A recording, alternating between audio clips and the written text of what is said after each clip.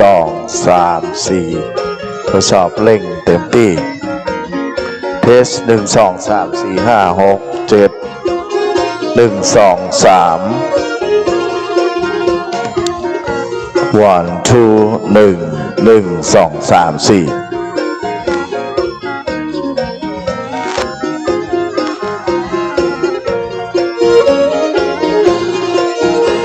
น้อมไว้สาบารมีคุณอาจารย์พระครูสถิตธุราธรด้วยความเคารพอย่างสูงอาจารย์ดร.กิติพงษ์เทเนอร์หมดข่าขอนมโต10 นิ้วไก่กิ้วเกษาพร้อมกันนั้นในขณะนี้ผู้มีบุญมีบารมีเปิดโลกเปิดบารมีเปิดบุญเปิดมหาบารมีเปิดวาสนาเปิดมหาวาสนาเปิดบุญญาปาตะหมู่เฮาเจ้าข้าในขณะนี้เนอเมลามอนคำสุจารีพร้อมกับครอบครัวได้นำปัจจัยเป็นเหรียญแล้วก็สตางค์บัตรเก่าโอ้โหมาจุมาจอดมาหลอดมาถึงเพื่อจะให้หลวงพ่อบรรจุในฐานจุกชีวันนี้ครับงานหล่อปั้นพระพุทธรูปหลวงพ่อตั้งใจพระสถิตพจนาพรณ์นาสาราปฏิบัติธรรมศูนย์พัฒนาคุณธรรมสันขยอมสภาพมหาเถรานุสรณ์กตัญญูอาจารยปุจจาคุณวันนี้มงคลใจเลิศแล้ววันอาทิตย์นะครับที่7 เดือนพฤษภาคมพุทธศักราช2566ตั้งแต่เวลานี้เป็นต้นไปบัดนี้ผู้ข้าทั้งหลายขอน้อมไว้ณสากัญญมุนีทัตเจ้าองค์ปิมปาสารูปเจ้าในวิหารเจ้าสันกับสันขยอมเฮาโดยเฉพาะเป็นวิหารไม้สักที่งดงาม1 เดียวในล้านนาวันนี้ครับได้โอกาสเชิญชวนศรัทธาพ่อแม่พี่น้องได้ร่วมบุญกุศลวันนี้เป็นปั้นพระเจ้าเพิ่นจะปั้นพระเจ้าสิ่งที่เราต้องเตรียมสิ่งที่เราต้องสาธุอนุโมทนาและก็บรรจุหัวใจพระพุทธปิ่มป่าสักยมุนีในครั้งนี้ตัวนะครับเข้ามาที่กองอำนวยการเกษาประจับทันใจใครอยากจะมีชีวิตที่สูงขึ้นมีรายได้ที่เพิ่มขึ้นมีบุญบารมีที่เพิ่มขึ้นต้นเล็งว่าหุราชตาเฮาควรที่จะนอบน้อมเกษาพระเจ้าจันใจ99 บาท99 บาทเด้อคณะกรรมการเฮาเมื่อมาถึงแล้วเตรียมสมุดปากกาสมุดปากกาหลวงพ่อธรรมโคจดชื่อจดเสียงจดเรียงจดนามผู้มีบุญมีบารมีตูหูตัวว่าจะอายุ100 ปีที่หูตัวว่าจะถูกหวยรางวัลที่1นี่นะมาที่กองอำนวยการพระเครื่อง19 ปุจจาได้บรรจุในทันพระเจ้าแก้วองค์คำน้ำมันจันทร์19 ผ้าแพรตามราศีเกิดคนเกิดวันติดสีแดงคนเกิดวันจันทร์สีเหลืองคนเกิดวันการใจบริสุทธิ์อันนี้สีจุ่มอ่อนวันพุธสีเขียววันพฤหัสสีแสดวันศุกร์ก็ต้องสีฟ้าวันเสาร์สีโมงหรือว่าสีขาวนะครับก็ถือว่าเป็นนาบุญที่ยิ่งใหญ่หลายท่านคนเกิดวันเสาร์อย่างตัวกระผมนี่มีความเชื่อว่าถ้าเป็นวันเสาร์มันเหมือนสีจำเลือดจำหนองก็เลยว่าเอาสีขาวเข้ามาแทนในส่วนของบุญกินบุญตาลบุญบารมีที่ยิ่งใหญ่ในขณะนี้พวกกินก่อสร้างตัวหลวงพ่อท่านเจ้าวันนี้วันมหามงคลเลิศแล้วที่บัวเฮาเจ้าข้าจะน้อมจิตจะน้อมใจร่วมบุญร่วมกุศลกันเจ้าภาพสังฆทานงานปั้นพระเจ้า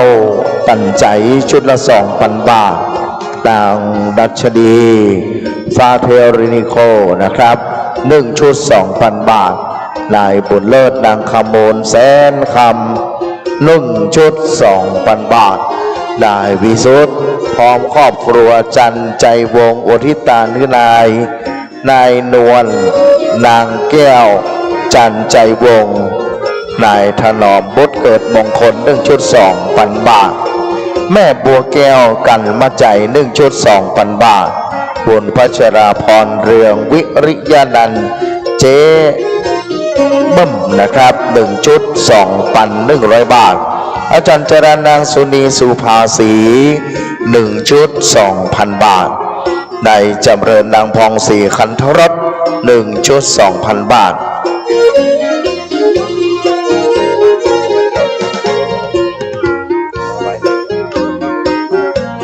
พร้อมกันนั้นนะครับคุณจำเริญคนพองพังคันธรส1 ชุด 2,000 บาทคุณอนุสรณ์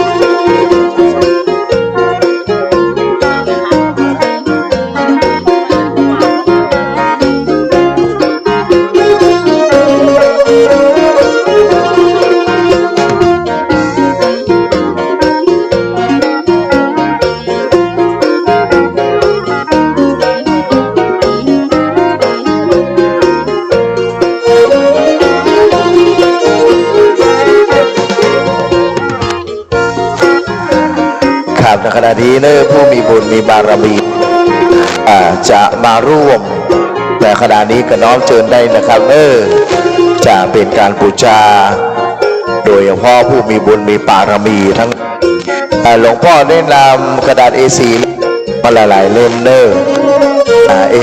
พวกประกาศคณะผู้หลวงเอามาจดรายชื่อรายนามพี่สาวเลเนอร์จะหอมกินยอตาลในอย่างได้เลย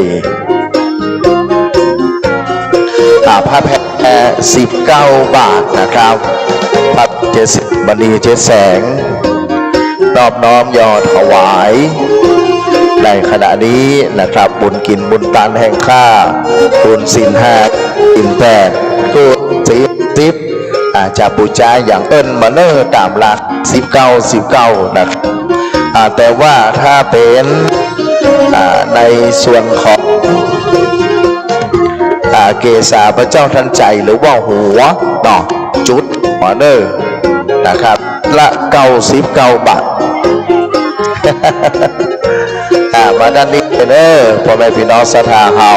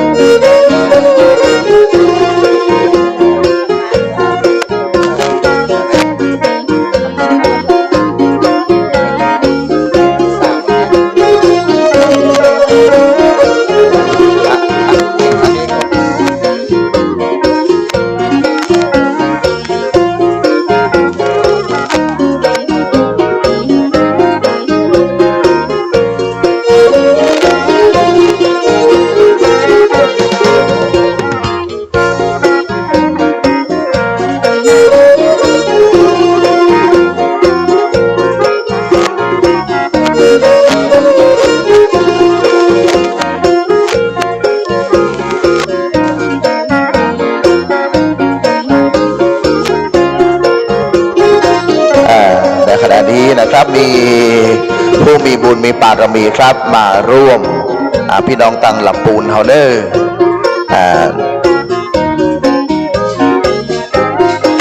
อาสาในหีบเดี๋ยว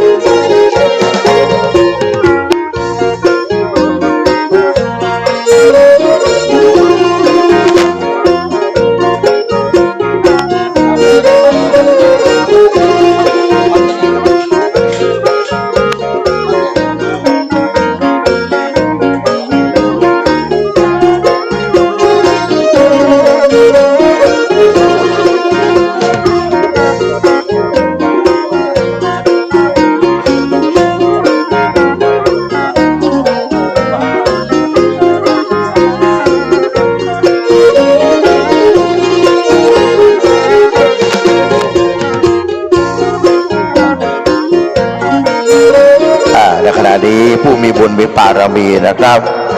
คุณสุภัสรายาวพิชัยรัฐประศาสนศาสตร์บัณฑิตมจรเนอร์ได้มาร่วมแหม1 ชุดนะครับผาธนาขอได้20 ล้านเนาะน้ำมันจานน่าไปใส่ในหัวใจฮะเห็นก็ในหัวใจฮะนะครับครับผมครับโมลีเปิ้นปั้นพระเจ้าแม่ปั้นหัวเนาะเกษาเกที่เสียนพระพุทธเจ้าองค์คำ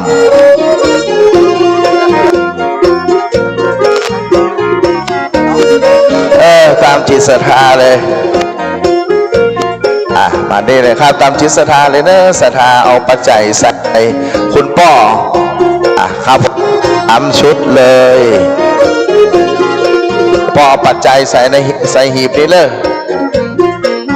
พ่อเกิดวันไหนพ่อเกิดวันไหนพ่อแพรวันศุกร์สีฟ้าใช่น้ำมันขวดหนึ่งเอาให้ครบวงจรเลยคุณพ่อเดี๋ยวพ่อแพรพ่อเอามัดเอาคาดตรงนี้เลยนะครับน้ำมันนี่พ่อเป็นคนแรกเลยนะครับเอาเทครับผมอธิษฐานก่อนนะครับพระพุทธเจ้าองค์คำที่เราทำมา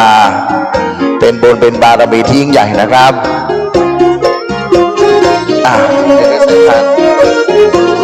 ใส่ขันได้เลยครับพ่ออธิษฐานก่อนนะสีเขียวครับ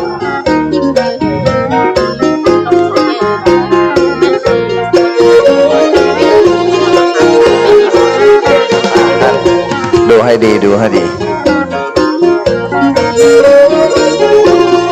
ตอนนี้คุณพ่อนะครับได้อธิษฐานจิตบุญบารมีที่ยิ่งใหญ่แต่นอบน้อม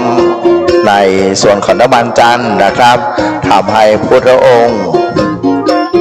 มีบุญมีบารมีปกป้องคุ้มครองแผ่บารมีให้เราท่านทั้งหลายมีความสุขนะครับขอบคุณครับคุณพ่อครับ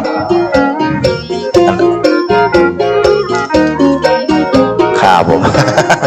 คุณพ่อเกิดวันศุกร์เนาะครับผมมาด้านนี้เลยนะพี่สาวครับผมได้ร่วมบุญร่วมบารมีใส่นี่เลยครับมาอธิษฐานใส่นี่ก่อนสาธุเพราะเป็นของสูงเนาะอธิษฐานแต่ว่าเป็นไรเดี๋ยวมันเยอะอยู่นะเราทำบุญเยอะๆขาเพลงเก่งรวยเนอร์ในขณะนี้นะครับคุณพ่อได้น้อมนำสิ่งที่เป็นมงคลในชีวิตนะครับทำให้ชีวิตเราการกงรุ่งเรืองสะเทืองบันงานขอให้พ่อเฮงครับรวยตลอดไปแล้วพ่อเอากระดาษ A4 มาเยอะๆแล้วก็บางทีเปิ้ลต้องการมีไหนเปิ้ลเพ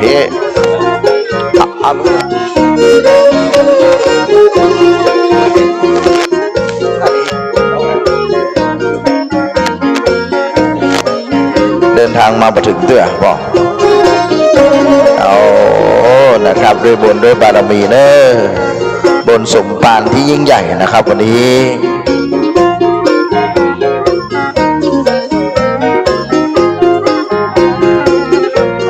ด้วยบุญด้วยกุศลบุญบารมีนะครับชื่อเลยนะครับ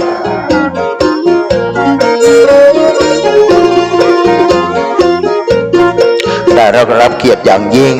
นะครับอาจารย์คุณแม่ชีพจนาพรวิศรีวรพัฒน์นะครับนางสาวสุนทรีวิศรีปัตย์นางสาวยานทัศน์วิศรีปัตย์พร้อมครอบครัววิศรีวรพัฒน์ครอบครัววิศรีปัตย์สุขสถานบ้านชัยสถานอำเภอเมืองลำพูนนะครับได้รับเกียรติอันยิ่งใหญ่วันนี้หลวงพ่อพระครูสถิตธุรธรเจ้าวาดวัดสังขยอมหลวงพ่อพระครูประหลัดกิติพงศ์กิติโสพโนดร.รองเจ้าวาดวัดสังขยอมและพระลูกวัดสามเณรกุศลเสริยินดีเชิญชวนพ่อแม่พี่น้องวันนี้ครับ1-2ร่วมบุญร่วมกุศลได้นะครับไม้กำอันนี้เป็นสักขีพยานที่ว่าเอาสับเทส1-2 ขาผมมาปัก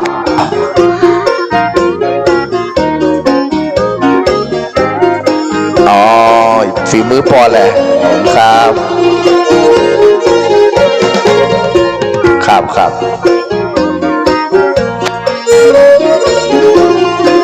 มาด้านนี้เลยเนอะสำหรับสถานสาธุชนพุทธบริษัททั้งหลายนะครับบุญร่วมกุศลกันเนอะหลายท่านบอกว่าฮอปก็ได้กันแล้วแต่สถาพ่อแม่พี่น้องเขาเนอะแล้วแต่สถานสาธุชนพุทธบริษัทเจ้าข้าร่วมบุญร่วมกุศล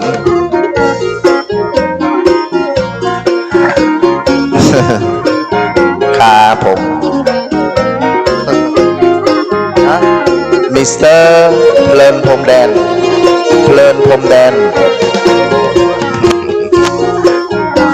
ครับยินดีครับสวัสดีครับคุณแม่สีครับผมเบาตอนนี้นะครับผู้มีบุญมีบารมีเนอร์ที่รู้ตัวว่าจะมีบุญบารมีเพิ่มขึ้นสตางค์ในกระเป๋าเพิ่มขึ้นได้รวมพลังทำบุญวันนี้ครับพี่สาวขออนุญาตประกาศประชาสัมพันธ์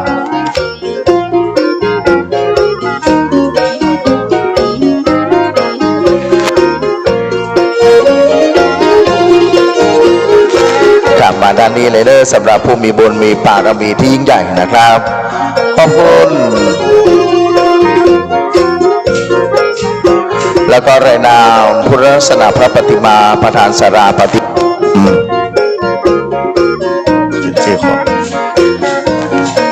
สภามหาเถรานุสรณ์กตัญญูอาจาริยบุชาคุณพระพุทธสันสีสถิตพจนาพรนะครับเด่นเชิญพี่สาวมาเลยเนอพระปริญญาสิริพัทโทพระกันหูทั้งสองข้างพระโอษฐ์ปากเป็นเงิน 15,000 บาทแม่อัมภัยน้อยโยธาราชพร้อมบุตรธิดาพระโมลี 5,000 บาทนางพรทิพย์ทานคะเรศนะครับนางสมจิตรงประดิษฐ์พระเนตรดวงตา 5,000 บาทกมลชูจิตมนแก้ววงพร้อมครอบครัวประเสริฐรุโยพระเนตรดวงตา 5,000 บาทนางบัวแก้วกันมะใจพระนาสิกจมูก 5,000 บาทกายนิทุนดังคำองค์เด็กหญิงอรวรรณ 300 บาทและคุณประดือคุณนารีรัตน์วงเรือนนางสาวจุธามาศวงเรือนนะครับ 54,467 ค่ะพร้อมกันนั้นในส่วนของรายนามผู้เป็นเจ้าภาพร่วมเป็นเจ้าภาพสร้างศาลาปฏิบัติธรรมนะครับแล้วก็ตั้งแต่วันที่1มงคลยกเสาเอกเสาโทเสามงคลในวันที่1 มกราคม พุทธศักราช 2566พิธีบรรจุฐานจุกชีเต้นแก้ววันที่25 เมษายน พุทธศักราช 2566ที่ผ่านมาพิธีมงคลใหญ่หล่อพระปฏิมากรหลวงพ่อทันใจมีนามว่าพระพุทธสันสีสถิตพจนาพรในวันที่7 พฤษภาคม พุทธศักราช 2566ในวันนี้นะครับก็มีพระเดชพระคุณหลวงพ่อท่านพระครูสถิตธุราธรเจ้าวัดวัดสังขยอมพระครูประหลัดกิติพงศ์กิติจบหนูด็อกเตอร์รองเจ้าวาดวัดสังขยอมนะครับพระพุทธานุภาพพระธรรมานุภาพพระสังฆานุภาพพระเทวานุภาพพระนาคานุภาพแห่งบรมครูบาอาจารย์ปู่ฤาษี108คุณแม่ชีพจนาพรวิศีวรพัฒน์นางสาวสุนทรีวิศีปัตย์นางสาวยานทัศน์วิศีปัตย์พร้อมครอบครัววิศีวรพัฒน์ครอบครัววิศีปัตย์สุขสถานบ้านชัยสถานอำเภอเมืองจังหวัดลำพูนคุณพ่อวันชัยคุณแม่สิริเพญชัยสวัสดิ์พระพ ระภัยรัตน์ปภัสโลพร้อมครอบครัวจากจังหวัดสมุทรปราการคุณแม่สิริประภานิ่มกิติกุลบริษัทแอดวานซ์โนว์ฮาวกรุงเทพมหานครคุณสุกัญญาคุณไมตรีคุณไพบูลย์ตรีการจนานันท์นางสาวสุลิตาชนธรรมเด็กชายพระฤตรีการจนานันท์กรุงเทพมหานครคณะสัตยานุหลังคาโคเรือนหมู่4หมู่7หมู่8หมู่10บ้านสันขยอมเหนือบ้านสันขยอมใต้บ้านเด่นสันขยอมบ้านโจหมู่บ้านจัดสรรทุกหมู่บ้านร่วมกันตามนาบุญนะครับขอบคุณพี่สาวฮาเนอร์ที่ได้มาร่วมสาธุอนุโมทนานะครับด้วยบุญด้วยบารมีที่ยิ่งใหญ่ในขณะนี้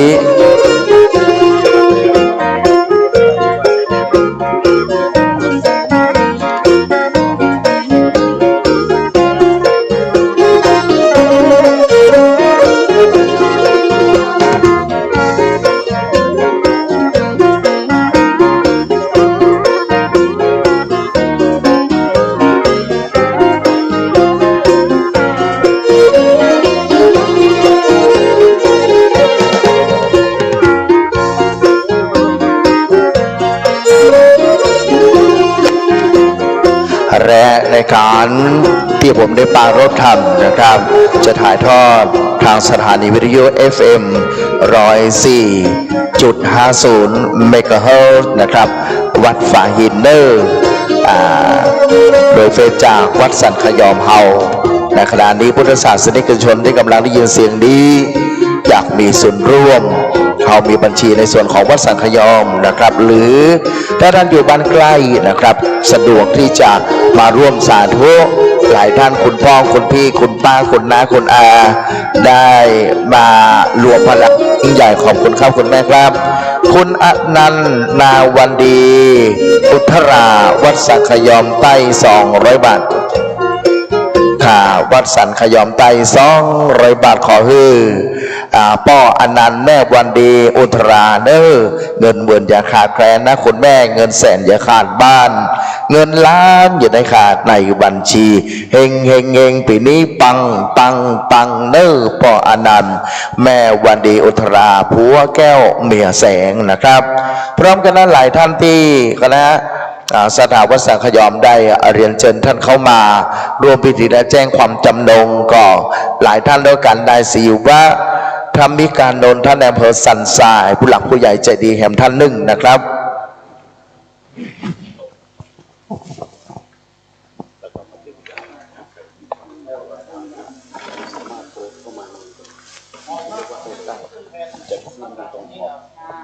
ครับแล้วก็ผู้มีบุญมีบารมีทุกท่านนะครับโล1-2ทุกฟุกขอเอาผ้าใส่2 องค์ขึ้นมากำทุกฟุกเอาผ้าใส่ขึ้นมากำกราบพร้อมกันนั้นนะครับผู้มีบุญมีบารมีทุกท่านนะครับถ้าใครร่วมโอนเข้าบัญชีในส่วนของเฮาบ่มีเวลาเนาะเฮาอยู่ต่างบ้านต่างจองก็ดีก็สามารถโอนผ่านบัญชีแล้วจะมีตัวหนังสือขึ้นในเฟซท่านพอดรายการถ่ายทอดสดนะครับบอกว่าจะเป็นกระแสเสียงบอกว่าจะเป็นภาพที่ท่านหันแหละครับ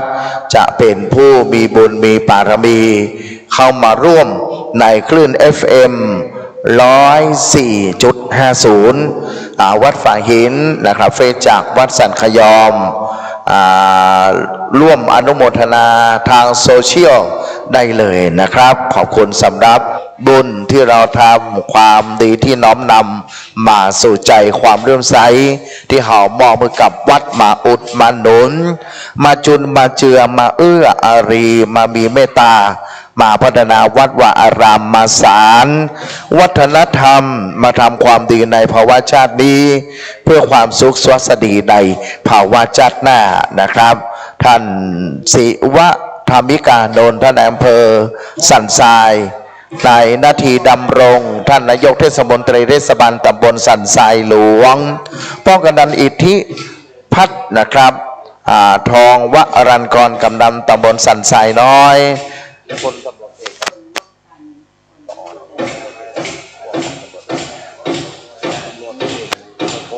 พันตำรวจเอกสราวุฒิจันทร์มโน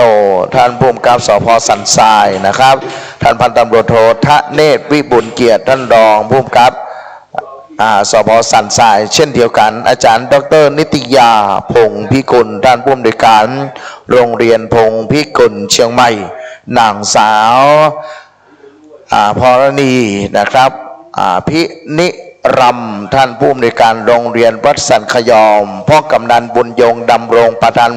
ผู้สูงอายุนะครับตำบลสันทรายน้อยคุณรมณีริมดิษพรโรงงานบล็อกปูพื้นอิฐปะเหวและคุณแม่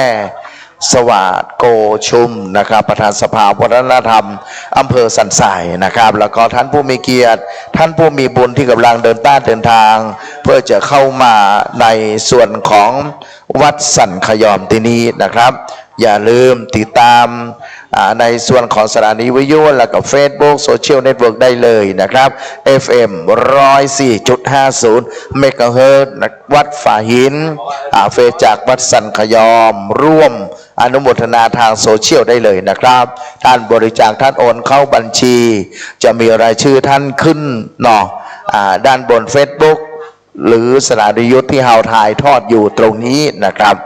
ขอบคุณนักขอบคุณหลายด้วยบุญด้วยบารมีที่เราท่านทั้งหลายได้ร่วมกันในเจ้านี้ในขณะนี้เวลา 7:19 นาทีเป็นเลิกมงคลใจนะครับที่พวกเราเจ้าข้าจะได้ร่วมกันสาธุจะได้ร่วมกันอนุโมทนาบุญนะครับขอบคุณสำหรับดวงจิตดวงใจที่มนค่าได้ประกาศตะกี้เนอร์คุณสมพงษ์ท่านสทสมพงษ์ดัง4 วันตุน1 ชุด 2,000 บาทคุณกัญชนาพรโยธาราชนะครับสังฆทานพระเจ้าประสงค์พิธีในวันนี้1 ชุด 2,000 บาทพ่ออนุสรณ์แม่พันนีอยู่สุข1 ชุด 2,000 บาทนายจำเริญนางผ่องพันธ์คันธรส1 ชุด 2,000 บาทอาจารย์จรัญนางสุนีสุภาษี1 ชุด 2,000 บาทคุณพัชราพรเรืองวิริยนันท์เจเบิ้ม1 ชุด 2,100 บาทแม่บัวแก้วกันมะใจ1 ชุด 2,000 บาทคุณตุดพร้อมครอบครัวจันใจวงอุทิศชื่อนายนวลแก้วนางอุทิศชื่อนายนวลนางแก้วจันใจวงนายถนอมบุตรเกิดมงคล1 ชุด 2,000 บาทคุณบุญเลิศคุณคำมนแสนคำ1 ชุด 2,000 บาทและดัชนีฟาเทลเรนิโค1 ชุด 2,000 บาทหรือท่านผู้มีเกียรติท่านผู้มีบุญที่กำลังรับฟังคลื่นนี้นะครับก็สามารถที่จะร่วมเป็นเจ้าภาพนะครับขอเชิญได้เลยนะครับเนาะทาง Facebook เนาะทางสถานีวิทยุที่เฮาได้สาธุอนุโมทนาแชร์ให้ทั้งทั่วโลกนะครับได้รับว่าวัดสันขยอมเฮาวันนี้นะครับจะมีพิธีปั้นพระเจ้าตันใจบรรจุหัวใจอันงามด้วยความเป็นมงคลที่ยิ่งใหญ่นะครับสำหรับพ่อแม่พี่น้องสาธุชนจากได้ร่วมท่านสามารถผ่านนะครับร่วมบุญผ่านโซเชียลเน็ตเวิร์กได้เลยนะครับชื่อท่านจะปรากฏใน Facebook ไลฟ์สดนี้นะครับเราจะได้สาธุอนุโมทนาร่วมกันล้านนาเมืองพระห้อมบุญผ้าเหลืองจำเริญรุ่งเรืองกินตาลวันไวบ่ฮือตกจมอารมณ์หอนไม่มีกินตาลใดช่วยกันดังอันช่วยกันดังอันนะครับวันนี้ขอบคุณสำหรับโรงทานขอบคุณสำหรับโรงทานนะครับด้วยบุญด้วยปารมีที่ยิ่งใหญ่บุเขาเจ้าข้าขนมเส้นบานสวน1 โรงทานคุณสุบินคุณสมศรีชำนาญอาชานะครับ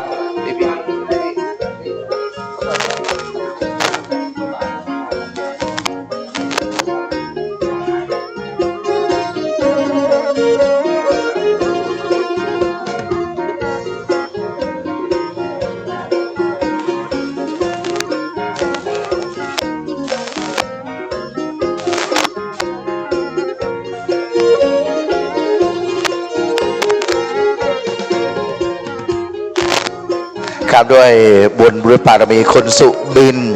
คุณสมศรีชำนาญอาชาก๋วยเตี๋ยวอร่อยที่สุดใน3 โลกนี่คุณธนวัฒน์น้ำมะพร้าวนอสุอนุโมทนาบุญ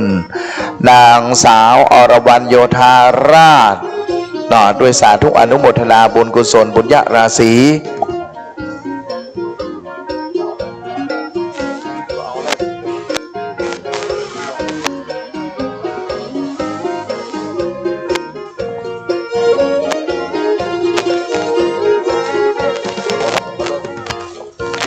ขอบคุณนักนะครับเนาะนางสาวอรวรรณโยธาราชนางสาววลัยพรโยธานะครับอันนี้เป็นโรงทานท่านร้อยตำรวจเอกวิชัยนางไถจือฟูปิงสระเปา200 รูปนะครับเป็นรัตนอุบาสกรัตนอุบาสิกาเช่นเดียวกันแม่บ้านโบซีฟสันไซเงินน้ำแข็งใสนะครับสหายล้านจอกอุเนมเอี้ยงเอกรีนุชแดงกิฟต์พร้อมเฟมอรี่ที่อบอุ่น1 โรงทาน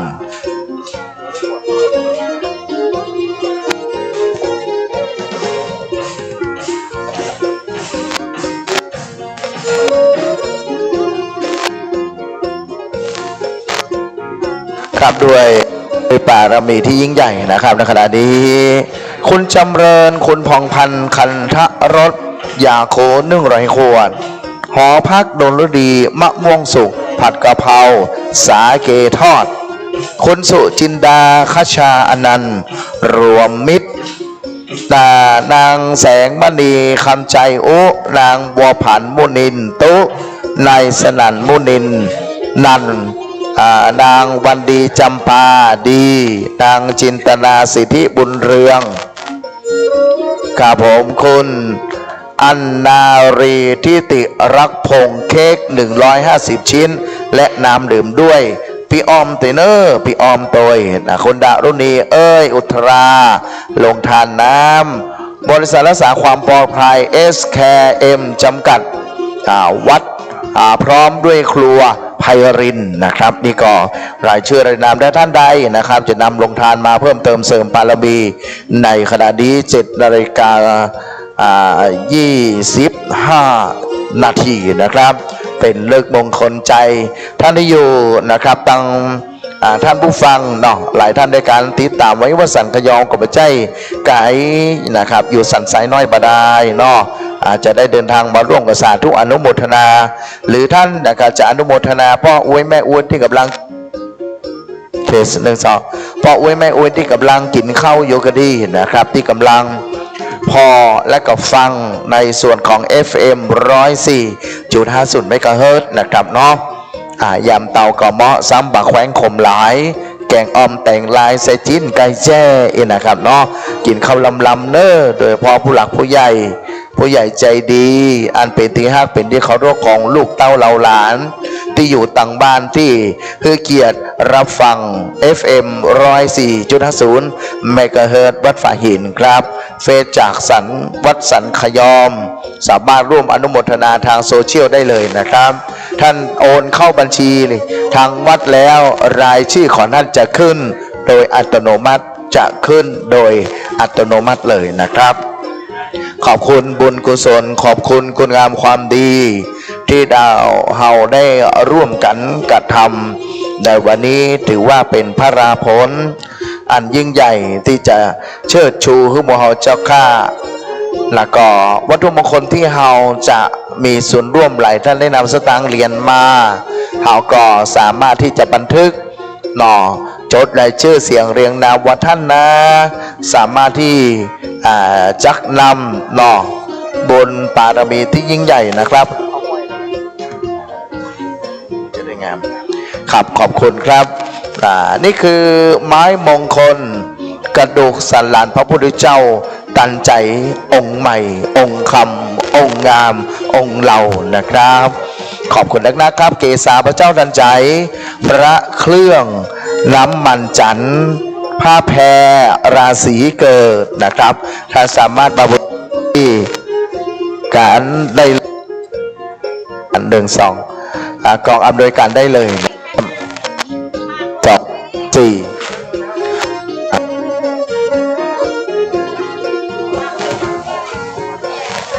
สเอาเครื่องมันเทสหนึ่งเอาสัญญาณมาเทส1 2 3มาด้านนี้เลยเนอสาสาธุชนนะครับและขณะนี้ไม้มงคลใส่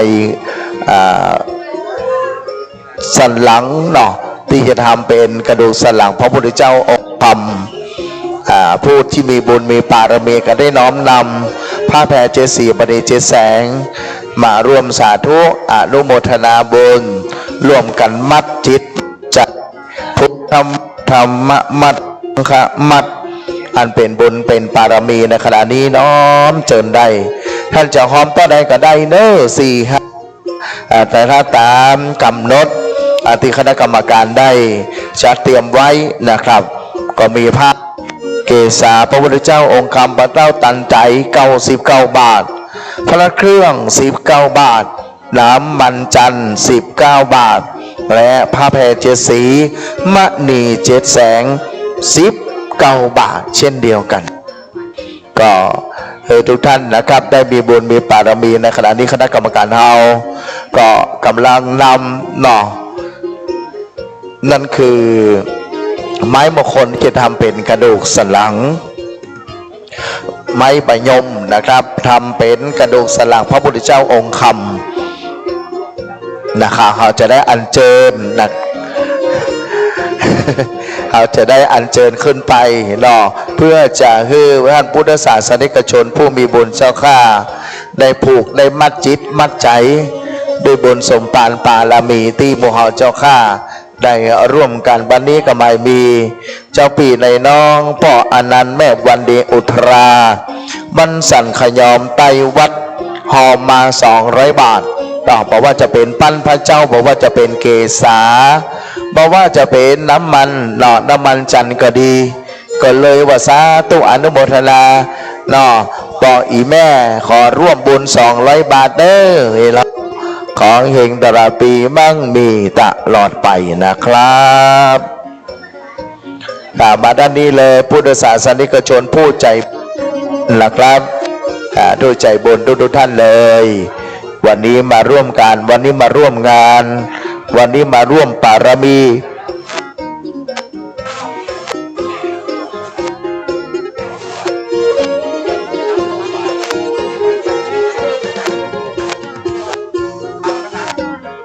มาด้านนี้เลยพ่อแม่พี่น้องศรัทธาร่วมบุญร่วมกุศลกันครับอันนี้คือไม้มะยมเขาจะทำเป็นกระดูกสันหลังพระพุทธเจ้าทำนะครับพระพุทธเจ้าองค์ใหม่ได้เกิดขึ้นณวัดสันขยอมแห่งนี้หลายท่าน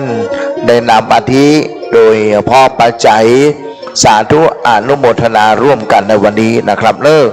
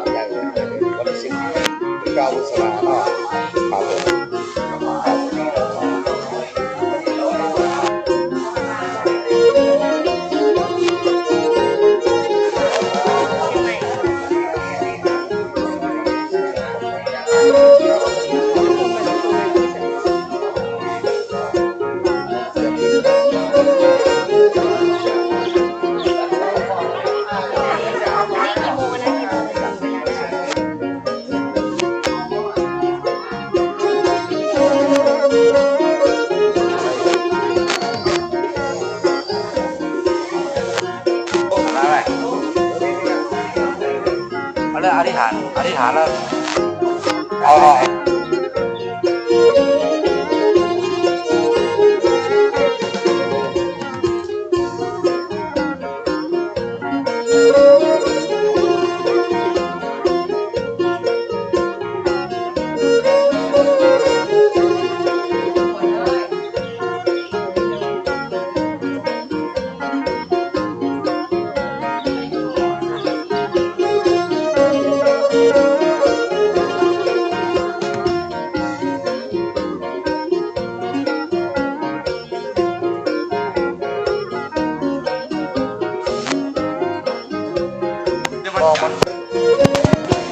เท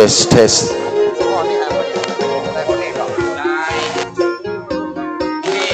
นายพรเทพนางอารีสราเพชรนะครับสันทรายน้อยร่วมสาธุอนุโมทนาหนึ่งหมู่สาหมู่กระสัน100 บาทนะครับท่านสทประมวลอาสากิจ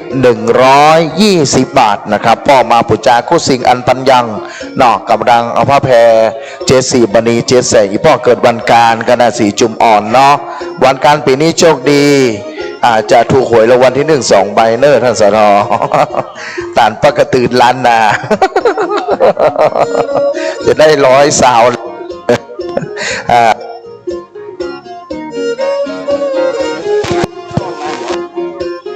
2 3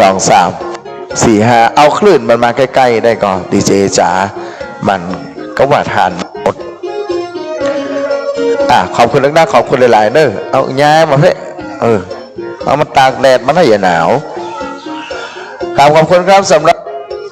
นะครับมาด้านนี้เลยเนอะตั้งนะครับเอาแม่ตัวครับแม่เขียนชื่อกัน1 2คุณแม่บุษบายศชื่อโอ้โหบุษบายศนะครับแม่ทำบุญนะครับแม่เอาเทสนี่เลยไหมครับหัวใจพระพุทธเจ้านี่เลยแกะและกระเทเนอร์อธิษฐานดีๆแม่เป็นหัวใจพระพุทธเจ้าองค์คำนะครับมาด้านนี้เลยคุณแม่จดชื่อแม่บุษบายศ100 บาทนะครับเขียนชื่อกัน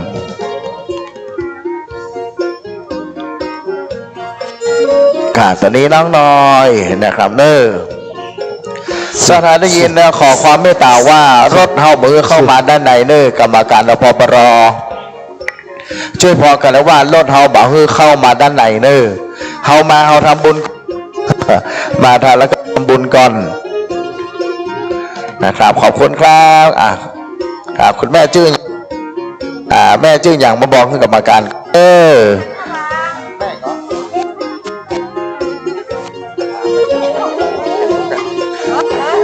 นางเดี๋ยวมองว่าเหรอสันขยอม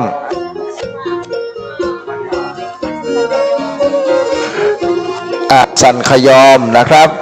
100 บาทน้องหน่อยยอมเด้อ100 บาทนะครับพร้อมกันนั้นแม่เวียนกันทวัง100 บาทแม่วังเล็กครับแม่นี่ได้มาจานเพื่อใส่หัวใจพระพุทธเจ้านี่ฮะนะครับแม่ไปเอาเลยแม่บริจาคแม่วันพัดแม่เอา4 แสกแม่เนอแม่หอมตะกี้ละแม่เอาผ้าแพรเจสีเข้ามามัดไม้มงคลกระดูกสันหลังพระพุทธเจ้าเนาะ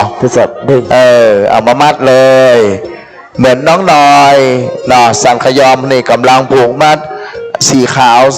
เกิดวันเสาร์กันนี่ ขอบคุณเด้อครับขอบคุณในบุญปารมีขอบคุณน้องน้อย100 บาทเวียน1 บาทขีดนี่ครับ1 2มาด้านนี้เลยเด้อท่านพุทธศาสนิกชนผู้ใจบุญทุกท่านได้นอบน้อมพระห่มบุญผ้าเหลืองจำเรือนรุ่งเรืองกินตาลบานไปเชิญด้านนี้เลยนะครับครับผมท่านโอนเข้าบัญชีเลยเนาะโอ้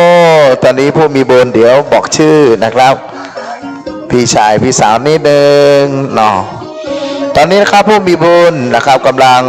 โอนเข้าบัญชีทางวัดผ่านคลื่นข่าวสถานีวิทยุของเรานะครับ FM 104.50 เมกะเฮิรตซ์วัดฝายหิน Facebook โดยวัดสันขยอมผู้อนุโมทนาทางโซเชียลนะครับ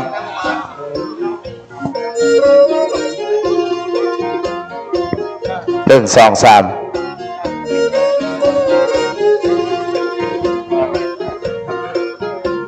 โอเค ครับแม่มาตรงนี้เลยเด้อแม่มัดหรือยังเนาะคุณเขียนชื่อหน่อยคนกิติยาดาท่านพลตำรวจเอกกิติพตอกิตินะครับนี่คือบุญบารมีขอบคุณนะครับท่านผู้มีบุญท่านผู้มีบารมีท่านพลตำรวจเอกกิติยาดานะครับตอนนี้โอนเข้าบัญชีผ่านโซเชียลเน็ตเวิร์กนะครับทางโน้นเลยครับครับผมท่านน้อยกิติเกิดวันอะไรเกิดวันอะไรครับอาคารสีชมพู1 ชุดเลยครับผ้าแพรสีชมพูให้คุณนายด้วยนะครับคุณนายเกิดวันอะไร ตรงนั้นเลยนะครับไอต่อน้ำแข็งสุดรอนี่นะครับร่วมบุญว่า110 บาทไอต่อเอาผ้าแพรมัดแล้วเอาน้ำมันมาใส่หัวใจนี่ครับผมพ่อเอาผ้าแพรครับไอ้ผ้าแพรกับน้ำมันจันทร์เนี่ยรับเลยเป็นหอมเมื่อกี้ละพ่อหลวงวันเสาร์สีขาวป่ะเอาสีขาวเฮ้เนาะวันสีขาวน้ำมันเอาใส่ในหัวใจเพื่อไอ้ต่อนั่นอีก1 อัน1 ชุดมาเป็นยาป้อ100นะแน่นอนแม่เอาชื่อมานี่เลยนะครับขอบคุณครับและน้ำมันจันทร์แล้วใส่ตรงนี้เลยเนอะครับผมฮือหัวใจพระพุทธเจ้าองค์คำแม่แดงบ้านดงกาหนอดงดำหน่อ20 บาทน้องหน่อยดอยรอนะครับคนสีล่าอ้ายขายไปแห้งเป็นแม่กาเนอะ อันนี้20 บาทนะครับเนาะพร้อมผู้มีบุญคุณพักเข้าวันขุนทอง50 บาทคุณกัสมาก้อนแก้ว20 บาทคุณประภัยบัวชรสุวงศ์นอคมสันแหม20 บาทอัมพรศรีคำน้อยสันพระเนตรพร้อมกันแล้วคนสิริรัตน์สันทรายแหม40โดยมีพ่อหลวงเป็นสักขีพยานและกำลังบรรจุใส่หีบ มานี่เลยเนอะแม่ได้น้ำมันหรือยังน้ำมันใส่หัวใจผ้าแพรมัดเลยเนอะอันนั้นเป็นไม้ใบยมสันหลังเนาะพระพุทธเจ้าองค์คำในขณะนี้ท่านพลตำรวจเอกกิติและคุณนายเนอะนะครับได้สาธุอนุโมทนาร่วมจิตร่วมใจอธิษฐานเอาผ้าแพร7 สีวันอังคารจะเป็นผู้ที่มีบุญใหญ่เนอะปีนี้นะครับผูกมัดในส่วนของไม้มะยมมงคลจะทำเป็นกระดูกสันหลังพระพุทธเจ้านะครับได้มีบุญร่วมกันเนอะครับร่วมกันมาขอบคุณครับคุณแม่อันนี้เยอะเลยนะคุณนางคำปันนายนิรันดร์สุจิตหมู่8บ้านเด่นสังขยอม100 บาทนะครับพร้อมกันนั้นคนส่องแสงสิริรักษ์หมู่8บ้านเด่นสังขยอม100 บาทนะครับอันนี้เป็นซองกาเครื่องบินขึ้นเครื่องบินลงแอร์พอร์ตพลาซ่า ยังจำได้อยู่ขอบคุณครับเขียนเลยตามบุญสมปานถ้าสามารถเข้ามาเนาะผ่านเข้าบัญชีของวัดเนาะเหมือนท่านกิตินะครับได้สาธุอนุโมทนาอธิษฐานด้วยท่านเนอท่านให้ชีวิตแม่เอาหยิบจากด้านหน้ามาครับสุมาเลยอันนี้โคตรเป่าขอบคุณเนอท่านกิติและคุณนายขอให้ปีนี้ได้120 ล้านนะท่านนะบุญคุ้มครองท่านตัวเนอขอบคุณนะขอบคุณหลายๆครับในขณะนี้ผู้มีบุญมีบารมีครับกำลังทยอยเข้ามาโดยแบบขาดสายบุญเฮาได้ FM 104.50 เมกะเฮิรตซ์วัดฝาหินนะครับเฟซซันขยอมสาธุอนุโมทนาโซเชียลเหมือนท่านกิติเมื่อกี้นะครับขอบคุณยายสีเพนประดิษฐ์กุลร่วมทำบุญ500 บาท500 บาทนะครับไปบนนั้นเอาเป็นยังครับสาธุ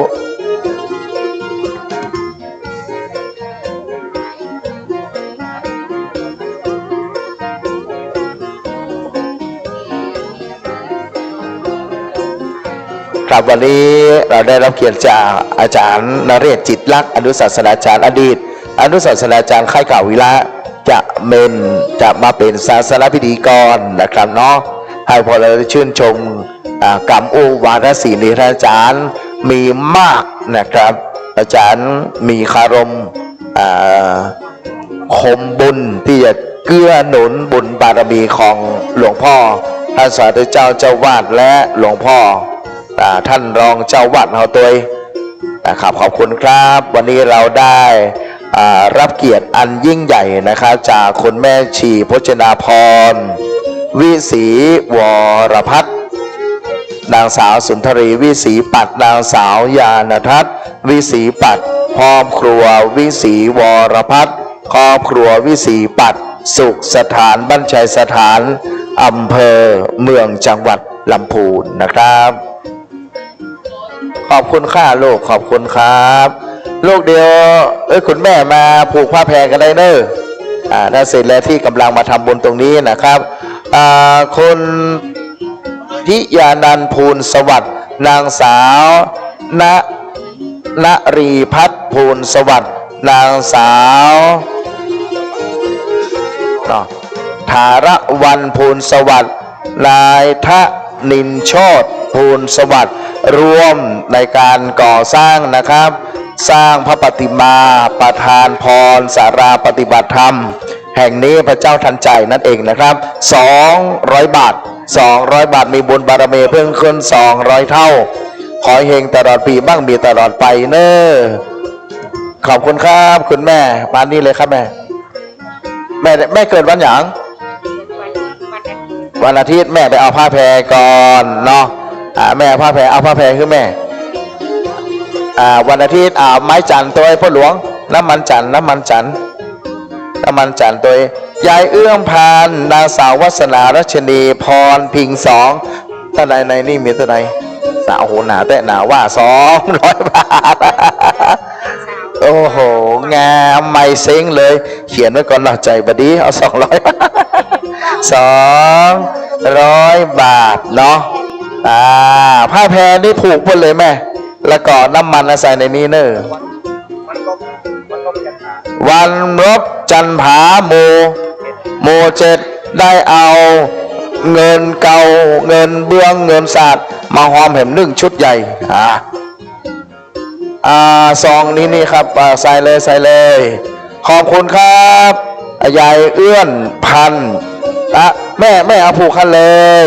อันนี้คือเขาจะเป็นกระดูกสลักพระพุทธเจ้าองค์คำเนาะองค์ใหม่เนอะมีพนักงานจากลำพูนมาช่วยแนะนำโอเคคุณยายเอื้อนพันนางสาววาสนารัชนีพรพิง200 บาทนะครับเดี๋ยวจดนี่ก่อนแม่มาจดนี่ก่อนจดก่อนขอบ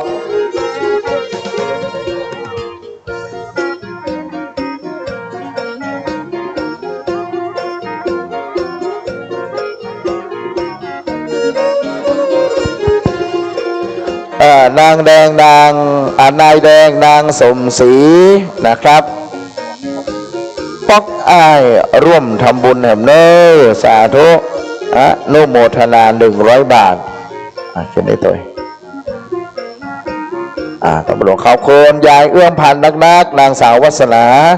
รัชนีเตยเนอขอบคุณนายแดงนางสมศรีเตยขอบคุณสำหรับบุญบารมีเนอคุณแม่เอาน้ำมันมาใส่หัวใจหรือยังน้ำมันเอามาใส่หัวใจเพื่อนเนอเอาน้ำมันมาใส่หัวใจพระพุทธเจ้าเนี่ยครับนะแกะโอ้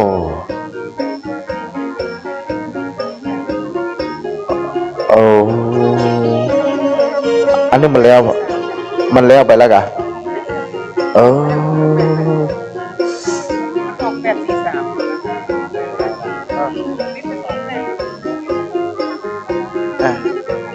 แม่เอาน้ำมันใส่ในหัวใจเอาใส่หัวใจนี่ครับตรงนี้เลยเนอะ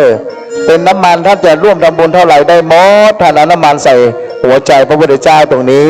ท่านเกิดวันอะไรท่านก็ว่าแพรเจ็ดสีไปผูก นะครับไม้ยมมหามงคลนะครับเชิญเลยพี่สาวจะอันตรงนี้เลยครับอันใหม่อยู่ด้านนั้นเอาน้ำมันมาเลยนะครับบรรจุในหัวใจพระพุทธเจ้าองค์ใหม่ที่จะเกิดขึ้นนะพี่สาวขอบคุณครับแม่เอาขวดเปล่าใส่เพเนอร์ปิดฝาตัวขอบคุณครับครับแม่พ่อเอาฝาออกตัวครับมันจะมีฝาน้อยตัวครับผมขอบคุณบุญป่ารมีเนอะแม่แกให้พ่อเหรอได้ก่อนพ่อกำลังลีนเนาะเฮ้หัวใจเฮ้ในส่วนของพระพุทธเจ้าองค์ใหม่นี่มีชีวิตจิตใจเหมือนประหนึ่งว่าท่านกำลังแลเราอยู่ท่านกำลังห่วงใยเราอยู่นะครับวันนี้ใหม่มีคุณค่าเชิญศิรานีคันทวัง200 บาทจดเลยแล้วก็คุณสุวรรณทองใบคันทวัง200 บาทนะครับพุทธศาสนิกชนขอให้เฮงตลอดปีเนอะขอให้นะครับ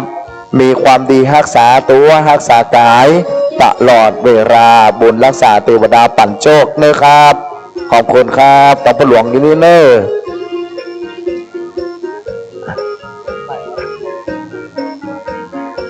น่าเป็นอย่าง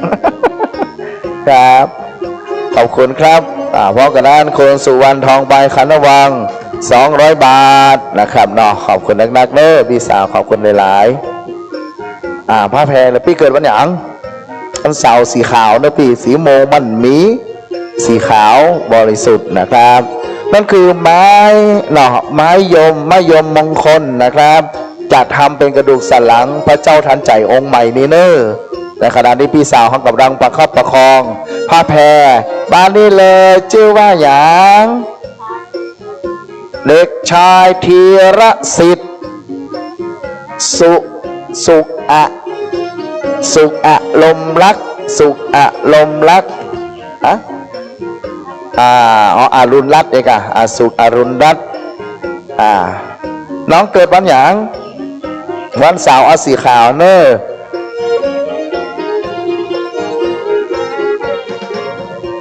แม่มานี่เลยตัวเองมานี่เลยครับแม่หอมต้นไหนก็ได้ครับแม่ชุด100 บาทนี่จะได้ทุกอันเลยครับแม่100 บาทนี่จะได้ทุกอย่างเลยอันนี้เอาใส่หัวใจพระพุทธเจ้าไปแต่ว่าแม่ก็เอาแค่นี้แล้วก็อันนี้พระโมลีหัวพระพุทธเจ้านี่นะครับผมแม่อธิษฐานแล้วก็มาไหว้พระน้ำมันใส่หัวใจนี่ครับแม่ครับนี่น้ำมันนี่เลยอันนี้แม่อธิษฐานเลยแม่กำแล้วก็มามาอธิษฐานแล้วเอาใส่ในขันนี่นะแม่เนอให้เบิ้ลสลาเพื่อจะเอาไปนะครับอธิษฐานเลยแม่มีอยู่มันขวัญยืน90 ปลายเหมือนพระพุทธเจ้าองค์คำเนาะในขณะนี้ตัวเล็กนะครับเด็กชายธีรสิทธิ์สุขอรุณรักมากับคุณยายน้องกินข้าวกระแคบหมูไปเดินดูแต่น้อยเนาะหอมา100 บาทครับคุณแม่วันนี้เลยขอบคุณเนอะแม่ชื่อหยังแม่บอกเขียนเลยครับแม่ได้พระแพรยังแม่เกิดวันหยังวันเสาร์แม่ได้นี่ยังอันนี้หัวใจพระพุทธเจ้าไปแล้วกันมาเพลเลยครับมาด้านนี้เลยเนอะลมครับผม100 บาทครับคุณแม่แหม100ครับผมนี่จดต่อจดชื่อคุณแม่นะครับจะอากาศเอกนะครับจิรเดชพบวง100 บาท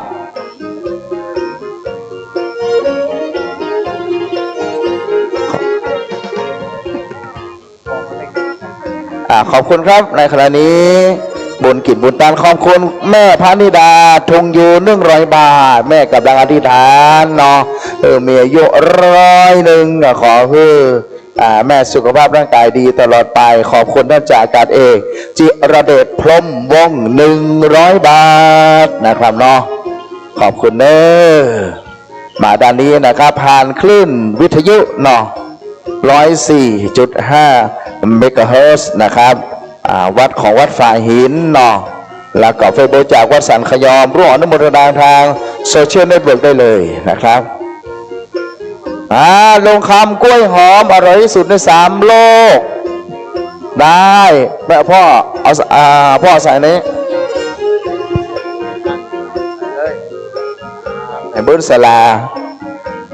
100 บาทพ่อใส่ในหีบเลยเขียนให้แม่กันขอบคุณครับคุณแม่ปลาใสหัวใจตัวนู้นนะครับได้ชีเฮาเป็นบุญเนอร์ที่เรามาเจอกันเนาะใส่ให้เลยครับคุณแม่ครับแม่เอานั้นออกก่อนขอบคุณครับแม่ครับตอนนี้ก็มีพนักงานลงคำกล้วยหอมขายกล้วยหอมราคาถูกสุขภาพร่างกายแข็งแรงต้องกินกล้วยหอมลุงคำหน้าวัด อันนี้เลยเรื่องแห้งแหมเราพ่อมาได้ยิน มานี่เลยสถานเนอร์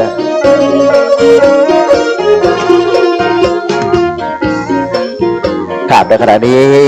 บรรจุในหัวใจพระพุทธเจ้าองค์คำนะครับเนาะด้วยบุญนานำเนอร์นะครับที่ได้ร่วมกันวันนี้ขอบคุณแม่เอื้อยเป็นนักเป็นนาอุทาลา100 เนอเจ้าจากอากาศเองจิระเดชนั่นเราผมวง100 หอมมานางสาวสุการรยาก่อนนั้นนากันทวีหอมมาดังอี300 พอดีเป็นสิทธิเงินล้านมาจากเฟซบุ๊กเลยมาจากเฟซบุ๊กของแม่วาสนากันทวีนะครับกราบขอบสีขาวมาครับคุณแม่ขอบคุณนักหมู่เฮาก็ยินดี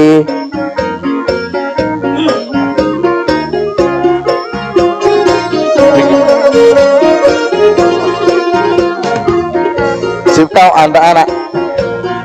อันเท่าไหร่อันละ99โอเคครับดินมงคลโอ้โหมาด้านนี้เลยครับมาด้านนี้เลยช่วยกันอธิบายเนอะปูจาขอบคุณครับ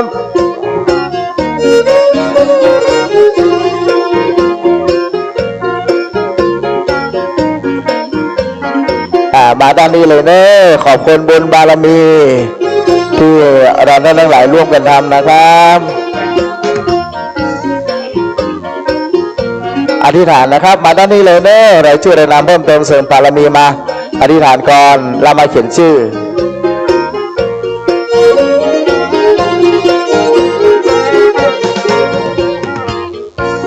ขอบคุณครับ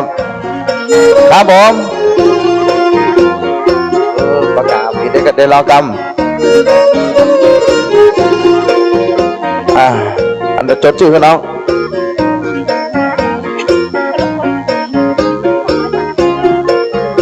บรรลบจันชื่อเหรอนายบรรลบนะกับโค้ดน้องขอบคุณเลยในขณะนี้นะครับร่วมอนุโมทนานะครับธนาคารกรุงไทย455038861นะครับวัดสันขยอม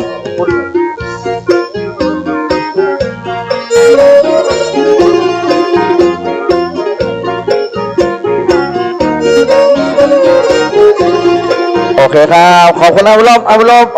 ผู้พ่อแพ้ยังเอาพ่อแพ้เกิดวันยัง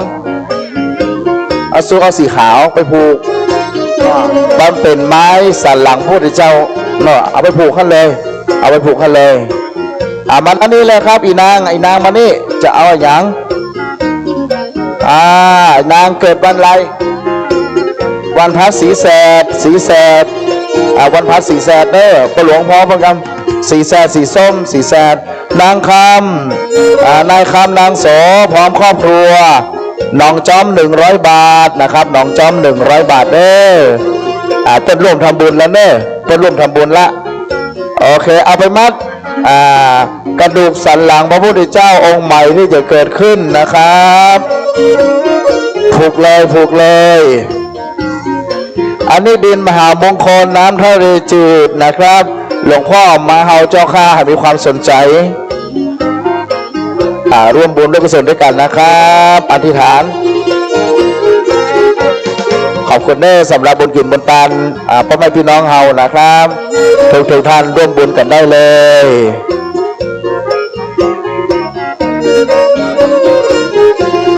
มาด้านนี้ครับขอบคุณครับพี่สาวครับได้เลยครับผมพี่เกิดวันไหนปลูกผ้าแพรหน่อยเกิดวันอะไรวันเสาร์สีขาวตอนเช้าสีขาวแล้วพี่น้ำมันใส่หัวใจพระพุทธเจ้าองค์ใหม่ใส่แล้วผ้าแพรอธิษฐานจิตเลยครับเป็นไม้มะยมมงคลเป็นเราจะใช้เป็นกระดูกสันหลังพระพุทธเจ้าองค์ใหม่อธิษฐานเลยว่าเราสร้างพระพุทธรูปองค์ใหม่องค์นี้ขอให้เราเกิดชาติไหนสมบูรณ์นะครับอาการ32ให้มีบุญติดตามให้มีธรรมรักษา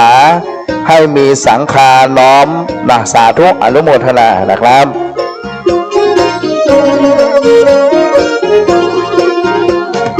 ถามมาด้านนี้เลยนะครับขอบคุณมากๆนะครับบุญบารมีเนอะบุญบารมีที่ยิ่งใหญ่นะครับ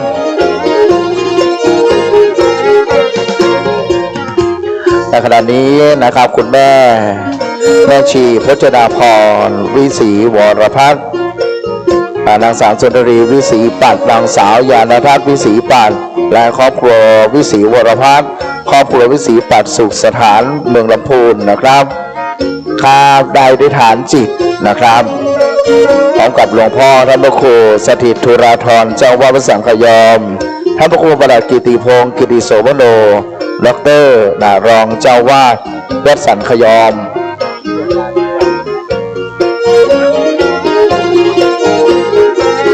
ขอบคุณครับคุณแม่สุปราณีกัญญาปัญญา500 บาทแม่เกิดวันหยังแม่เกิดวันอะไรนะครับเกิดวันเสาร์สีขาวนะแม่นะแม่เอาผ้าแพรสีขาวผูกเนื้อกระดูกสันหลังพระพุทธเจ้าอาทิตย์กับพฤหัสอาทิตย์พฤหัส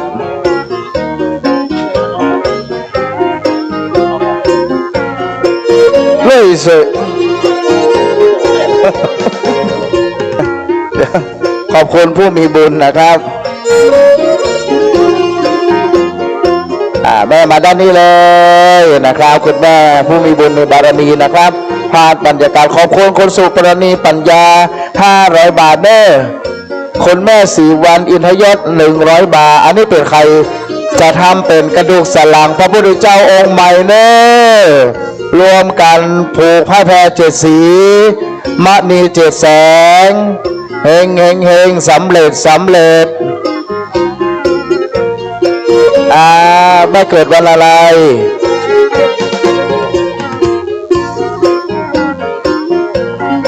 วันอาทิตย์สีแดงมีผู้ช่วยจากเมืองลำพูนมาช่วย สีแดงบริการให้คุณแม่เตยขอบคุณครับคุณแม่สุปณีเอานี้ใส่หัวใจพระพุทธเจ้าใส่ในนี้เนอะอธิษฐานก่อนนะไม่อันเดียวกันใส่เลยอธิษฐานเลยค่ะใส่นี้เลยลูกขอบคุณครับแม่เอานั้นออกอย่างสิมาด้านนี้เลยนะครับผู้มีบุญมีบารมีนะครับเรียกเข้ามาเด้อเข้ามาใส่หัวใจหรือยังเอานี่อาหารกันไรลูกอะไรกันไรคนวันลบเนอะนี่หัวใจนะเอาแกะอันนี่ออกก่อนมาด้านนี้เลยครับผู้โดยสารเสด็จก็เดินผ่านคลื่น 104.5 เมกะเฮิรตซ์นะครับโอเคสำหรับบุญบารมีนะครับวัดฝาหินหนอเฟซบุ๊กหรือวัดสังฆยอม ร่วมอนุโมทนาบุญทางโซเชียลเน็ตเวิร์กธนาคารกรุงไทย 455-0388-641 ได้นะครับ วัดสันขยอม ขอบคุณหลายๆท่านนะครับที่โอนทางโซเชียลแต่นี่เยอะเลยนะครับแต่นี้เดี๋ยวท่านอาจารย์จะรวบรวมมาให้ทางพิธีกรประชาสัมพันธ์ได้บรรยากาศประกาศให้ทุกท่านผ่านคลื่นวิทยุและไลฟ์สดนะครับ วัดสันขยอมได้รับรู้รับทราบว่ามหาบุญเกิดขึ้นแล้วณวัดสันขยอมแห่งนี้ครับอธิษฐานเด้อปอครับขอให้ได้10 ล้านขอให้ได้20 ล้านด้วยบุญด้วยบารมีที่ยิ่งใหญ่นะครับอธิษฐานเด้อขอบคุณครับ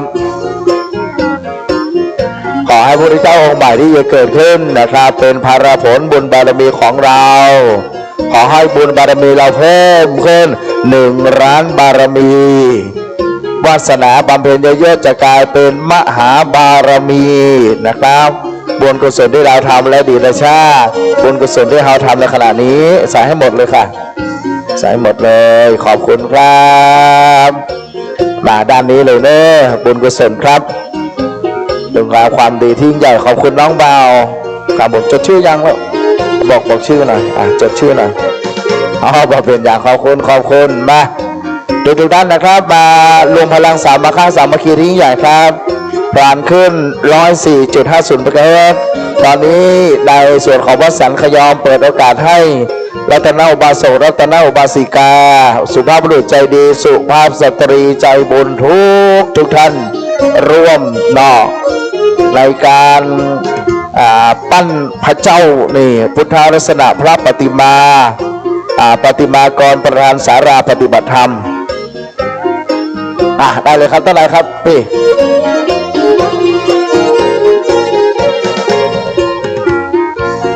ยอดคนยอดหญิงนะครับมาเป็นอย่าง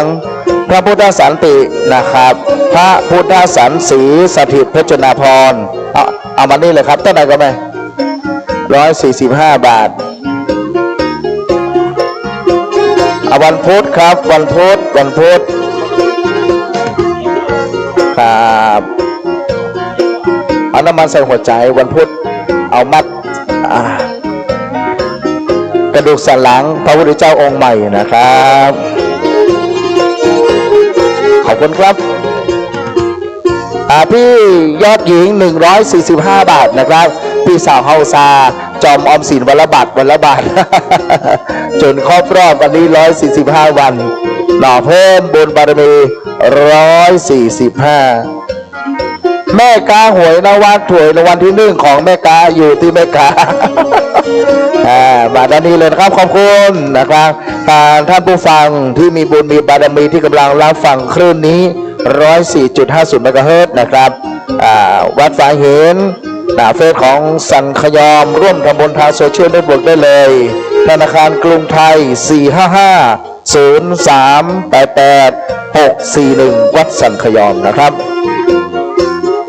ขอบคุณครอบครัวที่อบอุ่นนะครับด้วยบุญด้วยบารมีที่เราทำเน้อ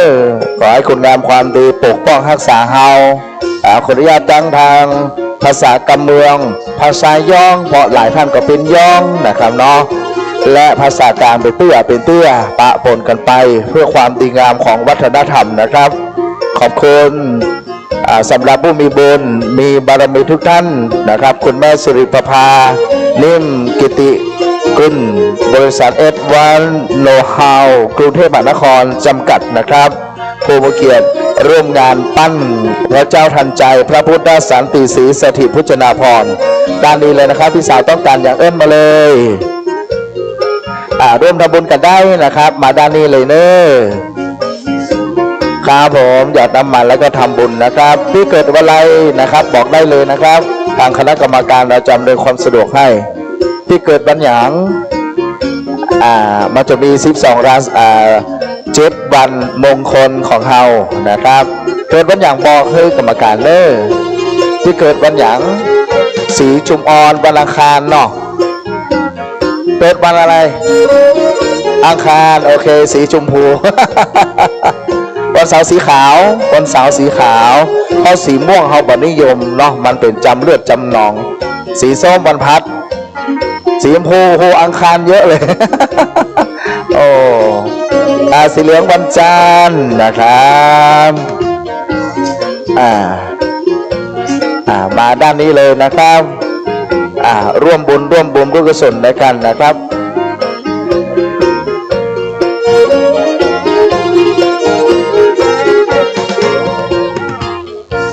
มาด้านนี้เลยนะครับพี่สาวครับนี่คือไม้ยมมหามงคลนะครับ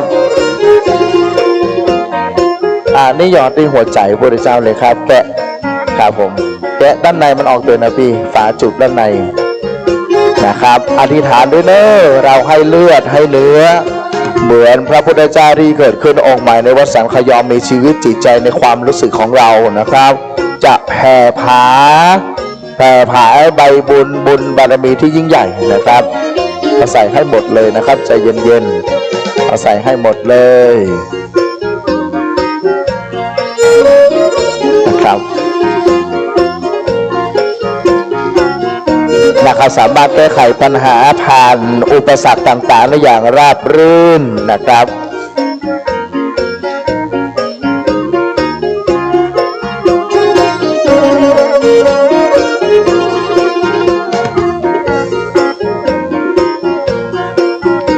ขอบคุณนะครับสำหรับ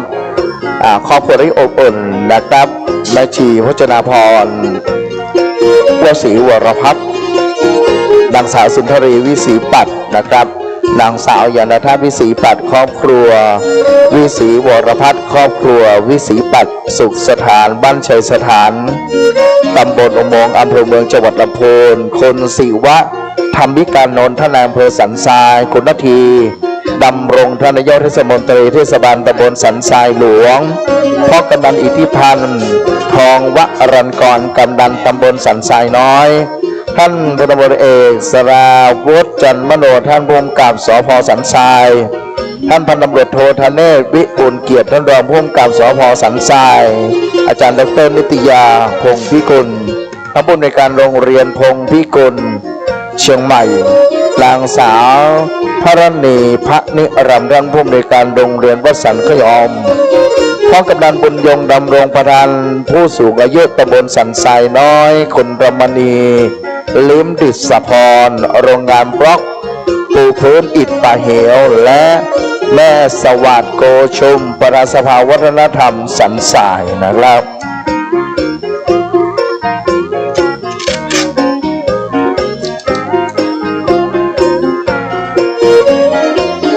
ขอบคุณครับบุญบารมีเนอที่บุหอเจ้าค่ามานี่เลยเนอจะเอาผ้าแพร74 บดีเจแสงนะครับมาผูกมามัดติดต่อคณะกรรมการเขาได้เลยเนอครับผู้มีบุญมีบารมีเอาใส่ในนี่เลยครับไม่เป็นไรครอบครัวนายมิ้น200 บาทหนูน้อยเกิดวันอะไรอย่างแม่อังคารและวันเสาร์เนาะอันนี้วันเสาร์เอาไปผูกชิมพูนั่นเป็นไม้เราจะทำเป็นกระดูกสันหลังพระพุทธเจ้าเนอะไอมินพร้อมกับลูกบ่าว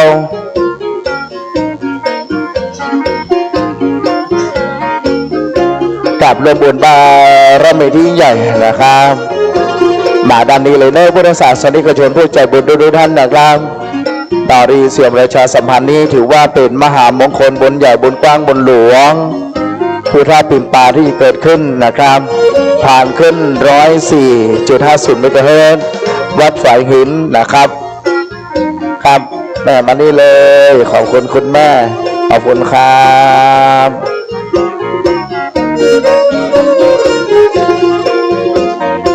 ขอบคุณครับคุณแม่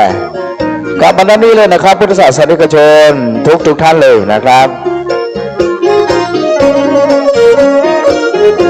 มาด้านนี้เลยครับคุณแม่ร่วมบุญร่วมกุศลกันได้เลย เอาใส่แม่จะทำบุญอย่างเอิญมานะครับเฮามีหนึ่งผ้าแพรเจดสีที่เฮาจะผูกอันนั้นเป็นไม้มะยมมงคลเฮาจะทำเป็นไข่กระดูกสันหลังพระพุทธเจ้าวันนี้นะแม่ไม้อันนี้นะที่เปิ้นผูกกันนั่นนะผ้าแพรเจดสี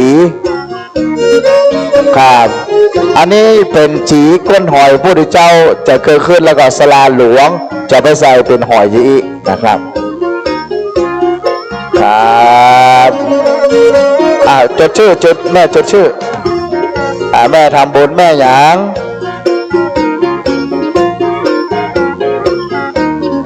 เด็กชายภูริพัฒน์ภูริพัฒน์เตรียมขอบคุณครับเอามัดไม้มงคลนะแม่เนี่ยไม้ข้างล่างเราเห็นไหมนี่เป็นไม้สันหลังพระพุทธเจ้าอีแม่ครับจดชื่อแม่เขียนเด็กชายภูริพัฒน์นะครับเตรียมเนาะ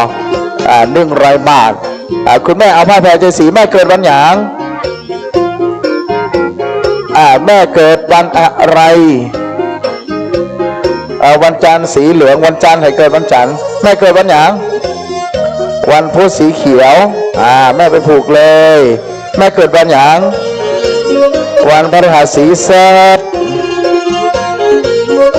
ใส่นี่ครับพี่เอาใส่ในหีบแล้วก็จดชื่อพี่จดชื่อได้ก่อนเขียนชื่อกันได้ก่อนครับผมเขียนชื่อได้เลยนะครับ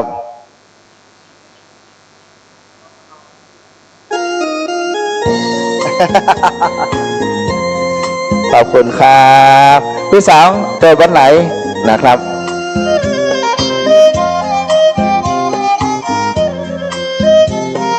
วันพันแล้วก็เอาน้ำมันไป1 อันไปผูกกันเลยเมืองเราก็มาถึงแล้วเนาะสี่ครับผมเอามาใส่เพลเลยป้าลุงอุ้ยเฮาดีกว่าประเพณีบักเก่าของเฮาสืบมาเข้าวัดเข้าวาตักบาตรทำบุญกำตะลุงใส่เข้าตอสาลีเชียงจงพร้อมลูกชายลูกหญิงเนาะสันทรายแน่100 บาท100 บาทท่านการทำบุญตึงบ่มีวันพูดถึงเปิ้นปั่นปอนเฮาก็ยกมือไหว้เย็นอกเย็นใจอายุมั่นขวัญยืนอยู่ดีกินดีนึกยามนอนยามตื่นใจบ้านใจชื่นปันใหญ่ปันสูงปีใหม่เมืองเฮาก็แข็มแล้วงามตึงดอกแก้วงามตึงดอกหางนกอยู่พี่บรรจุเลยนะครับพิษมันชอบพิษมาเป็น4อย่างนี้มันจะได้โหแม่จดชื่อ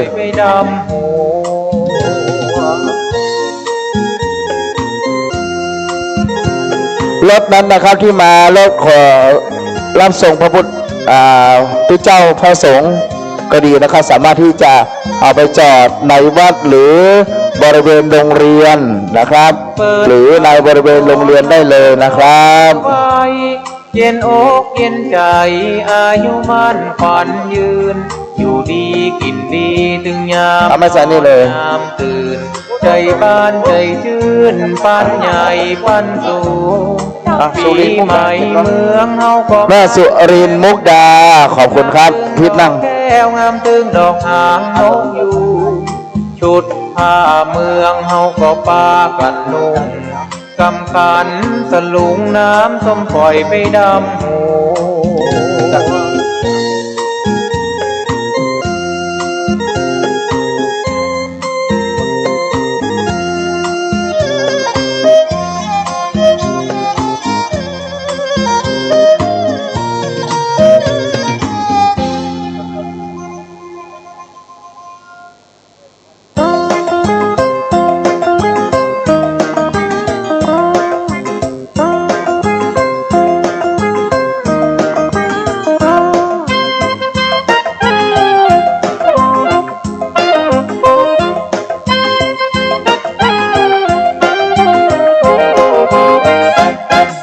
ตะน้องถ้าบ่ฮักอ ายก็ไปหักเบาคนนั้นเอาแต่น้องถ้าบ่หักอายก็ไปหักเบาคนนั้นอายยินดีที่จะหลีกทางคือน้องเอวบางได้อยู่ด้วยกันคือเปิ้นหูว่าคนอย่างอายไอ้ฝันมันเสียสละตุกกระตุกใจเตียวคนปะพื้นหอนมาแต่งถึงวันอายแยะโต้งแยะนาแยะสวนอายชวนน้องไปอยู่ด้วยกันน้องลุกลิกหัวว่าบอกไปหัวหน้าจะเป็นที่ใครถึงว่าอายเสียอกเสียใจหมอกใดอายก็จังมันเหล้าบุหรี่อายก็บอกกินอายเตียวดินไปตรงตึงวันน้องยังว่าอายคนบ่ดี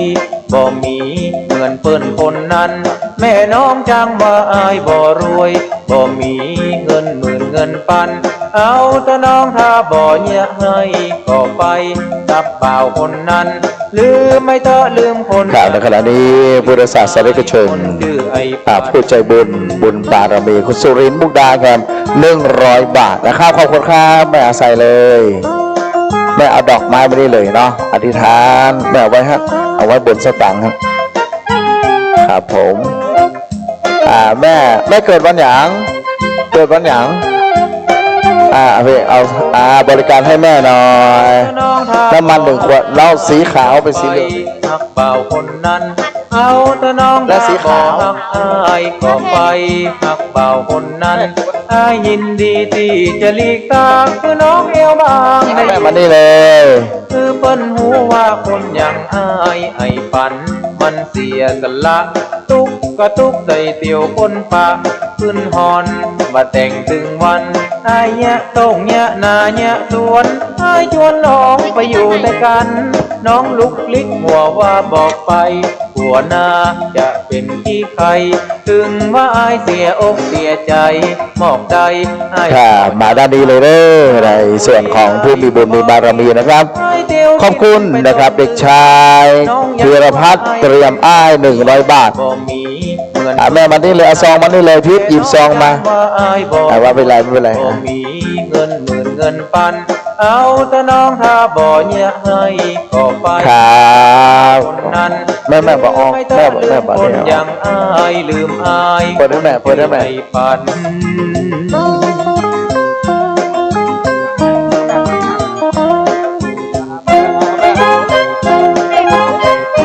คุณแม่ไม่ออกนามน้องดอกแต่ล่ำ1 ซองใหญ่แม่เกิดวันหยัง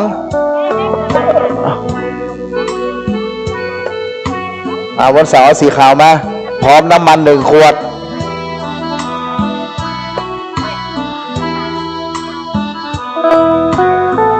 ปีใหม่ปีนั้นอายเคยไปแอวเตียวแอว ใส่หัวใจนี่แล้วก็อันนั้นเป็นกระดูกเพื่อเราจะทำเป็นสันดอกกระดูกสันหลังพระพุทธเจ้าองค์ใหม่ครับคุณแม่แม่อธิษฐานเด้อนะครับสัก3 รอบก็ได้คุณแม่ครับ ปีใหม่เมื่อได้หัวใจไอ้เจ้า พร้อมกันนั้นคุณพ่ออนุสรณ์แม่พันนีอยู่สูงนะครับ1 ชุด 2,000 บาท1 ชุด 2,000 บาทพระเจ้าทันใจนะครับ ขอบคุณดาวบุญกินดาวบุญตานของทุกท่านเลยนะครับ ไอ้มองไอ้ต้องสะอื้นเมื่อค่ำเมื่อคืนเหมือนคนบ่มีหัวใจเขาฮักกันมาก็พอปีปลายบ่ใจกันน้องลองคืดคอยพ้องว่าไผฮักน้องบนนี้ไปไหนอายบ่าวบ้านเนื้อไป ครับคุณแม่เนาะร่วมบุญร่วมกุศลด้วยกันนะขอบคุณสำหรับน้ำจิตน้ำใจของคุณพ่อคุณแม่ทุกคนเลยนะครับ เปิดไฟแล้วครับคุณพ่อครับผม ปีใหม่ปีนี้บ่มีอีน้องไปแอวกับอายอกลูกบ่ใจายน้ำตา หรือแม่ส่งมาบอก ไหลจนเสียขาดองอยากให้หูว่าบ่าวคนนั้น ครับและขณะนี้ในส่วนของบุญปารมีนะครับ ที่เราได้อากาศรัตนาไวสาบารมีคุณนะครับ ในส่วนของพระสงฆ์พิธีนะครับ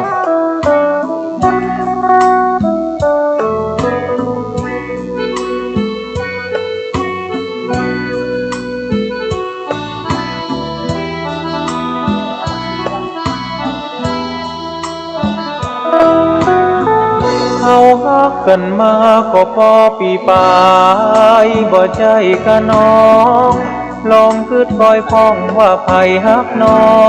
งบ่หนีไปไหนอายบ่าวบ้านเหนือไปฮักอีน้องสาวบ้านไทยบ้านเฮาบ่ไกลปีใหม่อายยังไปแอวหาน้องปีใหม่ พร้อมกันนั้นในวันนี้นะครับสำหรับบุญบารมีที่ยิ่งใหญ่วันนี้เราจะได้นอบน้อมไว้สาหลวงพ่อพระเทพประธานนายกเจ้าคณะจังหวัดลำพูนพระประธานริบุญชัยจังหวัดลำพูนครับจะเป็นส่งพิธีในวันนี้หลวงพ่อพระกุศลธรรมวิจัยเจ้าอำเภอสันทรายวัดเขาแท่นหลวงเชียงใหม่หลวงพ่อธรรมโกจิตพัทราพรเจ้าอำเภอสันกำแพงวัดโรงธรรมสามัคคีเชียงใหม่หลวงพ่อธรรมโกสถาพรพิพัฒน์ท่านรองเจ้าคณะอำเภอสันทรายวัดเมืองขอนเชียงใหม่พระครูพิพัฒน์ศรีรสังวรรองเจ้าคณะอำเภอสันทรายมูลเชียงใหม่พระมครูวินัยสารโสภิตเจ้าคณะตำบลสันทรายน้อยสันพเนศบ้านวัดสันศรีเชียงใหม่นะครับด้านหน้าเลยนะครับโอเคครับหลวงพ่อธรรมโคสุวัดชัยสถิตเจ้าคณะตำบลอุโมงค์เขต2วัดชัยสถานจังหวัดลำพูนหลวงพ่อธรรมโควีรศาสตร์ประภัสรองเจ้าคณะตำบลเมืองง่าวัดเมืองง่าเมืองลำพูนท่านพระครูสมุวิโรจน์ปุญญกามโมท่านสอนเจ้าวาดวัดป่าเศร้าจังหวัดลำพูนพระครูสังฆระบริหารธรรมโนนธรรมคุณโนเจ้าวาดสันทรายหลวงนะครับนายพงศวัฒน์นางพรสวรรค์นางสาวสิริพันธ์นางสาวปิยะธิดามูลสวัสดิ์ขอถวายบูชาหลังคานะคะในมอดเพชร1,500 บาท1,500 บาทนะครับน้องน้ำน้องแตนบ้านลากุน่าร่วมบุญ200 บาทที่เกิดวันอย่างครับบอกได้เลยเกิดวันอย่างครับบอกขึ้นน้องเลยเกิดวันอย่างเพราะต้องตรงกับวันเกิดเลยพ่อวันเกิดนะครับ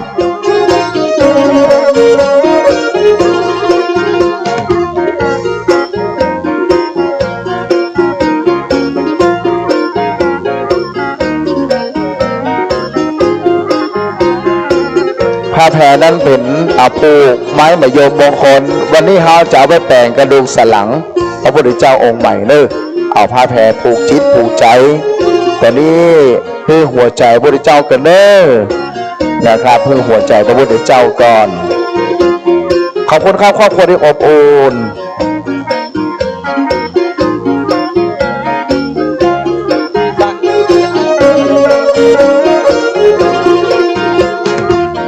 โอ้โหข้อมูลตรงนี้เดี๋ยวนะอาจารย์กิติพงศ์หลวงพ่อเดี๋ยวนะองค์ใหญ่ห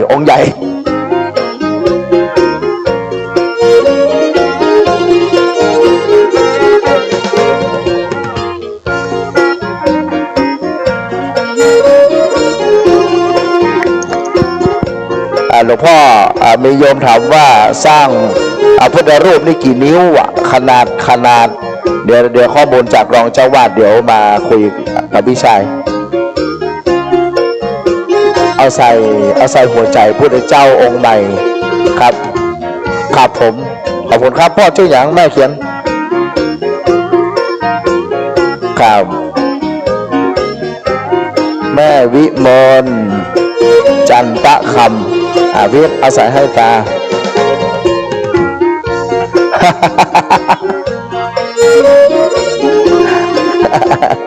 ต้องซักข่าวคน คนละคนครับเอาอย่ามาขาย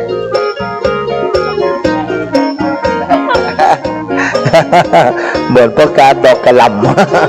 ำขอบคุณครับนั่นคือไม้มะยมมหามงคลนะครับที่เราจะเอาเป็นกระดูกสันหลังเฉพาะกระดูกสันหลังใหญ่ขนาดนี้นะ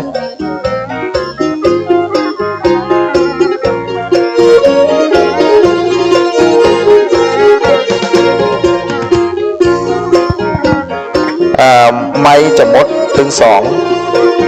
ไม้จะมดถึงสองแล้วเลยโอ้ไปโอ้ไม้เป็นเลขศูนย์นะเทสหนึ่งสอง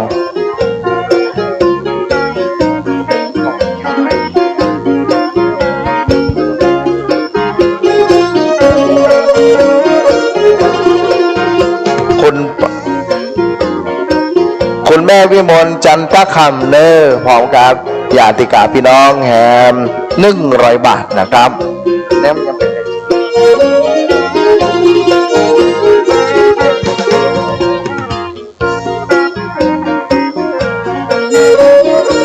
ต้องการหาละต่อมันนี่แม่วันนี้เลยครับคุณแม่เกิดวันอย่างข้าผูกผ้าแพรกำเนิดคุณแม่ครับพ่ออนุวัฒน์แม่ทัศนีศิริรัตน์นะครับ1-2ใหญ่แม่เกิดวันอย่างพ่อมาด้านนี้เลยพ่อเกิดวันอย่างถามพ่อ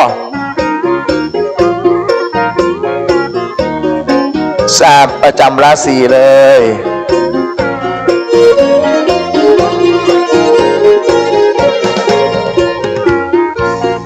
ครับมาด้านนี้เลย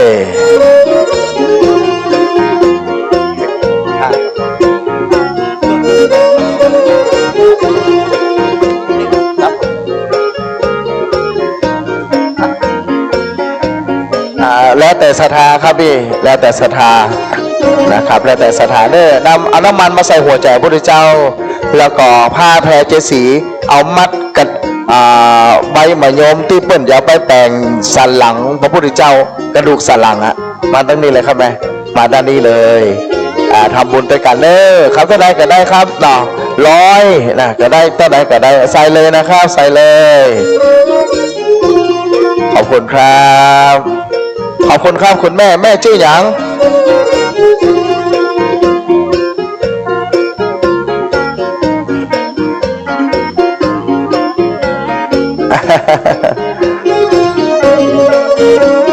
หัวใจตรงนี้เลยครับ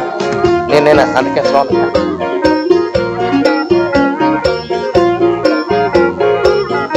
โอ้โหวันสาบารมีหลวงพ่อท่านพระครูสมวิสุวัดวรกิจโจเจ้าวาดวัดฝ่ายหินนะครับเชียงใหม่คลื่นวิทยุที่พ่อแม่ได้ยินอยู่ขณะนี้นะครับเนาะคลื่นวิทยุที่เราถ่ายทอดเสียงในขณะนี้นะครับ104 FM 104.50 เมกะเฮิรตซ์นะครับโดยวัดฝ่ายหินและสันขยอมนะถ่ายทอดสดในขณะนี้ใส่เลยครับกลับมาด้านนี้เลยนะครับเพราะสีม่วงมันสีจำเลือดจำหนอง แม่ยิ่งรัฐโพรัตน์พิทักษ์300 บาทนะครับมาด้านนี้เลยครับพี่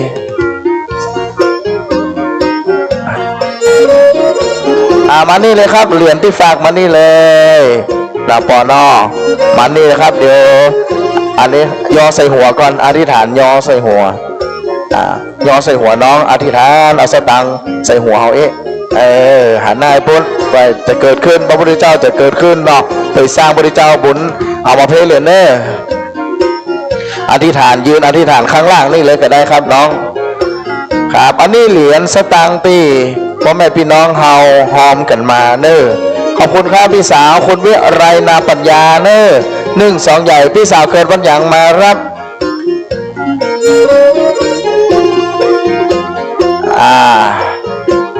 วันพุธสีเขียวโอ้โหครับคุณแม่บอกคุณน้องเบาเลยครับจากเมืองละปุน มานี่เลยครับคุณแม่มานี่แม่เกิดวันหยางแม่ทำบุญแล้วเหรอแม่เกิดวันหยาง วันพุธสีเขียวแล้วก็น้ำมัน1 ชุดแม่มานี่เลยหัวใจของพระพุทธเจ้าครับแม่เปิดฝาตั้งในตัวดูฝาตั้งในตัวเนอะมันจะมีฝาน้อยตัวขอบคุณครับ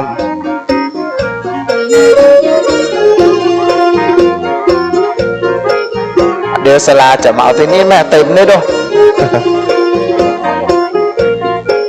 นี่ครับเต็มเลยครับแม่พ่อหลวง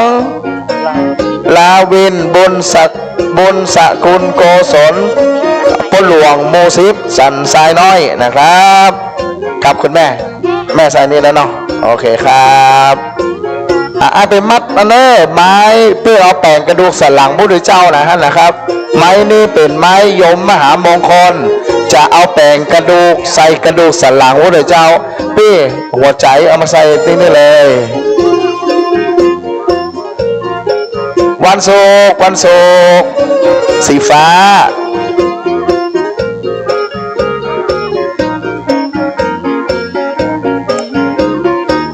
ครับผมบัตรสายแล้วครับแม่มานี่เลย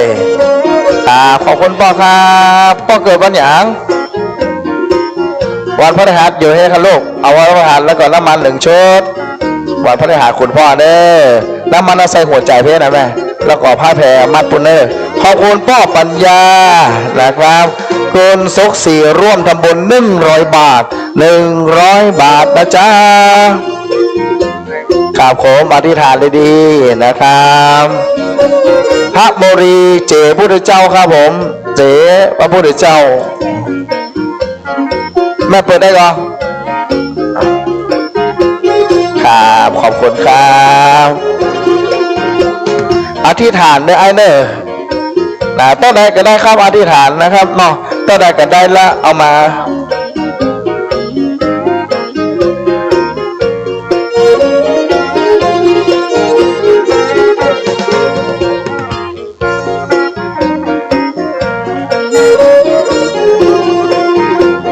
นั่งวางอธิษฐานแล้วเอาวางตรงนี้เดี๋ยวสลาพุทธจะเอาไปใส่ปั้นพระพุทธเจ้าเราจะเอาไปใส่คาปอครับแม่มาด้านนี้เลยเน่สำหรับบุญบารมีครับปอมานี่เลยขอบคุณครับแม่เกิดวันหยางแม่หาว่าคณะกรรมการเพชรแม่จันดีวุฒิคุณทัศนีนางสาวปริชาติกันทา100 บาทนะครับพระครูสมุวิชุวัฒน์ครับภารกิจจหอวิทยุฝ่ายหินครับผมเจ้าวาดวัดฝ่ายหินร่วมทำบุญ600 บาท600 บาทเด้อท่านอาจารย์วิษณุวัฒน์นะครับไวยสาบารมีครับได้กรรมการไม่ทำบุญแล้วเนาะโอ้ขอบคุณแม่มานิตยานะครับสมบัติพันนะครับ500 บาทครับแม่มาเถอะแม่เดินมาเถอะแม่เดินมาเถอะแม่มานี่เลยเนอะแล้วก็เอาไปมัดอันนั้นคือกระดูกสันหลังพระพุทธเจ้าองค์ใหม่ได้ไหมเนอะเขาจะทำเป็นไม้มะยมมหามงคลแม่จะมาใส่หัวใจเพะผูกผ้าแพรก่อนแม่ผูกผ้าแพรก่อนผูกผ้าแพรก่อนสิบโพนะครับบาดาลนี้เลยเด้อด้วยบุญด้วยบารมีนะครับทุกกันที่แจกที่นำมาขออนุญาตเอาไปตรงนี้อธิษฐานหรือยังเอาใส่ตรงนี้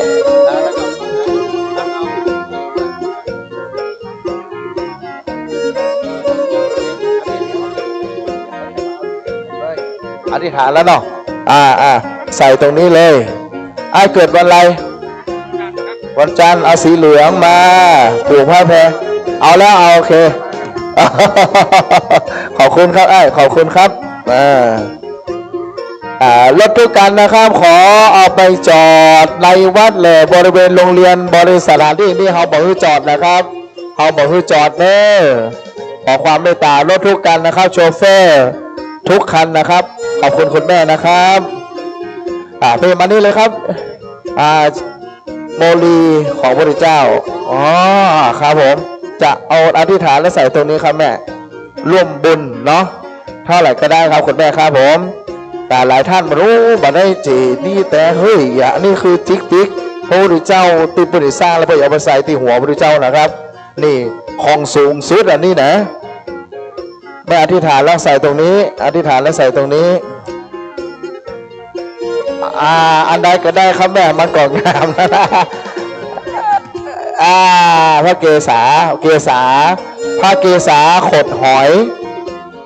ครับผมแม่ใส่เลยเนอะแม่อธิษฐานแล้ววางตรงนี้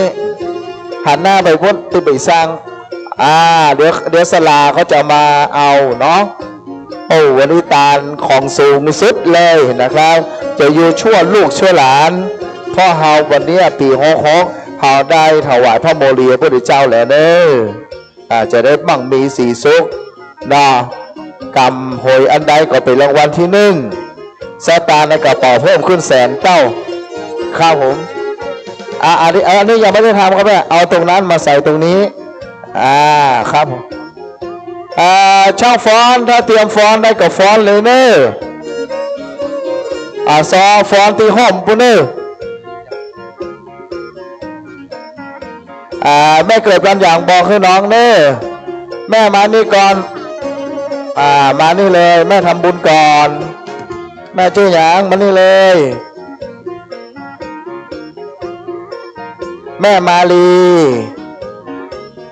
โอ้สวัสดีค่ะคุณแม่ลมอย่างปัดมาวันพุธไหมคะแม่วันพุธเดี๋ยววันพุธ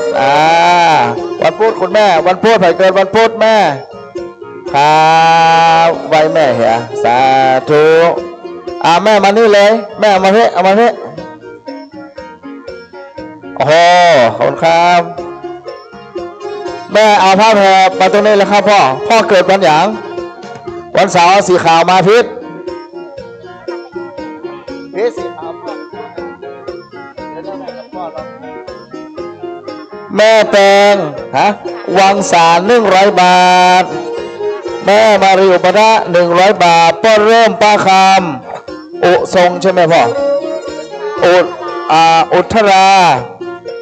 ร่วมทำบุญ1 ซองใหญ่ลุงณป้านงคันธรสสันขยมร่วมทำบุญ1 ซองใหญ่แม่รำจวน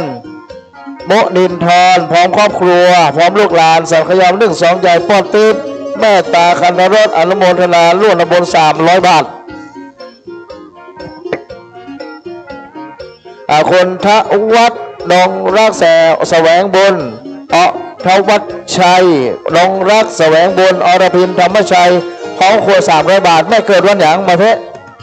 แม่ทำบุญแล้วมารับของก่อน1เอาน้ำมันใส่หัวใจพระเจ้า2เอาไม้มัดแม่ทำบุญแล้วไปหากรรมการให้เลยกรรมการมาด้านนี้เลยบอกให้แม่เกิดวันหยาง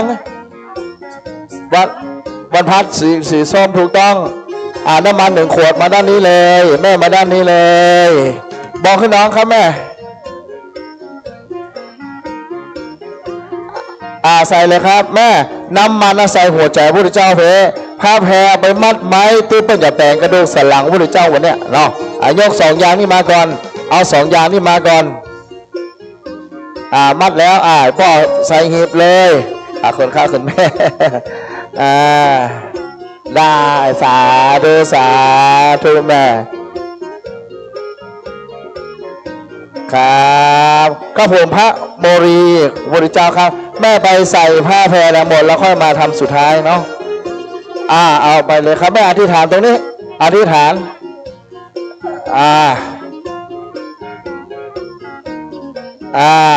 เอาน้ำมันมาใส่หัวใจพระพุทธเจ้านะครับลูกผ้าแพรเอามาผูกไม้มงคลไม้กระดูกสันหลังพระพุทธเจ้าไม้กระดูกสันหลังพระพุทธเจ้ามาด้านนี้เลยทำบุญแล้วมาด้านนี้เลยเอาปัจจัยใส่หีบได้เลยเอาปัจจัยใส่หีบได้เลยครับแม่เกิดวันไหนวันอะไรเกิดวันอะไรอาทิตย์แล้วน้องสาวเกิดวันอะไรลูกวันจันทร์สีเหลืองแดงกับเหลืองและน้ำมัน2 ชุด น้ำมันนะอย่าลืมนะน้ำมันเรามาใส่หัวใจพระพุทธเจ้าตรงนี้ผ้าแพรเอาไปผูกผ้าไม้มงคลที่เขาจะทำเป็นกระดูกสันหลังพระพุทธเจ้าวันนี้ครับแม่เชิญเลยคุณแม่กับหลานนะครับมาด้านนี้เลยเดี๋ยวรอคิวนิดนึงนะ รอคิวนิดนึงพระโมลีครับเดี๋ยวกลับมาอธิษฐานแล้วก็วางไว้ตรงนี้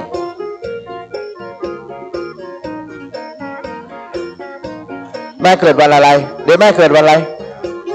วันศุกร์สีขาวพิษสีขาวอีกชุดหนึ่งลูกพิษบ๊อบ เอาว่าสีแสดสีแสดสีแสดสีแสดถือไว้ก่อนถือไว้ก่อนน้ำมัน1 ขวดครับแม่น้ำมันใส่ตรงนี้ใส่หัวใจพระพุทธเจ้านะครับแล้วก็ผ้าแพรเอาไปมัดไม้มงคลเป็นกระดูกสันหลังพระพุทธเจ้า นี่เลยแต่แม่เปิดให้แม่เปิดได้แม่ได้ไหมมาด้านนี้เลยครับโอ้โหมหาบุญครับช่างฟ้อนถ้าพร้อมแล้วฟ้อนได้เลยบันทึกภาพค่ะกาแฟของใครครับอ๋อกลัวมันหก เดี๋ยวแม่เอานี้ก่อนเดี๋ยวนี้ทีหลังก็ได้เนาะแม่เอาใส่หัวใจแล้วก็ไว้ผูกไว้กันเนาะเดี๋ยวแม่มาที่ฐานทีหลังเอาใส่ในขันนี้เนาะครับ เปิดฝาน้ำมันจันทร์ครับลูกน้ำมันไม้จันทร์นะลูกสำหรับหัวใจพระพุทธเจ้าเนาะวันนี้เราจะสร้างแล้วก็เพิ่มหัวใจให้ท่านใส่หัวใจให้ท่านด้วยแล้วก็ไม้ที่ยายกำลังผูกนั้นเป็นไม้ที่เราจะทำเป็นกระดูกสันหลังพระพุทธเจ้าองค์ใหม่พระพุทธเจ้าองค์ใหม่ไว้ซานะครับไว้สาบารมีหลวงพ่ออาจารย์พระพุทธคุณสิริวัชโรภาสนะครับเจ้าวาดวัดป่าโมงเนสังขยอป่าม่นนะครับสันปะฝ้ายเนาะเราสาบารมีหลวงพ่อนะครับทุกรูปด้วยความเคารพอย่างสูงยิ่งครับมาด้านนี้เลยเน่นะครับแม่โอเคครับท่านดร.สุวิทย์ตัวแทนของ TOA นะครับสุริเดชสิริไกลวัฒนาพงษ์เฮ้าสุดจำกัดระเบียบพาณิชย์1 ซองใหญ่ตัวใดซองนี่เพื่อหลวงพ่อกันเอาไปให้หลวงพ่อหรือเลขามาด้านนี้เลยเน่ในขณะนี้ช่างฟ้อนสันขยอมนะครับ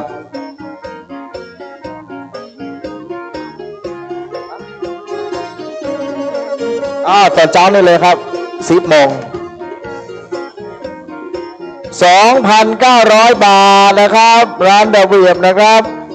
2,900 บาท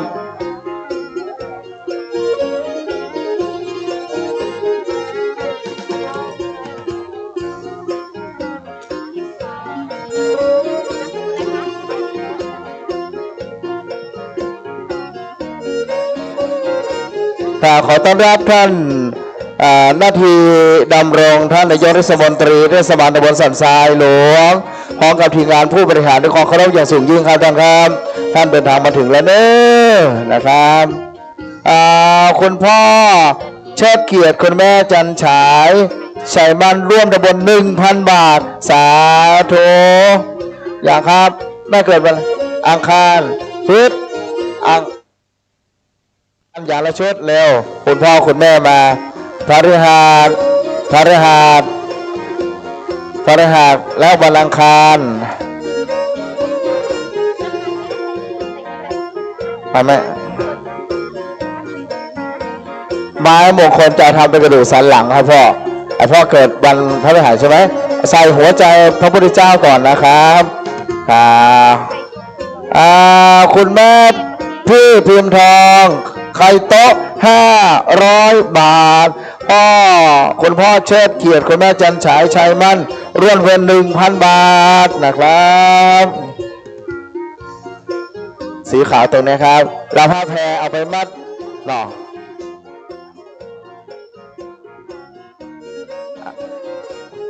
แม่มานี่แม่ชื่ออะไรนะดะนิตาเดี๋ยวครับรอคิวนิดนึงนะครับค่าถวาย120 บาทค่าใส่ไปละครับแม่เกษาแม่ใส่ตรงนี้อธิษฐานก่อนแล้วเอาใส่นี้เดี๋ยวช่างจะมารับปิ่นตุรงค์นะครับมาด้านนี้นะครับรอคิวทำบุญนิดนึงเนาะ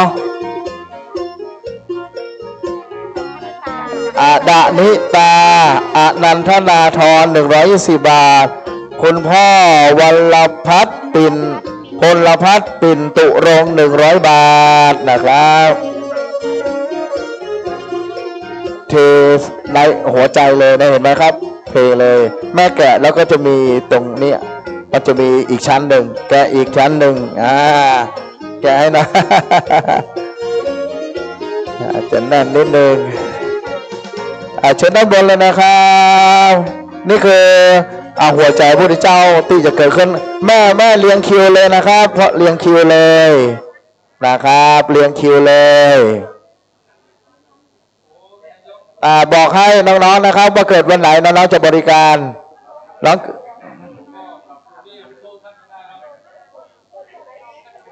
เราวันนี้ไม่เจ้าและกระเซ็ตวันนี้ให้หมดเลย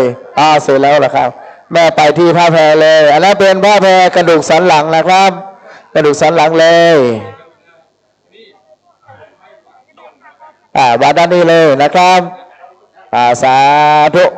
มาด้านเพเลยครับแม่หัวใจพระพุทธเจ้าอยู่เพครับผมเราผ้าแพรเอามามัดกระดูกสันหลังที่พ่อจะแปลงพระพุทธเจ้าวันนี้ตัดไรแม่ตัดไร500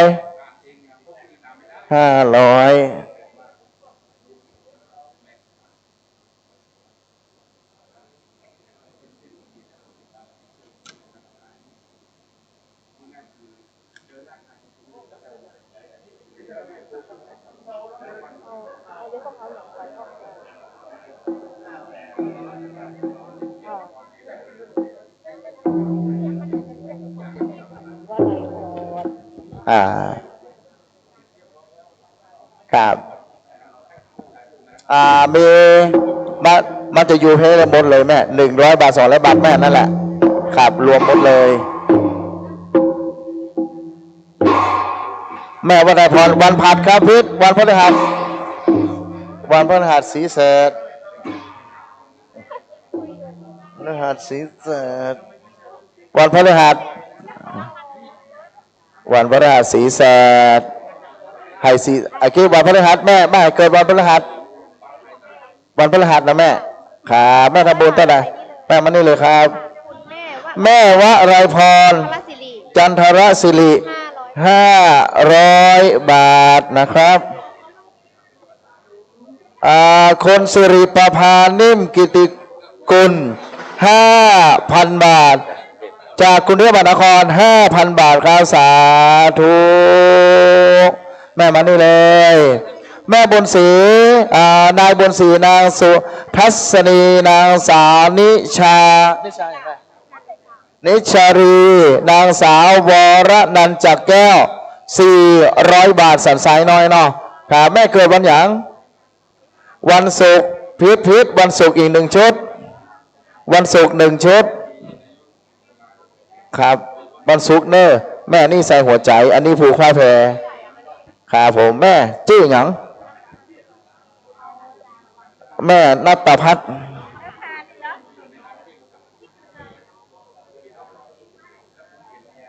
อันยังก็แม่นัตพัฒน์ยอดสุทธิ100นะแม่เนาะ100 บาทตามแม่นัตพัฒน์ยอดสุทธิ100 บาทโดยแม่ก็เอาใส่ให้เลยแม่เนอะจีจิกของพระพุทธเจ้านี่นะครับอย่าลืมนะครับนี่พระพุทธเกศาพระพุทธเจ้าเวลาปั้นก็จะมาใส่ที่ขอบคุณครับคุณแม่ครับแม่ใส่ตรงโน้นเลยเนอะอันเนาะกว้างลมจะนักไม่ ให้บอกค่อยตื่มง่ายตัวใด คุณณัฐพัฒน์ยอดสุธีครับ100 บาทอย่างงั้นกะมันจะได้สะดวกเนาะอาจารย์คุณครูช่วยพอกำเนิดพานเป่าอยู่น้อยพานเป่าบะหมี่สักอันแม่เขียนชื่อก่อนแม่เขียนชื่ออีกแม่ก่อนแม่รัตดาคำล่านะครับ100 บาทแม่เกิดวันอะไรแม่เกิดวันพฤหัส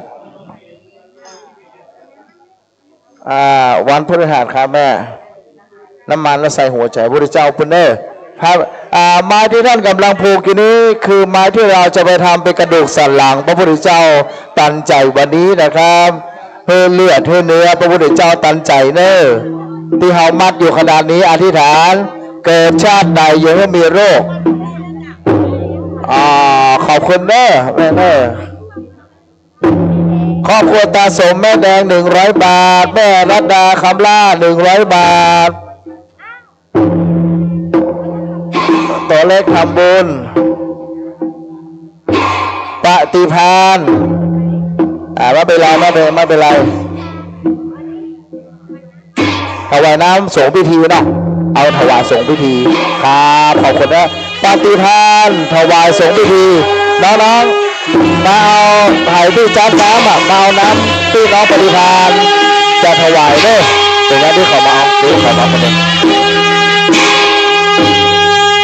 และขณะนี้ช่างฟอมสันขยอมแก้วกว้างสั่นใจน้อย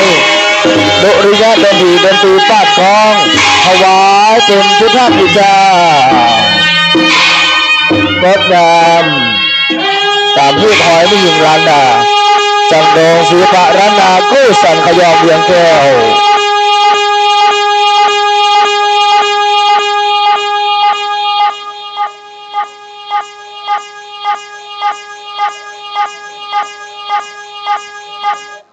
ดีเจมันอย่างแวเอาใหม่เดี๋ยวกี้เป็นซ้อมอยู่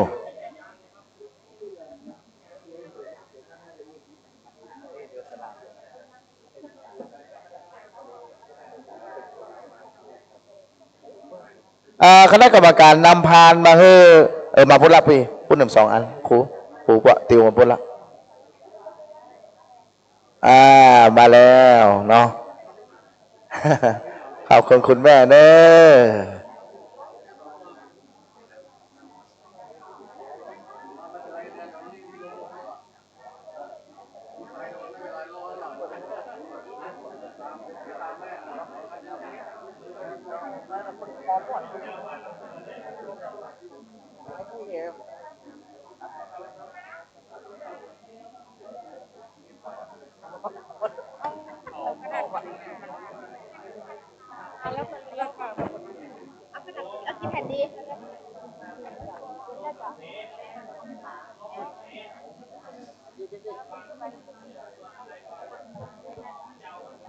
เทส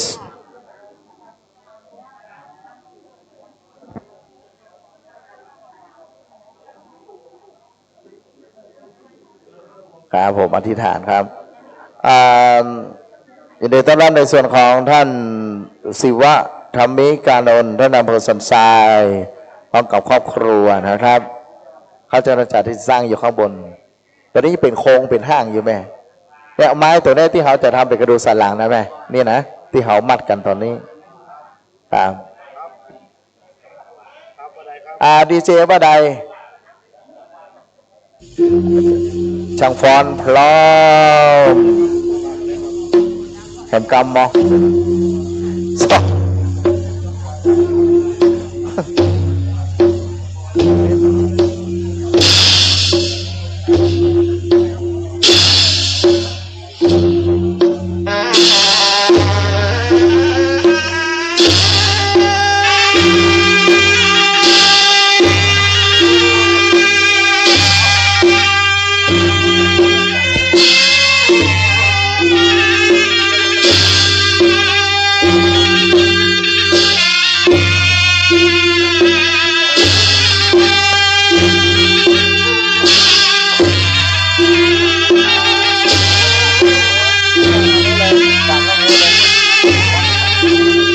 หัส1 ชุด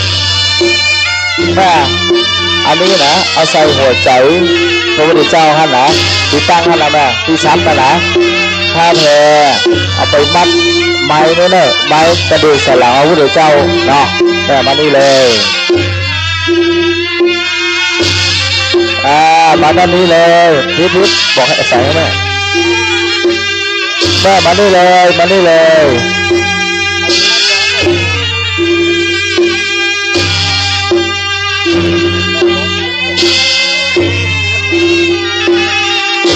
หัวใจที่หัวใจเป็นไรกราบสวัสดีครับโอ้โหมีสิริมงคลอย่างยิ่งครับในขณะนี้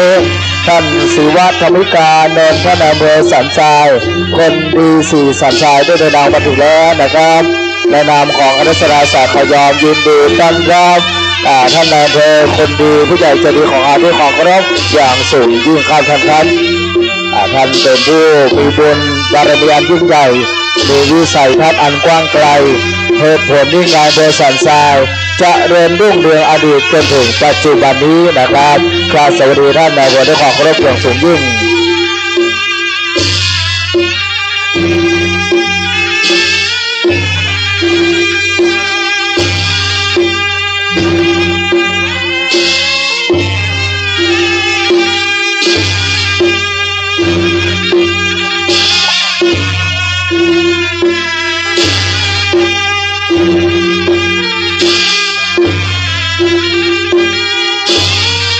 ดูครับพ่อทำเถอะผูกผ้าเชิญนะพ่อเป็นกระดูกพระพุทธเจ้าวันนี้แล้วก็น้ำมันด้วยน้ำมันวันอาทิตย์ก็น้ำมันนี่เอาใส่ในหัวใจพระพุทธเจ้าตรงนั้นนะเปิดเลยครับขอบคุณครับพ่อเคยเป็นหนังถามมั้ยล่ะพ่อขอรีบแม่จันฟองอุทรา200 บาทแม่จันฟองอุทรา200 บาท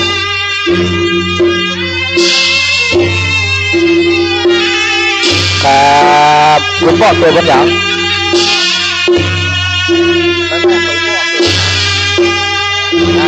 เป่าผ้าแผลให้พี่เกิดวันจันทร์โลกวันจันทร์พ่อกับผ้าแพรนี่ก็เอามัดกระดูกสันหลังพระพุทธเจ้านะและน้ำมันนี่เอาไปใส่หัวใจพระพุทธเจ้าครับก็ทำแบบนี้เลยเนาะ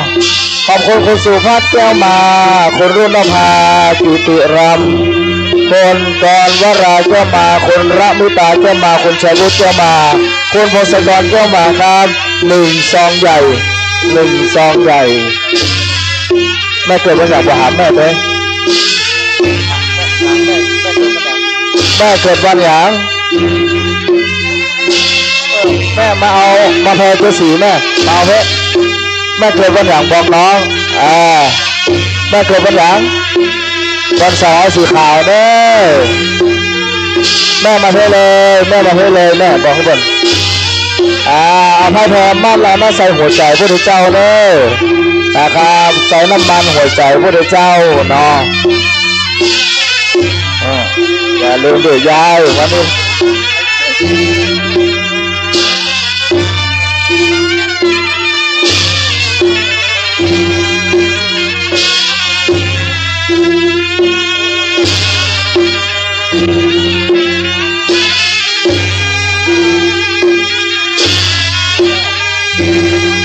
สวัสดีครับผู้ใหญ่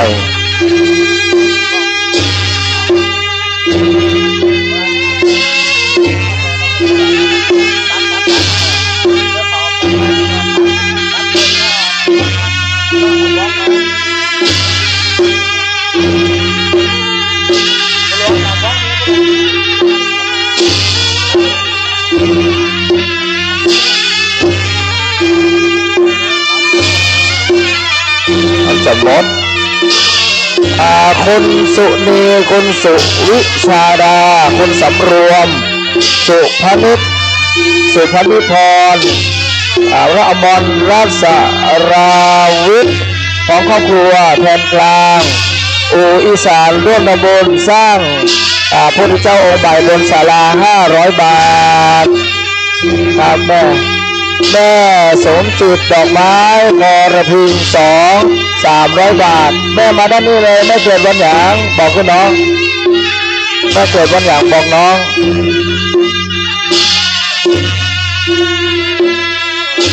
ไวสาบารมีธรรมเน่หลวงพ่อทุกรูปทุกตนนะครับสถาด้านบนนี้สามารถนั่งแตะได้ด้วยนั่งตะลุ่มได้ต่อสมาภัยตัวเพราะว่าเราจะต้องใช้พิธีการเก้าอี้ที่รับรองนั้นอาจจะบ่เพียงพอก็สามารถนั่งปฏิบัติธรรมคัสมาตั้งลุ่มได้นะครับก็เจริญพรเน้อ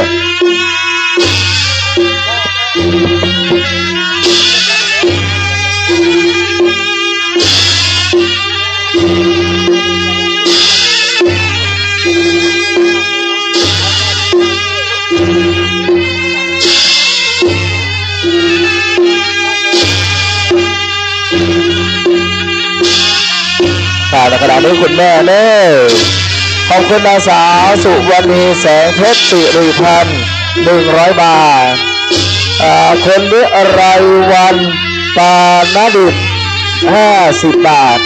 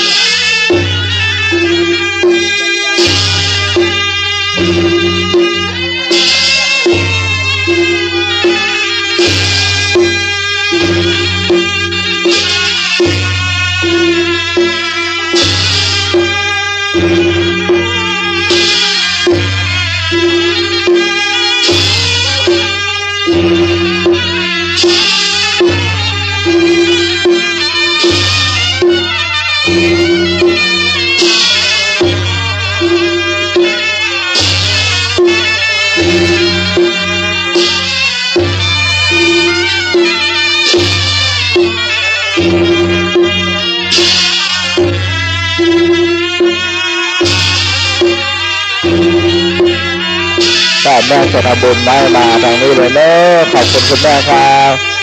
ครับผม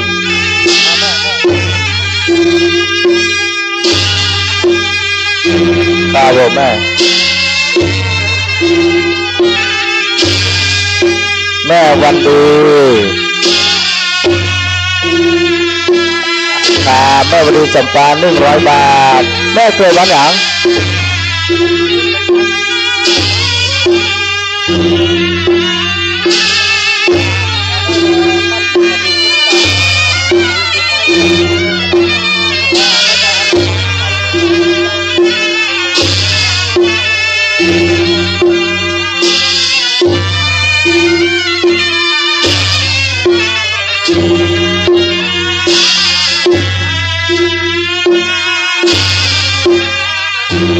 ในขณะนี้จงกรกำลังไล่รำการและมีการถ่ายทอดเสียง FM คือวิทยุ FM 104.50 เมกะเฮิรตซ์วัดฝ่ายหินนะครับเกิดจากวัดสันขยอมถ่ายทอดสดอยู่ในขณะนี้สามารถร่วมอนุโมทนาบุญทางโซเชียลธนาคารกรุงไทย455-0388-641 วัดสันขยอมหล่อปั้นพระเจ้าทันใจพระพุทธสันติสถิตพจนาภรณ์ในวันนี้ครับ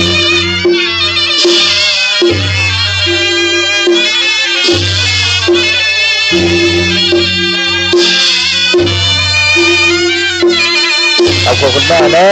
ขอบคุณคุณแม่นัก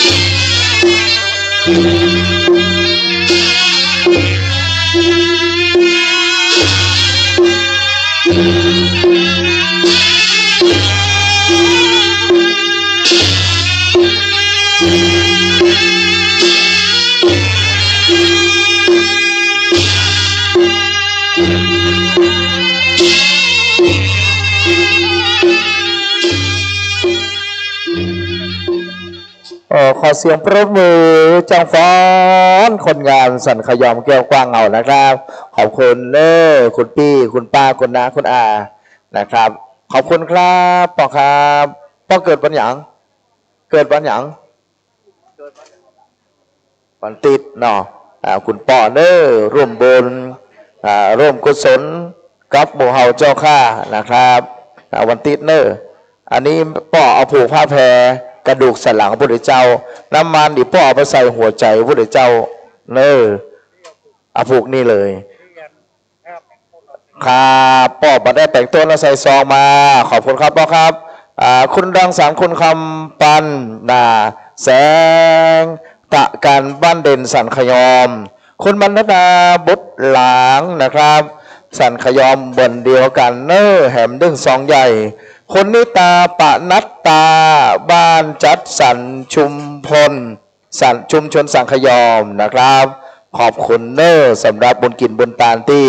คุณพ่อเป็นตัวแทนเนาะที่หมู่เฮาเจ้าข้าร่วมบุญร่วมกุศลกันนะครับอันนั้นอย่างบอก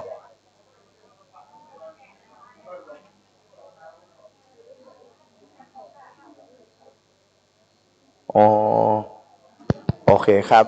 นี้อาจจะได้ถวายขันตั้งหลวง108ในโอกาสวันนี้ได้ขึ้นขันตั้ง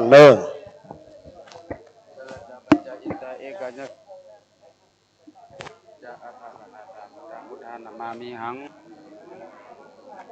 สิทธิกิจจังสิทธิกัมมังสิทธิกาลิยะตถาคโตสิทธิเตโชชโยนิจัง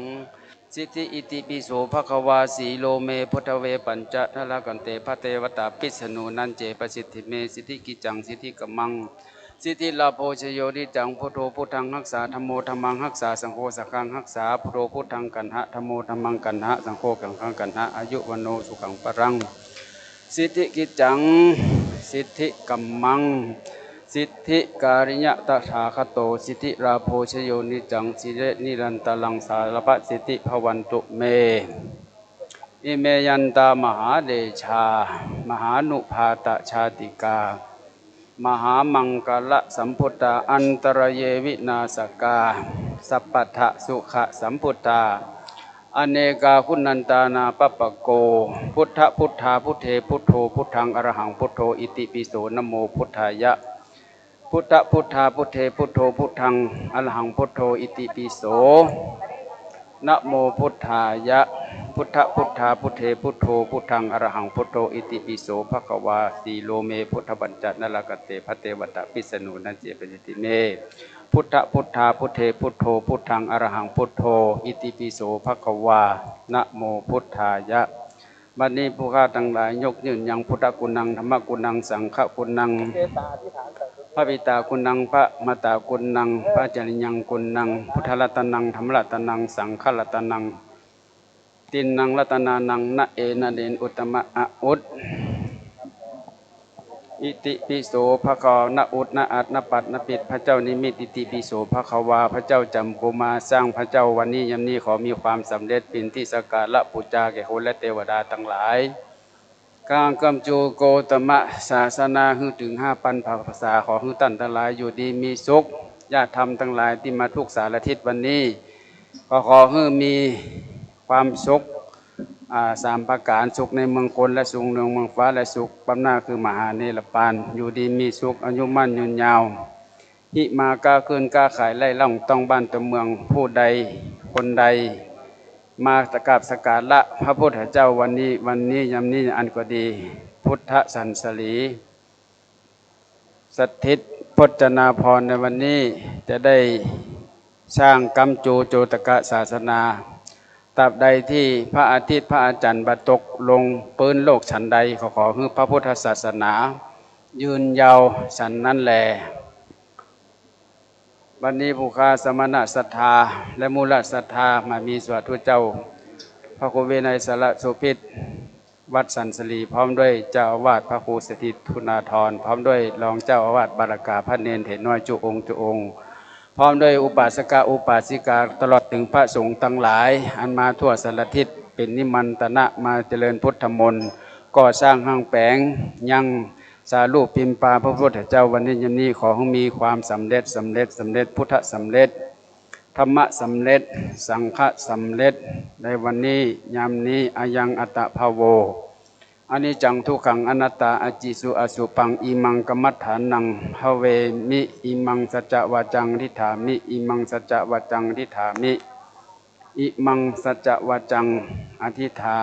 นิ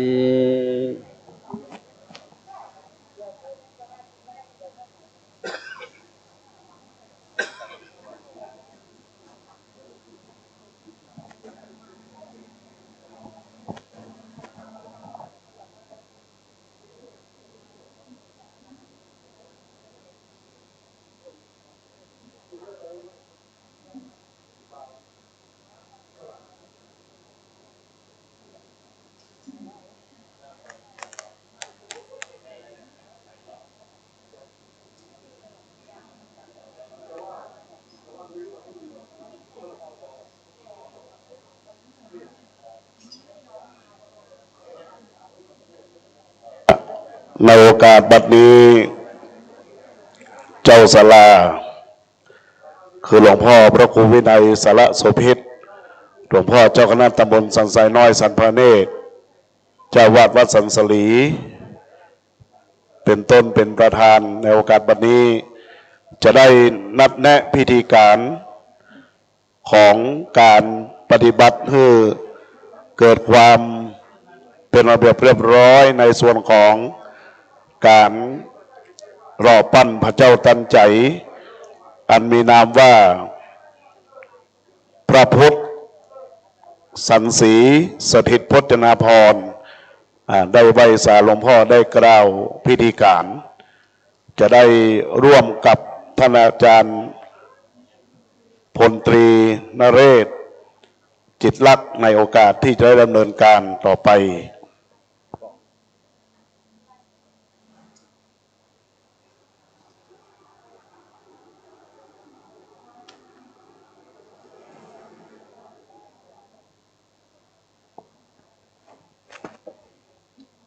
แต่ไตรไวสาสาโลปิมปาพระพุทธเจ้าอันมีพระประธานอันงามงดงามของวัดสันขยอมที่นี่เป็นเก้าเป็นประธานแต่บุตรเทวดาตั้นทั้งหลายสวัสดิ์สวาแต่ไตรไวสาครูบาสังฆาทั้งหลายที่ได้นิมนต์มาเจริญพระธุบุญโปรดเมตตาในวันนี้และก็เจริญพรศรัทธาญาติโยมทั้งหลายทั้งมาทั่วสารทิศมาตามหน้าบุญวันนี้บัดมีบุญก็บ่ได้ปะมามีธุระก็คงจะบ่ได้ปะกันว่าได้มีใจดวงเดียวอันหนึ่งอันเดียวเป็นนิมิตหมายอันดีที่เฮาจะได้ก่อสร้างห้างแปลงยังสารูปพระพุทธเจ้าอันเป็นพระประธานศาลาปฏิบัติธรรมที่อบรมคุณธรรมที่นี่เป็นที่นี่เป็นเดือน8เพราะคำว่าเดือน8เนี่ยภาคเหนือถือว่าดีมากยอดเยี่ยมหรือว่าเจ้าภาพก็มีอายุมั่นยืนยาวมีความเจริญครูบาสังฆะเจ้าอาวาสก็ดีอยู่ดีมีสุขตลอดถึงอุปาสกอุบาสิกาเริ่มวันนี้ถ้าปัจจัยวันดีก็จะประทำอันนั้นก็ทำให้ได้ถึง2 ฝ่ายมีความเจริญทั้งทางโลกและทางธรรม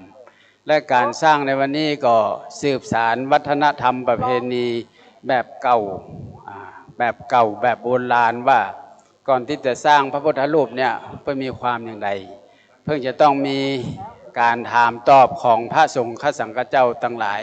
อันมีประธานสงฆ์คือพระเทพรัตนนายกเจ้าคณะจังหวัดลำพูนเป็นต้นเป็นประธานพร้อมด้วยพระภิกษุสังฆะตามรายชื่อที่เปิ้นได้พิมพ์ไปในอังกาศราชนามาในวันนี้และต่อจากนั้น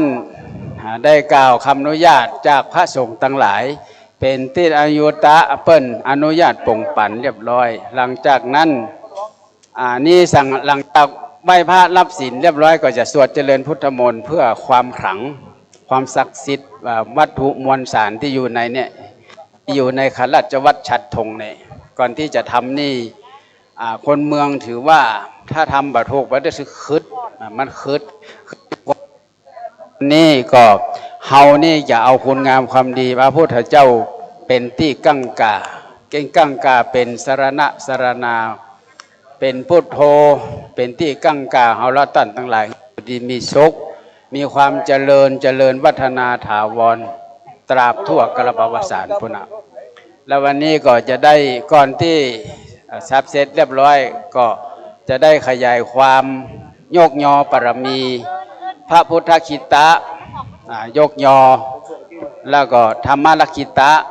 สังฆคริตะและก็พระเถรานุเถระแห่งหลายรูปพระโทคะพุทธโคสะ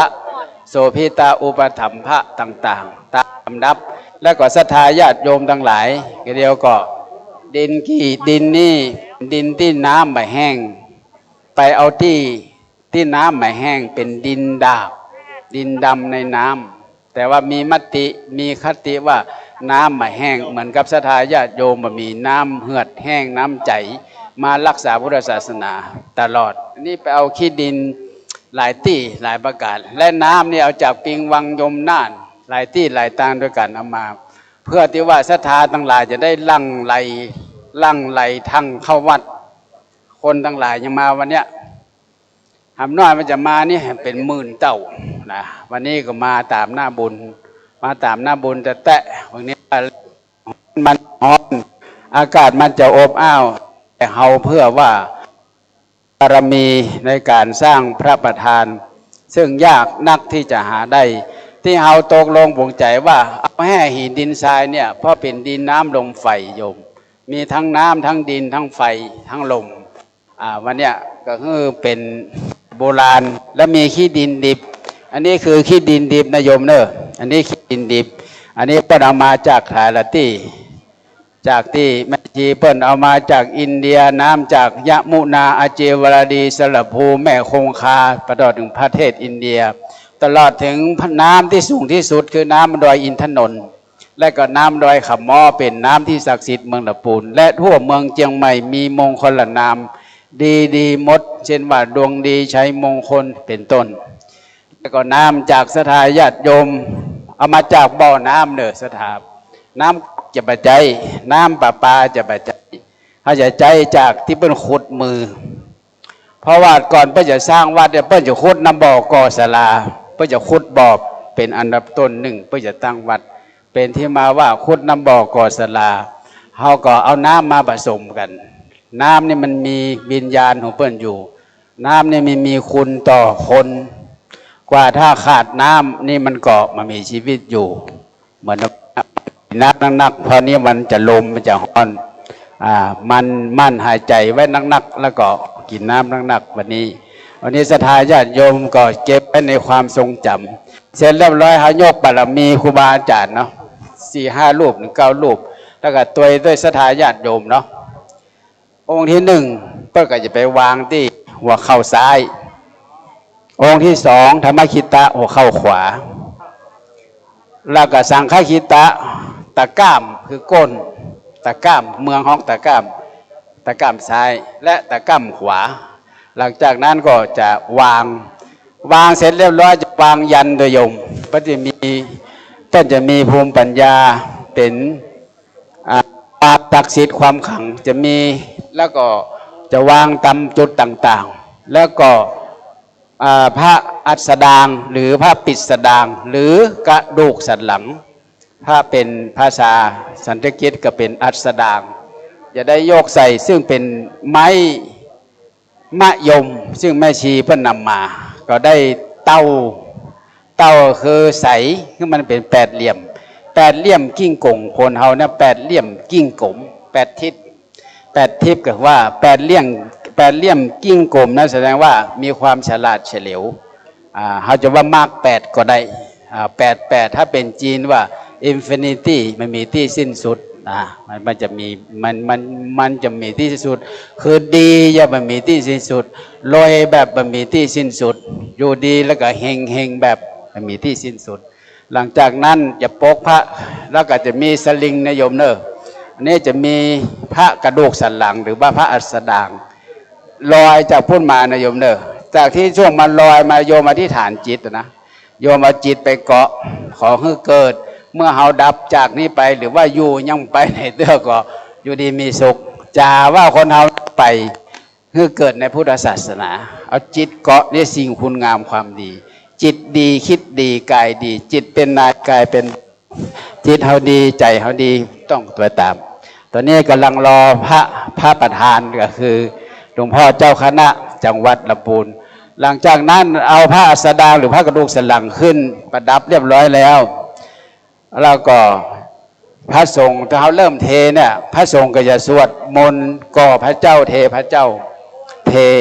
แล้วก็เฮากับที่ฐานเฮาคนทั้งหลายเนี่ยจ้องไปเลยจ้องขอให้ดีขอให้ดีมันต้องดีนะจะไปว่าพอดีต้องดีฉันต้องดีฉันต้องเก่งฉันต้องเลิศนะต้องอย่างนี้ถ้าคิดไปทางดีคิดไปทางบวกโยคิดไปทางบวกอันนั้นก็วันนี้หลวงพ่อเจ้าคณะจังหวัดลำพูนมาเป็นที่เรียบร้อยอันนี้กล่าวเป็นเบื้องต้นเนอะแนะนำเป็นเบื้องต้นหลังจากนั้นก็ถ้าถึงเวลาที่อกเปิ้นก็จะเอาหัวใจขึ้นตอนนี้คือศรัทธาเปิ้นไปเติมน้ำมันเตรังกธาตุเป็นเลือดพระเจ้าเนอะเปรียบเหมือนเลือดพระเจ้าที่เอาใส่ในผ้าหัวใจพระหัตถ์ไทยนะฉะนั้นสายศีลเอาว่าไผ่ว่ามันเอาว่าไผ่ว่ามันเพื่อคืบหนึ่งเปรียบเหมือนไส้พระเจ้าว่ากำลังเหมือนไส้พระเจ้าเขาก็ยับใส่ที่กระดูกสันหลังนะสายศีลว่าไปแล้วเผื่อไปใครอยู่เมินกับเผื่อนักเยอะๆมากๆเนาะหลังจากนั้นก็ใจระดับห้ามเอาเพชรนินจินดาใส่ในหัวใจนี่ห้ามเอาของมีค่าใส่ในหัวใจเขาจะให้เป็นหัวใจบริสุทธิ์เมื่อมีปัญหาหัวใจคนเขากระเดียวกับผ้ากระเดียวกับบายพาดหัวใจอันเนี้ยตามมติโบราณที่ครูบาอาจารย์ได้สอนสั่งว่าห้ามเอาบางคนเอาเพชรเอาพลอยเอาจี้หูตุ้มหูเข้าใส่ลักเข้าใส่อันนี้กันไม่เรียบร้อยเอาผ้าเป็นลูกไม้เขาปิดแล้วมือใส่เพื่อเป็นน้ำมันบริสุทธิ์ที่เขาอย่าใส่เป็นเตรังกธาตุเป็นเลือดของพระเจ้าเปรียบเหมือนมีน้ำมันผักกาดแล้วก็น้ำมันงามแล้วก็น้ำมันจันทร์ให้มีน้ำมันกิษณากับซ้ำดีเนาะมีเนี่ยตามนี้แต่โบราณก็จะเอาน้ำมันหญ้าก่อนน้ำมันหญ้าก่อนคือมันเกิดก่อนแต่ทางเชียงรายเพิ่นทำได้แต่เชียงใหม่นี่มันมีให้ทำได้เตื้ออันนี้กล่าวคร่าวๆหลังจากเขาได้ถึงที่พระหัตถ์ไทยถึงแล้วเขาก็จะเอาห้อยสลิงเขาก็จะให้อมกับสายศีลเนอะไปใช้สายศีลจักนะปล่อยลงไปถ้าจักเนี่ยเป็นความเข้าใจเขาจะผูกที่หัวใจเหมือนคนทุกคนได้ร่วมแล้วปล่อยคือสายศีลเขาเนี่ยมันก็จะลอยมาเพแล้วเขาก็จะบรรจุเรามีเจ้าหน้าที่ขึ้นใส่ขึ้นกองแล้วเขาก็จะว่าก้าวกรรมถวายหัวใจเนาะก้าวกรรมถวายหัวใจเป็นอันดับต่อไปหลังจากนั้นพระสงฆ์ก็จะได้สวดก่อพระเจ้าแล้วหัวใจนั้นคือพระหาไทยก็มีการสวดมนต์แห่งฉบับหนึ่งก็เป็นปริปุณนังเนาะตอนนี้หลวงพ่อเจ้าคณะอำเภอได้ถึงมาแล้วอันนี้ทำความเข้าใจเป็นคร่าวๆไปก่อนเนาะก็จะอ่านจะเติร์ของเปิดตามที่บทวิธีการละบานแล้วมันจะมีขั้นตอนที่สวดบทครับนี่คือสวดบทก็สวดอะไรนะรู้เข้าใจแบบ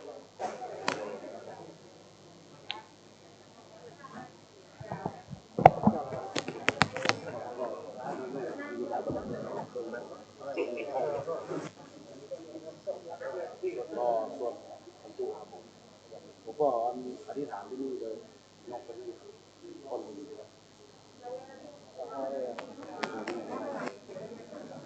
มาเมืองเป็นนี่ครับโตปโนโลกีโตโลโตปโน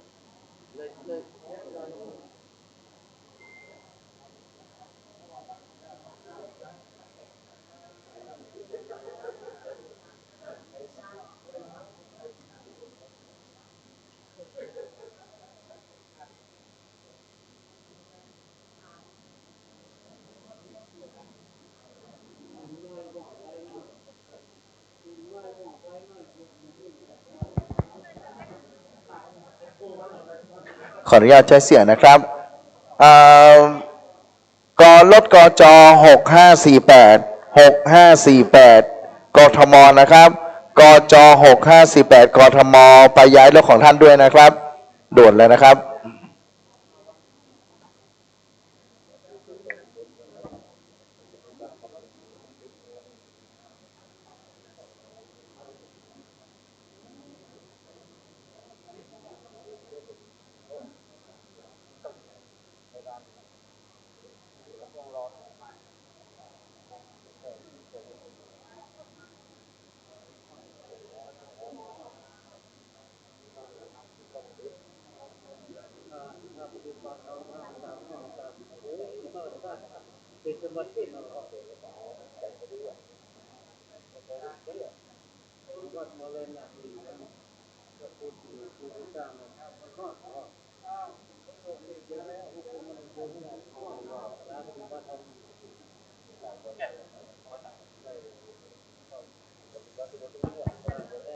ขออนุญาตใจเสียงนะครับแม่ทองทรงสิทธิ์บ้านแจมเขือแจ้เมืองละปูนเดอร์แหมนึ่งซองใหญ่นะครับมานี่เลยแม่ยังไม่ได้ใส่ตังค์มาด้านนี้เลยครับคุณแม่ขออนุญาตอาจารย์นเรศกัมนะครับครอบครัวแม่ยวงคำตันกลางพร้อมลูกหลานทุกคนบ้านแจมละปูนเฮาเท่าไหร่แม่300 บาทแม่เกิดวันหยังเกิดวันหยังอันนี้เลยวันอังคารวันอัง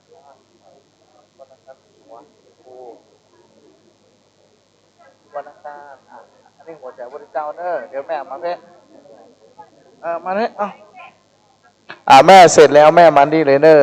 อาจารย์นั่นเลยจะพูดอาจารย์พูดขึ้นมาเลยนะครับจ้ะครับเดี๋ยวขอใช้เสียงนิกรรมเดียวแม่นี่เลยผ้าแม่ผ้าแพรเอาผูกไม้มงคลตรงนี้จะทำเป็นกระดูกสันหลังพระพุทธเจ้าตรงนี้นะครับแล้วก็ด้านโน้นหัวใจเติมเลือดเติมเนื้อนะให้เป็นเรือพระพุทธเจ้านะครับด้านนี่เลยขอบคุณครับคุณแม่ป่าด้านนี้เลยนะครับครอบครัวแม่จันทาจันทิพาบ้านแจมเนาะแม่เท่าไหร่เนี่ย100 บาทไม่เกินวันหยางมานี่เลยปีวันพฤหัส1 ชุดวันพฤหัส1 ชุดแม่มาห้าให้เลยวันพฤหัส1 ชุดครับพฤหัสครับผมแม่ของเอาอะไรนะน้ำมันแม่พิษ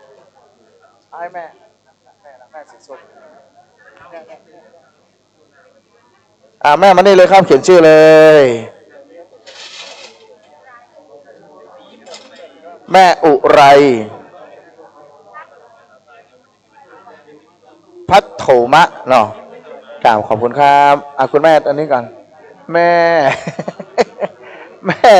สียมเนาะแม่สียม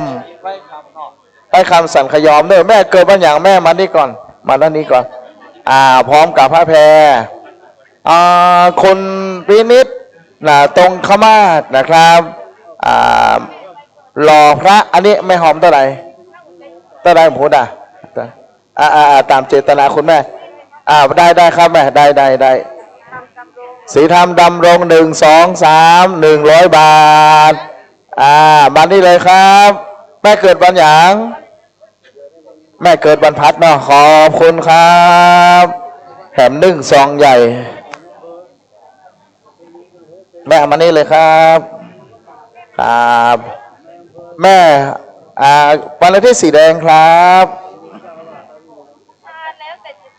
ครับตามเจตนาเลยครับวัดสาบารมีหลวงพ่อพระครูปิยสารโสพลครับวัดแม่สันประแดดเมืองละปุ่นทดสอบ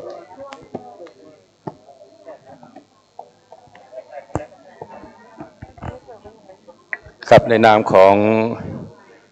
คณะสงฆ์วัดสันขยอม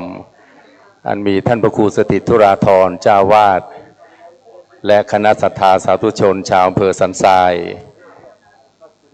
อันมีท่านศิวะธมิกานนท์ท่านนายอำเภอสันทรายเป็นต้นเป็นประธานขอกราบถวายความเคารพน้อมถวายการต้อนรับพระเดชพระคุณหลวงพ่อพระเทพรัตนนายกเจ้าคณะจังหวัดลำพูนเจ้าวาดวัดพระธาตุริพุนชัยพร้อมกับพระเดชพระคุณหลวงพ่อพระครูโกศลธรรมวิจัยเจ้าคณะอำเภอสันทรายเจ้าวาดวัดข้าวเทศหลวงพร้อมกับพระเถระผู้ใหญ่พระสงฆ์สมณศักดิ์ในพิธีทุกรูปด้วยความเคารพนอบน้อมบูชาอย่างยิ่งนะครับกระผมกล้าวพลตรีนเรศติรักษ์อดีตอนุศาสนาจารย์ฐานบกที่ปรึกษาผู้ว่าราชการจังหวัดเชียงใหม่ท่านนิรัตน์พงษ์สิทธิถาวรได้รับเมตตาจันทานุมัติจากคณะสงฆ์วัดสันขยอมให้มาเป็นพิธีการถือว่าเป็นบุญญาลาภเป็นบุญญาฤทธิ์อย่างยิ่งนะครับในพิธีปั้นหรือพิธีหล่อหรือพิธีสร้างหลวงพ่อทันใจซึ่งมีชื่อว่านะครับหลวงพ่อทันใจองค์นี้คณะสงฆ์คณะศรัทธาได้น้อมนำถวายพระสันสลีสถิตพจนาภรณ์ซึ่งมีนัยยะความหมายดังนี้นะครับกระผมได้ร้อยกองผ่านกวีความว่าพระพุทธสันสลีสถิตพจนาภรณ์บุญสะท้อนกว้างไกลอันไพศาลรวมพลังมหากุศลมงคลการประดิษฐานวัดสันขยอมน้อมบูชาพระพุทธสันสลีมีความหมายบุญหลากหลายพระพุทธคุณยิ่งมิ่งขวัญล่าครูบาพระครูวินัยสารโสพิษจิตเมตตาท่านนำพาช่วยกันสร้างอย่างทันใจชื่อสถิตคือพระครูสถิตธุราธรบุญกรรมจรนำทำดีที่ยิ่งใหญ่ท่านพระครูสร้างร่มเย็นบำเพ็ญไปเหนือสิ่งใดคือกตัญญูบูชาคุณกตัญญูพระครูโอภาสวิหารกิจสมเป็นศิษย์ผู้สืบสารงานเกื้อหนุนท่านต่อยอดมรดกธรรมช่วยค้ำจุนบ้านอบอุ่นวัดโอบเอื้อเพื่ออาทรส่วนพจนาภรณ์คือมงคลนามงามบุญแท้จิตแน่วแน่งดงามตามคำสอนคือท่านแม่ชีสร้างบุญญาพจนาภรณ์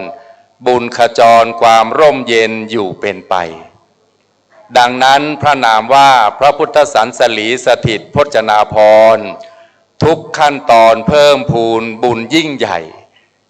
วันนี้พวกเรารวมพลังหญิงชายพร้อมกายใจสำเร็จได้ฉับพลันทันใจเทินนะครับทุกนี่คนลุกจริงๆก็ผมได้น้อมสดับรับฟังครูบาสันสลีหรือครูบาดวงจันทร์หรือครูบาพระครูวินัยสารโสพิษซึ่งเมตตาจิตมาเป็นครูบาสลาหลวงให้พวกเราได้หมดห่วงหมดกังวลครูบาได้กล่าวว่าพิธีปั้นพิธีหล่อพิธีสร้างพระพุทธสันสลีสถิตพจนาภรณ์เนี่ยต้องกระทำบำเพ็ญให้เป็นไปถูกต้องตามโบราณประเพณีศีลล้านนาครูบาได้กล่าวว่าถ้าไม่มีบุญก็ไม่ได้ปากไม่มีบุญก็ไม่ได้ปากไม่มีพระก็ไม่ได้สร้างไม่มีทางก็ไม่ได้ไปที่สุดถ้าไม่มีใจก็ไม่ได้มานี่ผมต่อถวายนะครับชัดเจนวันนี้ทุกท่านที่มาในวันนี้เป็นบุญญาลาภเป็นบุญญาฤทธิ์แม้กระทั่งผมเองนะครับเมื่อคืนก็นิมิตโอ้โหเป็นบุญญาฤทธิ์บุญญาลาภได้มากราบมาไหว้สาร่มเมตตาบารมีหลวงพ่อเจ้าคณะจังหวัดลำพูนหลวงพ่อเจ้าคณะอำเภอสันทรายเป็นพระมหาเถระ และมาอยู่ในร่มบารมีของวัดสังขยอมซึ่งหลวงพ่อบุญเลิศหลวงพ่อพระครูโอภาสวิหารกิจแม้จะละสังขารไปนานแล้วแต่หลวงพ่อท่านมีสิทธิ์เอกก็คือท่านพระครูสถิตธุราธรท่านได้สืบสารท่านได้รักษาและท่านได้ต่อยอดหลวงพ่อบุญเลิศจริงๆท่านครับอานิสงส์อานุภาพของการสร้างหลวงพ่อทันใจมีอานิสงส์เกินประมาณเป็นบุญยิ่งเป็นบุญใหญ่ที่เราได้เดินทางมาในวันนี้นะครับผมประมวลผ่านวจนกวีที่นักปราชญ์เมธีท่านได้กล่าวไว้ว่าบุญจากการสร้างหลวงพ่อทันใจนั้นมีอยู่มากมายยิ่งใหญ่ดังต่อไปนี้นะครับการสร้างหลวงพ่อทันใจคือยอดบุญหนุนก้าวหน้าสร้างหลวงพ่อทันใจจะนำพามหากุศลสร้างหลวงพ่อทันใจคือยอดบุญญามหามงคลสร้างหลวงพ่อทันใจร่ำรวยล้นผลบุญครองสร้างหลวงพ่อทันใจให้อายุยืนชื่นชีวิตสร้างหลวงพ่อทันใจผลสำฤทธิ์กิจทั้งผองสร้างหลวงพ่อทันใจมีอานิสงส์ส่งเงินทองและสร้างหลวงพ่อทันใจสมหมายปองทุกประการเอาละครับบัดนี้กอบด้วยเวลาอันเป็นมหามงคลสิริมงคลและก็ชัยมงคลยิ่งล้นแล้วนะครับลำดับต่อไปนี้เราจะได้เข้าพิธีเป็นพิธีเจริญพระพุทธมนต์เบื้องต้นโดยพระเดชพระคุณหลวงพ่อพระเทพรัตนนายกโปรดเมตตาเป็นประธานในการประกอบพิธีอันเป็นมหามงคลเบื้องต้นนะครับครับเราจะได้จุดธูปเทียนเครื่องนมัสการบูชาพระรัตนตรัยเบื้องต้นนี้กราบเรียนเชิญท่านศิวะธมิการนนท์ท่านนายอำเภอสันทรายประธานในพิธีนะครับได้อธิษฐานจิตจุดธูปเทียนเครื่องนมัสการบูชาพระรัตนตรัยณบัดนี้ครับกราบเรียนเชิญท่านทุกท่านตั้งกายให้ตรงดำรงสติให้มั่นน้อมจิตอธิษฐานใจไปตามท่านศิวะธมิการนนท์มหากุศลจะมาเกิดขึ้นไปพร้อมกันกับท่านนายอำเภออธิษฐานนะครับขอเดชะพระพุทธรัตน์กำจัดทุกข์ให้ข้าพเจ้าประสบสุขสิริศักดิ์มีหลักฐานขอเดชะพระธรรมรัตน์กำจัดพานให้ข้าพเจ้าชื่นบานผุดผ่องโพ้นผองภัยขอเดชะพระสังฆรัตน์กำจัดโรคให้ข้าพเจ้ามีโชคสืบชนจนเกินไขขอเดชะพระไตรรัตน์ดังฉัตรชัยให้ข้าพเจ้าก้าวไกลทวีสุขทุกประการเทินและบุญในครั้งนี้จะส่งผลเป็นบุญญาณฤทีให้ท่านศิวะธมิการนนท์บังเกิดผลไปเป็นปลัดจังหวัดเชียงใหม่โดยเร็วพลันทันใจนะครับสาธุสาธุสาธุอนุโมทามิจากนั้นจะได้จุดเทียนมหามงคลเทียนสิริมงคลแล้วก็เทียนชัยมงคลจะส่งผลตามที่เราได้อธิษฐานนะครับจะบันดาลทันใจปฐมมงคลครับกราบเรียนเชิญคุณแม่ชีพจนาพรววิศรีวรพัฒน์เจ้าศรัทธามูลศรัทธามหาทานบารมีแม่ชีพจนาพรท่านเป็นเจ้าภาพร่วมกับท่านพระครูสถิตธุราธรร่วมกับท่านพระครูประหลัดกิตติพงศ์ด็อกเตอร์ผู้ช่วยเจ้าวาดวัดสังขยอมร่วมกับศรัทธาสาธุชนเราท่านทั้งหลายอันมีครูบาพระครูวินัยสารโสภิตครูบาวัดสันสลีครูบาดวงจันทร์ท่านโปรดเมตตามาเป็นครูบาสลาและไม่ใช่สลาธรรมดาแต่เป็นสลาหลวงหมดห่วงหมดใยในเรื่องของขึดไม่มีนะครับเพราะเราทำถูกต้องตามพิธีกรรมพิธีการทั้งหมดทั้งสิ้นมีพิธีได้บูชาเทพมีพิธีได้บูชาธรรมนำปฏิบัติบำเพ็ญเป็นบุญญาลาภเป็นบุญญาฤทธิ์จริงๆนะครับบูชาเทพบรรเจิดเพื่อเลิศล้ำบูชาธรรมเพื่อชีวิตสำลิดผลบูชาเทพบูชาธรรมนำมงคลบุญบันดลให้อายุยืนชื่นสุขเทินทุติยมหามงคลนะครับเรียนเชิญท่านนายกนาทีดำรงครับท่านนายกเทศมนตรีตำบลสันทรายหลวงเป็นนายกคนดีเป็นนายกคนเด่นเป็นนายกที่อยู่ในใจของคนสันทรายหลวงตลอดระยะเวลาอันยาวนานที่ผ่านมาสู่ปัจจุบันและตลอดกาลนะครับสมกับมงคลนามท่านวนาที เรียนเชิญคุณแม่สิริประภานิ่มกิติกุลครับเจ้าของบริษัท Advanced Know-how ครับเรียนเชิญครับโอ้ท่านรัตนมหาอุบาสิกาท่านสิริประภานิ่มกิติกุลเพิ่มพูนบุญเพิ่มพูนกุศลจากนี้เป็นต้นไป Advanced Know-how จะไม่มีที่เก็บเงินเพราะอะไรเพราะเงินจะไหลนองทองจะไหลมานี่ครับท่านได้น้อมนำกัปปิยพันธ์ปัจจัยมาถวายอารามนี้ปีที่แล้ว1,800,000 บาทนี่ครับแล้วก็ปีนี้ก็น้อมนำมาถวายเป็นรัตนมหาอุบาสิกาสร้างรักษาบุญเดิมเติมบุญใหม่ขออนุโมทนากับคุณแม่สิริประภานิ่มกิติกุลนะครับต่อไปครับเรียนเชิญพ่อกำนันบุญยงดำรงนะครับพ่อกำนันบุญยงดำรงประธานผู้สูงอายุชมรมผู้สูงอายุตำบลสันทรายน้อยนะครับนี่คือครุฐานิยบุคคลของคนสันทรายน้อยพ่อกำนันบุญยงดำรงนะครับตระกูลดำรงมั่นคงในเรื่องของพระพุทธศาสนาสร้างบุญญาเสริมบารมีตลอดมานะครับท่านต่อไปเรียนเชิญดร.สุวิทย์สิริไกรวัฒนาวงศ์นะครับเจ้าของร้านระเบียบพาณิชย์โดยจิตใสด้วยใจบุญมาค้ำจุนพระพุทธศาสนาที่วัดสังคยอมพร้อมที่จะเป็นเจ้าศรัทธาเป็นมูลศรัทธาท่านดร.สุวิทย์จะประสบความสำเร็จสมเจตนาดังที่ได้ร่วมสร้างหลวงพ่อทันใจสำเร็จทันใดเพราะบุญญาฤทธิ์มีจริงนะครับเรียนเชิญอาจารย์ดร.นิตยาพงษ์พิกุลนะครับท่านผู้อำนวยการโรงเรียนพงษ์พิกุลเชียงใหม่นะครับได้น้อมนำปัจจัยมาน้อมถวาย100,000 บาทสาธุสาธุสาธุอนุโมทามิขออนุโมทนากับท่านอาจารย์ดร.นิตยาพงษ์พิกุลนะครับได้รักษาบุญเดิมเติมบุญใหม่สมแล้วครับโรงเรียนพงษ์พิกุลเชียงใหม่เป็นโรงเรียนที่เป็นมาตรฐานอบรมบุตรธิดาให้เข้าถึงชีวิตที่จะประสบความสำเร็จจากการศึกษาเริ่มต้นดีก็จะมีอนาคตที่เกรียงไกรยิ่งใหญ่นะครับท่านต่อไปครับเรียนเชิญคุณพ่ออนุสรณ์และคุณแม่พันนีอยู่สุขครับน้อมจิตอธิษฐานใจทั้งสองท่านเลยครับจุดเทียนมหามงคลไปพร้อมกันนามสกุลนั้นเป็นมหามงคลมหาโชคมหาใจของคุณพ่ออนุสรณ์คุณแม่พันนีชีวิตชีวีคุณท่านจึงอยู่สุขอยู่แล้วมีความสุขทุกประการสุขท่านมีอยู่4สุข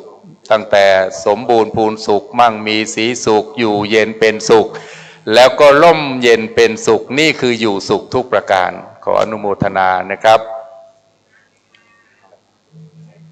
ท่านได้น้อมนำปัจจัยมาถวาย300,000 บาทครับสาธุสาธุสาธุอนุโมทามิ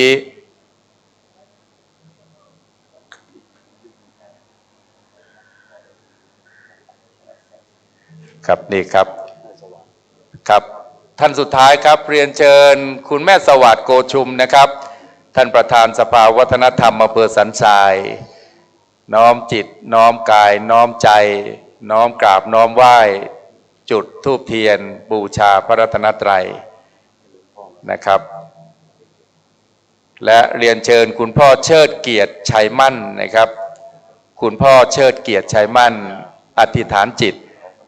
พร้อมกับศรีพัญญาคู่บุญคู่ชีวิตของคุณพ่อเชิดเกียรติด้วยครับอธิษฐานจิตพร้อมกันกับคุณแม่เลยครับนะครับจุดเทียน1 เล่มนะครับกราบเรียนเชิญคุณพ่อเชิดเกียรติชัยมั่นพร้อมกับพัญญานะครับได้จุดเทียนมหามงคลเทียนสิริมงคลเทียนชัยมงคลนะครับกับเรียนเชิญนะครับอธิษฐานจิตพวกเราที่ไม่ได้จุดแต่เราส่งจิตใสๆตามบุญญกริยาวัตถุไปนะครับบุญญกริยาวัตถุก็คือวิธีบำเพ็ญบุญแม้เราไม่ได้ลุกมาจุดเทียนชัยมงคลแต่เราส่งจิตส่งใจมาจุดไปพร้อมกับท่านผู้ใหญ่เป็นอันได้ชื่อว่าเราจุดถวายเป็นพุทธบูชาธรรมบูชาสังฆบูชาไปพร้อมกับผู้ใหญ่ สาธุอนุโมทามิกราบอนุโมทนาจากนี้ไปนะครับ ขอท่านทั้งหลายตั้งกายให้ตรง ท่านทั้งหลายดำรงสติให้มั่น เราจะได้เปล่งเสียงให้ดัง เสียงดังทุกความสมหวังที่เราตั้งใจมา ทุกความสมหวังที่เราปรารถนาจะบังเกิดทันใจ ดุจสร้างพระเจ้าทันใจ ให้เสร็จภายในวันนี้24 ชั่วโมงนี่เป็นบุญมหัศจรรย์โอกาสที่เราท่านจะมาบำเพ็ญบุญอย่างนี้มีน้อยมากบัดนี้บุญญาลาภเกิดขึ้นกับเราแล้วเพราะฉะนั้นขอเราได้ร่วมบำเพ็ญบุญให้เป็นบุญอันประเสริฐจริงๆเกิดจากกายจากวาจาจากใจตั้งใจแล้วจากนี้ไปเราเปล่งเสียงบูชาพระรัตนตรัยพร้อมกันดังๆสมาทานศีลรับศีลจากหลวงพ่อประธานสงฆ์ดังๆณบัดนี้อิมินาสการเรนะพุทธังอภิปูชยามะอิมินาสการเรนะธัมมังอภิปูชยามะอิมินาสการเรนะสังฆังอภิปูชยามะอะระหังสัมมาสัมพุทโธภควาพุทธังภควันตังอภิวาเทมิสวากขาโตภควตาธัมโมธัมมังนัมสสามิสุปฏิปันโนภควโตสาวกสังโฆสังฆังนะมามิมะยังพันเตวิสุงวิสุงรักขณทายาติสรเนนะสหปัญจศีลานิยาจามะทุติยัมปิมะยังพันเตวิสุงวิสุงรักขณทายาติสรเนนะสหปัญจศีลานิยาจามะตติยัมปิมะยังพันเตวิสุงวิสุงรักขณทายาติสรเนนะสหปัญจศีลานิยาจามะนะโมตัสสะภะคะวะโตอะระหะโตสัมมาสัมพุทธัสสะนะโมตัสสะภะคะวะโตอะระหะโตสัมมาสัมพุทธัสสะนะโมตัสสะภะคะวะโตอะระหะโตสัมมาสัมพุทธัสสะนะโมตัสสะภะคะวะโตอะระหะโตสัมมาสัมพุทธัสสะนะโมตัสสะภะคะวะโตอะระหะโตสัมมาสัมพุทธัสสะนะโมตัสสะภะคะวะโตอะระหะโตสัมมาสัมพุทธัสสะพุทธังสรณังคัจฉามิพุทธังสรณังคัจฉามิธัมมังสรณังคัจฉามิธัมมังสรณังคัจฉามิสังฆังสรณังคัจฉามิสังฆังสรณังคัจฉามิทุติยัมปิพุทธังสรณังคัจฉามิทุติยัมปิพุทธังสรณังคัจฉามิทุติยัมปิธัมมังสรณังคัจฉามิทุติยัมปิธัมมังสรณังคัจฉามิทุติยัมปิสังฆังสรณังคัจฉามิทุติยัมปิสังฆังสรณังคัจฉามิตติยัมปิพุทธังสรณังคัจฉามิตติยัมปิพุทธังสรณังคัจฉามิตติยัมปิธัมมังสรณังคัจฉามิตติยัมปิธัมมังสรณังคัจฉามิตติยัมปิสังฆังสรณังคัจฉามิตติยัมปิสังฆังสรณังคัจฉามิปานาติปาตาเวระมณีสิกขาปัฏฐังสมาธิยามิป ปานาติปาตาเวระมณีสิกขาปะทังสมาธิยามิอทินนาธานาเบระมณีสิกขาปะทังสมาธิยามิอะทินนาทานาเวระมณีสิกขาปะทังสมาธิยามิกาเมสุมิจฉาจาราเวระมณีสิกขาปะทังสมาธิยามิกาเมสุมิจฉาจาราเวระมณีสิกขาปะทังมาธิยามิมุสาวาทาเวระมณีสิกขาปะทังสมาธิยามิมุสาวาทาเวระมณีสิกขาปะทังสมาธิยามิสุราเมรยะมัชฌะปมาทฐานาเวระมณีสิกขาปะทังสมาธิยามิสุราเมรยะมัชฌะปมาทฐานาเวระมณีสิกขาปะทังสมาธิยามิมานิปัญจสิกขาปทานิสีเลนะสุขติงยันติสีเลนะโภคะสัมปทาสีเลนะนิพุติงยันติตัสมาสีลังวิโสทะเยสาธุสาธุสาธุเสียงที่ดังๆของเราเทพพรหมบนสวงสวรรค์ทุกชั้นฟ้าเสด็จมาประทานผลประทานพรนะครับจากนี้ไปพระสงฆ์ทั้งนั้นจะเจริญพระพุทธมนต์วิปติปฏิภาหายะสัพพสัมปติสิทธิยาสัพพทุกขวินาศายะปริตังปรูทะมังคลังวิปติปฏิภาหายะสัพพสัมปติสิทธิยาสัพพพยวินาศายะปริตังปรูทะมังคลังวิปติปฏิภาหายะสัพพสัมปติสิทธิยาสัพพโรคะวินาศายะปริตังปรูทะมังคลัง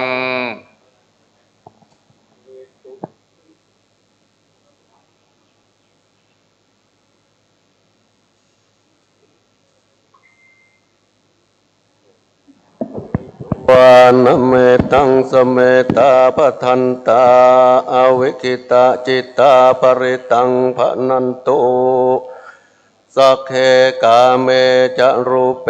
กิลิสิกาลตะเตจันตลิเควิมาเนทิเประเทจะคาเมตรุวันนาคะเนเกหะวัตุมิเขเตภูมิมาจายันตุเทวาชลตลาวิสเมยักขคันทัพนาคาติทันตาสันติเกยังมุนิวาลวัจนังสาทะโวเมสุนันตุธรรมสวนาคาโลอยัมปทันตาธรรมสวนาคาโลอยัมปทันตาธรรมสวนาคาโลอยัมปทันตา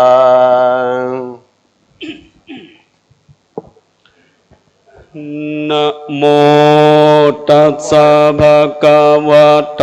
อะระหะโตสัมมาสัมพุทธัสสะนะโมตัสสะภะคะวะโตอะระหะโตสัมมาตัสสะนะโมตัสสะภะคะวะโตอะระหะโตสัมมาสัมพุทธัสสะพุทธัสสะภะคะวะโตอะระหะโตสัมมาสัมพุทธัสสะมิสังฆังสรณังกัจฉามิตุติยัมปิพุทธังสรณังกัจฉามิตุติยัมปิสังฆังสรณังกัจฉามิตุติพุทธังสรณังกัจฉามิยัมปิสรณังกัจฉามิตติยัมปิสัง สารนังกัจจามิตติยัมปิสังฆังสารนังกัจจามิสารนากัมมานังนะโมเมสัพพะพุทธานังดวติงสาวรารากาโนตันหังกโรมหาวิโดเมตังกโรมหายาโสสารนังกโลโลกมิโตติปังกโรโสตินันโยโกนันโยจันนาปะโมโกมังกโรปุริสัสสะโปสุมาโนติโรเรวะโตระติวัตาโนโสปิโตโคนสัมปันโนอโนมัตตสิจโนตโมปันตุโมโลกปัญโจโตนาราโตวลาสารติปัตโตมุตโรสันตัสสโรสุเมโตอัตตมุกาโลจุจโตสัพพโรกโกปิยตัสสินาลาสัพโพตัตตสิกรุณิโกตัมมตัสสิตโมโนโตสิตโตอัสสโมโลเกติโสจาวาราตังวโร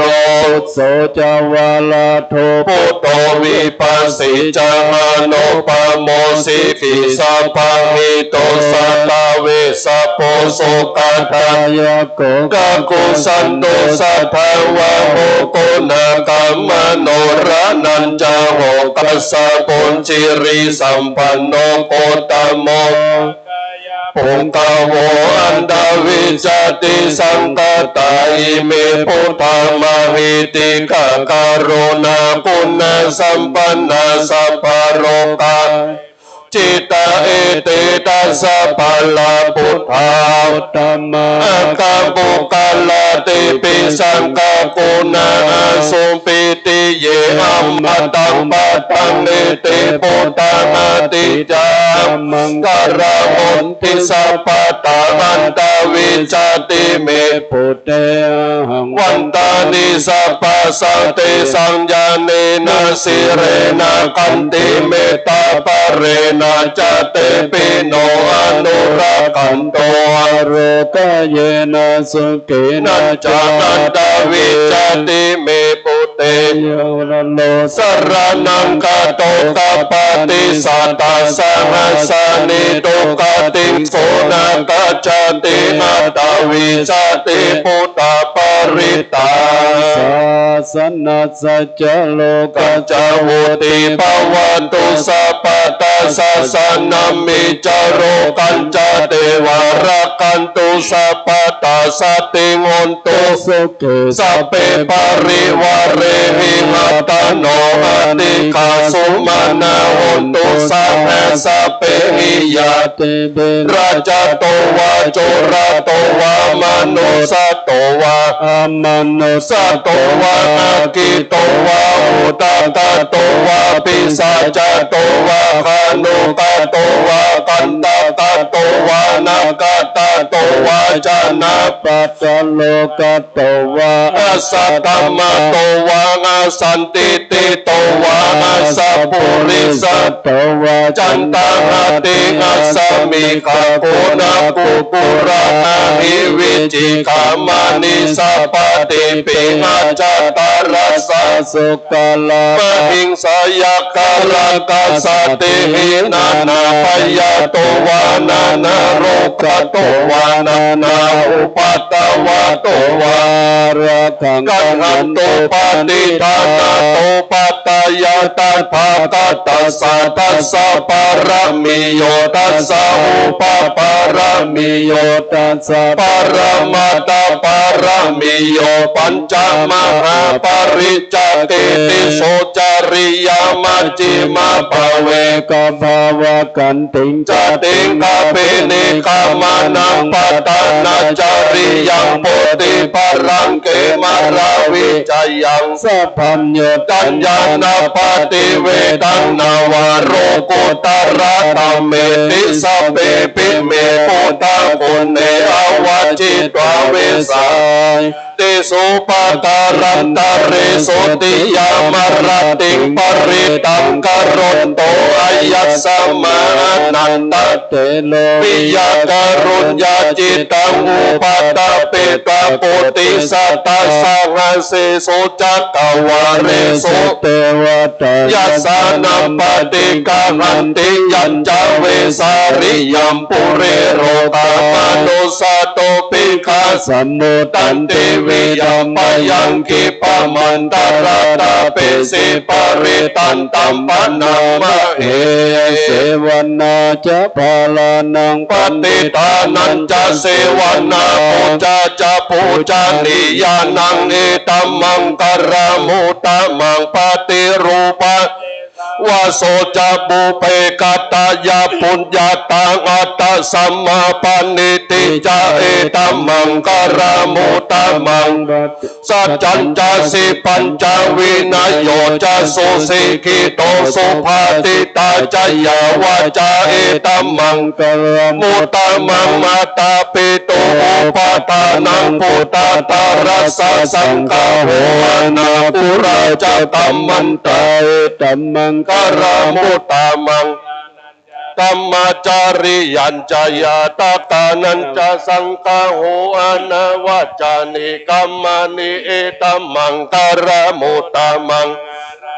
เบลติปะปะมาจาปะมาจาสัญญาโมอะปะมาโตจะตัมเมโสเอตัมมังกรมุตตมัง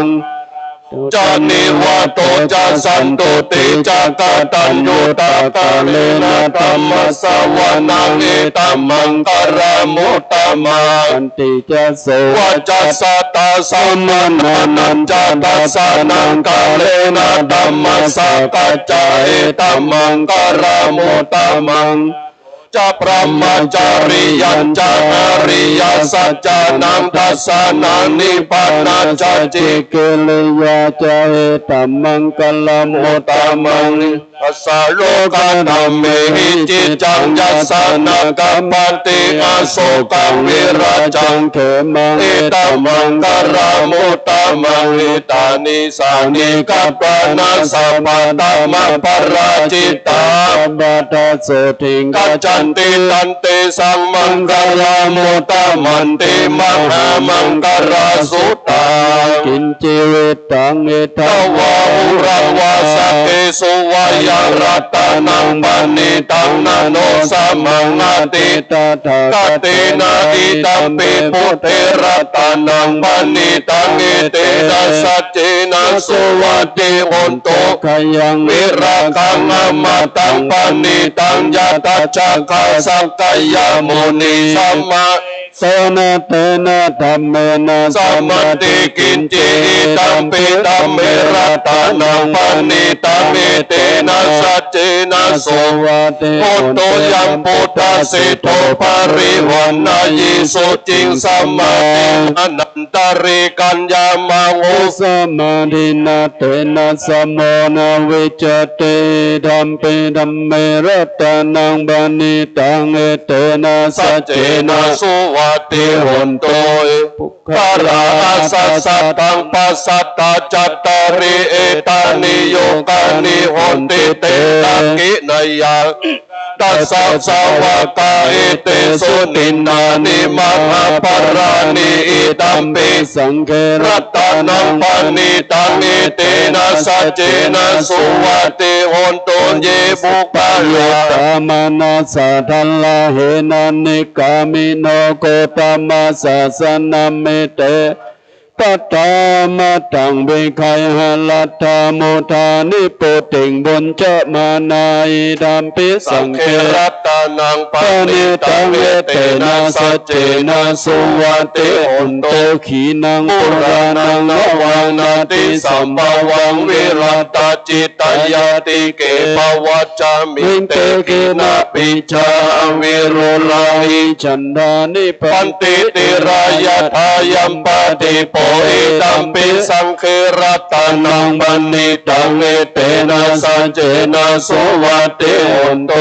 นิดาภูตานิสัมมากัตตานิภูมานิวายานิวาอันตริเกตาตาคตังเดวามนุสสะปุติตังพุทธังนามาสัมมาสุวัตติโหนตุยานิดาภูตานิสัมมากัตตานิบุมมานิบายานิวาอันตริเกตาตาคตังเดวามนุส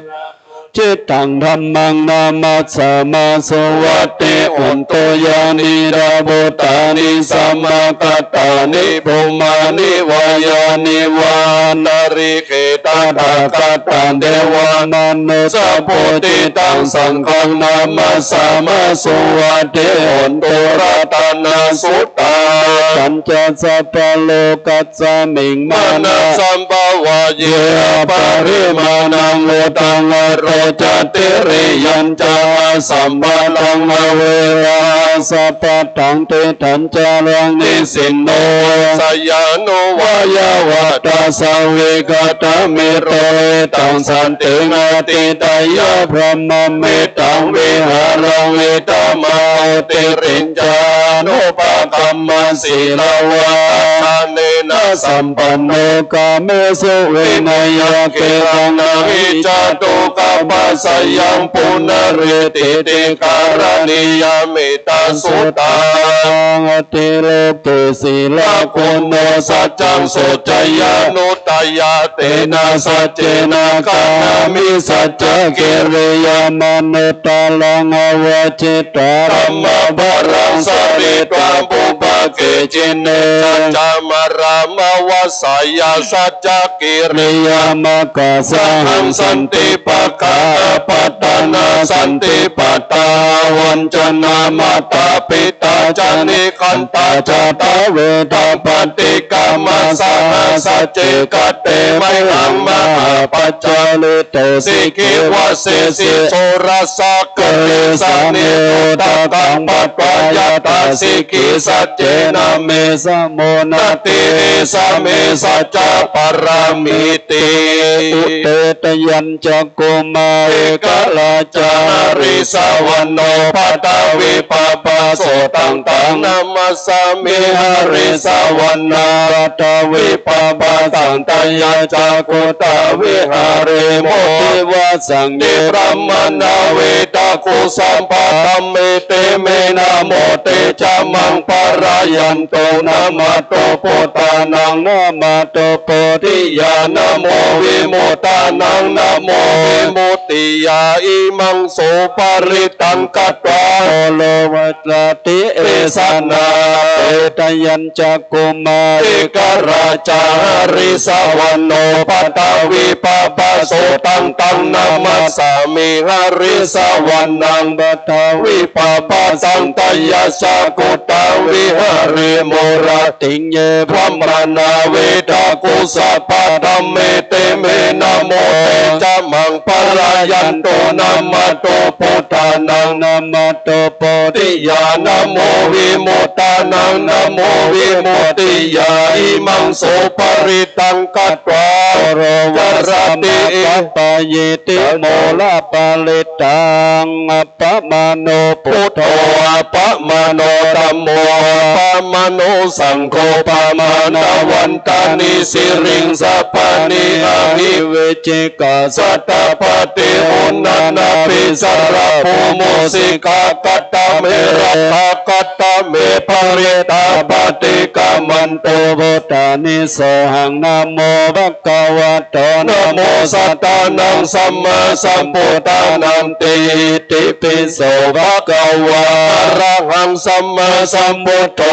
ชาจาลนะสัมปันโนสุขโตโลกวิโตอนุตตโรปุริสธัมมสารติวามนุสสานังพุทโธภะคะวะติสวากาโตภะคะวะตาธัมโมสันติติโกอังการิ ติโกเอหิปัสสิโกโอปัญญิโกปัจจตังเวทิตาโพวิญโยเวติสุปฏิปันโนภะคะวะโตสาวกสังโฆจุปฏิปันโนภะคะวะโตสาวกสังโฆยายาปฏิปันโนภะคะวะโตสาวกสังโฆมิจิปฏิปันโนภะคะวะโตสาวกสังโฆยติตังจัตตาริปุริสโยกานิอัตตปุริสบุคคลากวะโตสาวกสังโฆหุนายโยปะหุนายโยตักขินายโย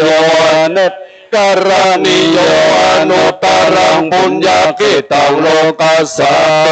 วัมบุตังสรันตานังธัมมังสังกัจจาปิขโวปัจจังวาสปิตตังวัตโลมานังโสนาโสนาหิสติติสัทธาสุขินารักขันตุพุทธสันติการันตุวันเตหิตรักขิโตสัตโตมุตโตสัพพวะเยนะจัสสัพพโรกวินิโมโตสัพพสันตาปวัจจิโตสัพพเวรมติกันโตนิปุตโตตุวังบวะสัพเพติโยวิวัจจันตุสัพพโรโกวินาสตุมาเตภวัตวันตรายโยสุขิติกาโกภวนาปิวาตนาสิริสานิจังวุฒาจายโนจัตตารโอธัมมวัฏันติอายุวันโนสุขังปาลาตุนิมิตตังอวมังคลัญจโยตัมมนาปุสะโกนัสสะโตปะปะกะโหสุสุปินังอาคันตังพุทธานุภาเวนะวินาสัมมินโตยันตุนิมิตตังอวมังคลัญจโยตัมมนาปุสะโกนัสสะโตปะกะโหตุสุปินังอาคันตังธัมมานุภาเวนะวินาสัมมินโตยันตุนิมิตตังอวมังคลัญจโย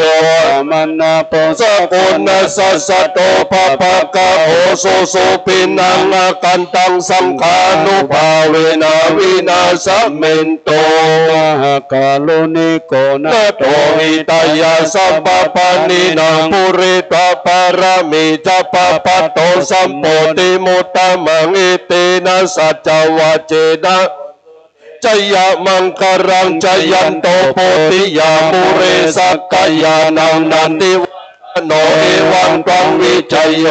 วิจัยสุจยามังคาเรอปราสิตาปรังเกสิเสปตาวิโปกาเรอปิเสเกสัพพมุตตานังกัปปัตโตปโมนติสุนักตังสุมังคลังสุปปตังสุโหติตังสุขโนสุโตโสยทังพระมจาริสุปตะกินังกายกรรมังวาจากรรมังปัตตะกินังปัตตะกินังมโนกรรมังบเนติเตปัตตะกินาปัตตะกินานิกตาลัลลปัตตะเตปัตตะกิเนตาลตาสุกิตาวิลุลลาพุทธศาสเนอโรกสุกิตาโหตัสสะ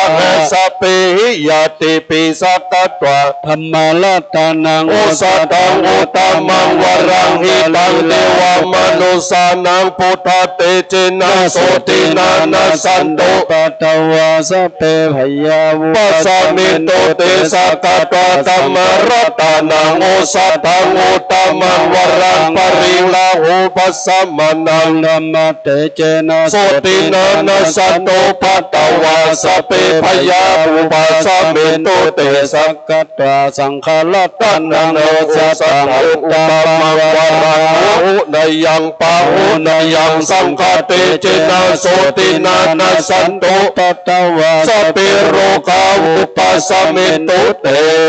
เมสรนังอัญญังพุทโธเมสรนังวรังเอเตนะสัจวัจเจนะโหตุเตชยมังคลังนัตติเมสรนังอัญญังธัมโมเมสรนังวรังเอเตนะสัจวัจเจนะโหตุเตชยมังคลังนัตติเมสรนังอัญญังสังโฆเมสรนังวรังเอเตนะ วาเจนะโหตุเตชยมังคลาอินเจรัตานังโลเกวิจติวิวิดังปุตุรัตานังพุทธัสสะมังนาติตัสสะมาโสติภวันยังกินจิรัตานังโลเกวิจติวิวิดังปุตุรัตานังธัมมัสสะมังนาติตัสสะมาโสติภวันโตติยังกินจิรัตานังโลเกวิจติวิตังปุตุรัตานังสังฆัสสะมังนาติตัสสะมาโสติภวันโตเตสิเลติเตมติเตโชจยาสิติมหิติมหากุณาปริมิตาปุญญาริกาลสะสะพันดารายานิวาลานัสสะมัตตัสสะภะคะวะโตอะระหะโตสัมมาสัมพุทธัสสะตวัตติสัมมาปุริสารคณานุภาเวนะสิทายานุปยัญชนะนุภาเวนะตุตระสัตตมังคลานุภาเวนะสัพพนรังสิยานุภาเวนะเกตุมาลานุภาเวนะทัสสะปรมิตานุภาเวนะทัสสะอุปปรมิตานุภาเวนะทัสสะปรมัตถปรมิตานุภาเวนะศีลสมาธิปัญญานุภาเวนะพุทธานุภาเวนะธรรมานุภาเวนะสังฆานุภาเวนะเตชะนุภาเวนะอินทานุภาเวนะพลานุภาเวนะยยะธรรมานุภาเวนะจตุราสิทธิสหัสสะธรรมกันตานุภาเวนะนาวโลกุตระธรรมานุภาเวนะทังกิกามคานุภาเวนะ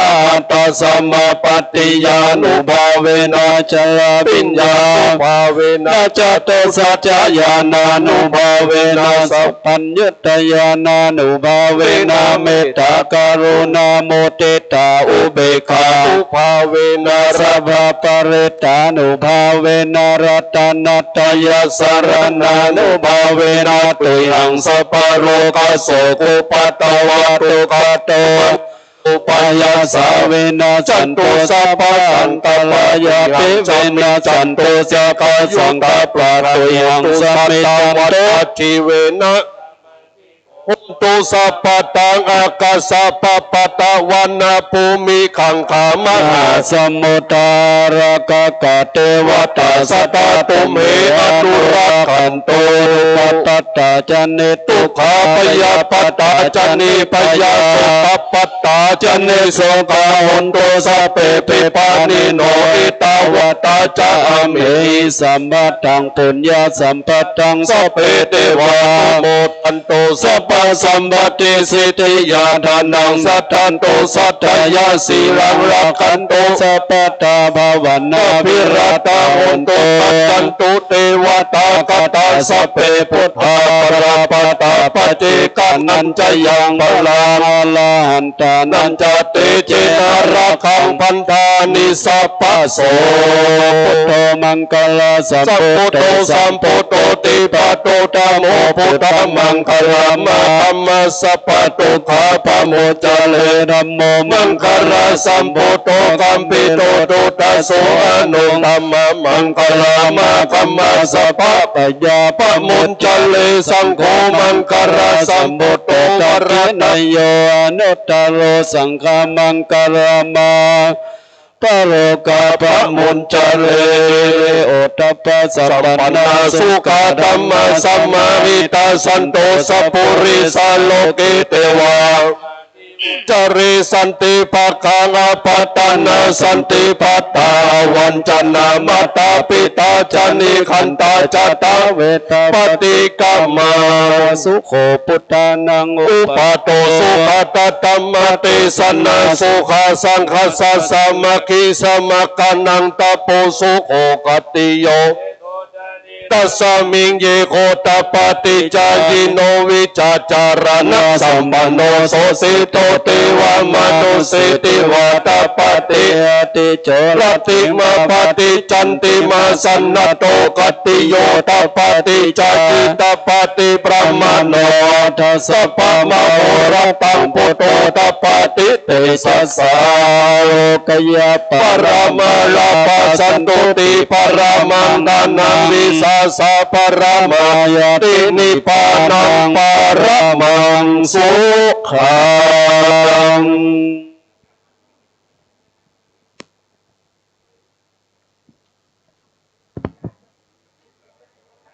ทดสอบครับท่านที่เคารพครับตอนนี้เมตตาร่วมบารมีในพระเดชพระคุณหลวงพ่อมีหลวงพ่อเจ้าคณะจังหวัดลำพูนเป็นต้นเป็นประธานพระเทพรัตนนายกได้เจริญพระพุทธมนต์เป็นมนต์ของพระพุทธเจ้าตามพิธีแห่งโบราณล้านนาบริบูรณ์สมบูรณ์ทุกประการจบลงแล้วนะครับในขั้นตอนต่อไปจะเป็นขั้นตอนตามปกติของโบราณล้านนานั่นก็คือร่มเมตตาบารมีของครูบาศาลา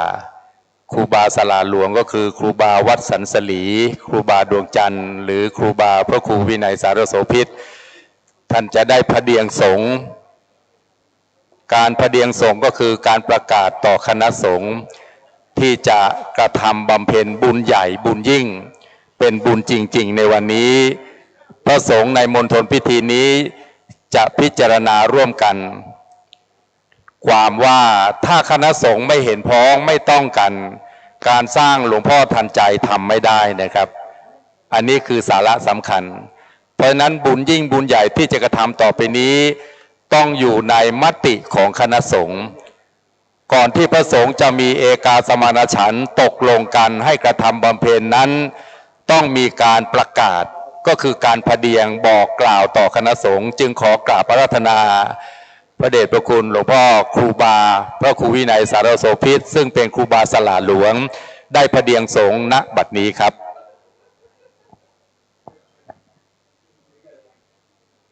แต่แต่ไวสาสาโลปิมปาพระพุทธเจ้าสุขโตโอกันเตอันว่าพระพุทธเจ้าได้ปฏิสนธิวันพฤหัสวันนี้ได้เลิกผ่านาทีที่ได้ถามคณะสงฆ์ตามฮีตโบราณการแบบโบราณบ้านเฮาหลังจากนั้นก็จะได้มีตัวแทนหลวงพ่อพระเทพรัตนนายกเจ้าคณะจังหวัดได้ตอบต่อมาขออนุญาตกับศรัทธาพระสงฆ์องค์เจ้าและศรัทธาอุปาสกะอุปาสิกาเป็นตัวแทนถามว่าคณะสงฆ์เพิ่นจะอนุญาตก่อนที่เพิ่นจะสร้างเนี่ยต้องขออนุญาตสงฆ์เพราะเป็นของสงฆ์เป็นหน้าโมเพื่อจะเป็นที่สักการะบูชาณบัดนี้เตอุปสกานังดูลาอุปสกาทั้งหลายอิทธาเนอันว่าสันฐานที่นี่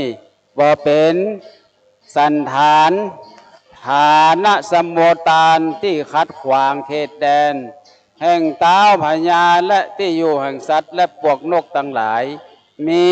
ปวกและหนูและงูเป็นต้นอันเจริญฐานะที่นี้ยังบ่เป็นที่เตียวไปมาเวสตางฐานะที่คนทั้งหลายยังมีอันเจริญฐานเนอันว่าฐานะที่นี้ยังบ่เป็นที่เล่นแห่งตาลกาเด็กน้อยและมาตุคามทั้งหลายและฐานะสันฐานที่นี่บ่เป็นที่อาบที่ซ้อยที่เล่นเป็นมาละมนตินเหือและไข่แห่งคนทั้งหลายบ่ได้ตกย้อยอยู่ตัดนี้เป็นที่บริสุทธิ์ยังมีอันเจริญสันฐานฐานะที่นี่เป็นที่บริสุทธิ์หมดใสภาสจากโทษทั้งหลายภัยยะอันถูกต้องต่างเป็นดังว่ามานี้มีอันเจริญกันว่าบริสุทธิ์ปานมีดังนี้แล้วเตอันว่าตั้นภาไสยะจุงก้าวมาบัดนี้เตอะกันว่าภาสจากโทษทั้งหลายมวลฝูงนี้เราจะกระทำสุติกรรมและเพื่อจักสร้างสารูปปิมปาพระพุทธเจ้าปฏิสันฐานฐานันตรวิเศษที่วัดสันขยอมอันเป็นศาลาปฏิบัติธรรมและคุณธรรมของเยาวชนและคนทั้งหลายอันมาในตัวทิศะตั้ง8 ทิศก็ดีในที่นี้แล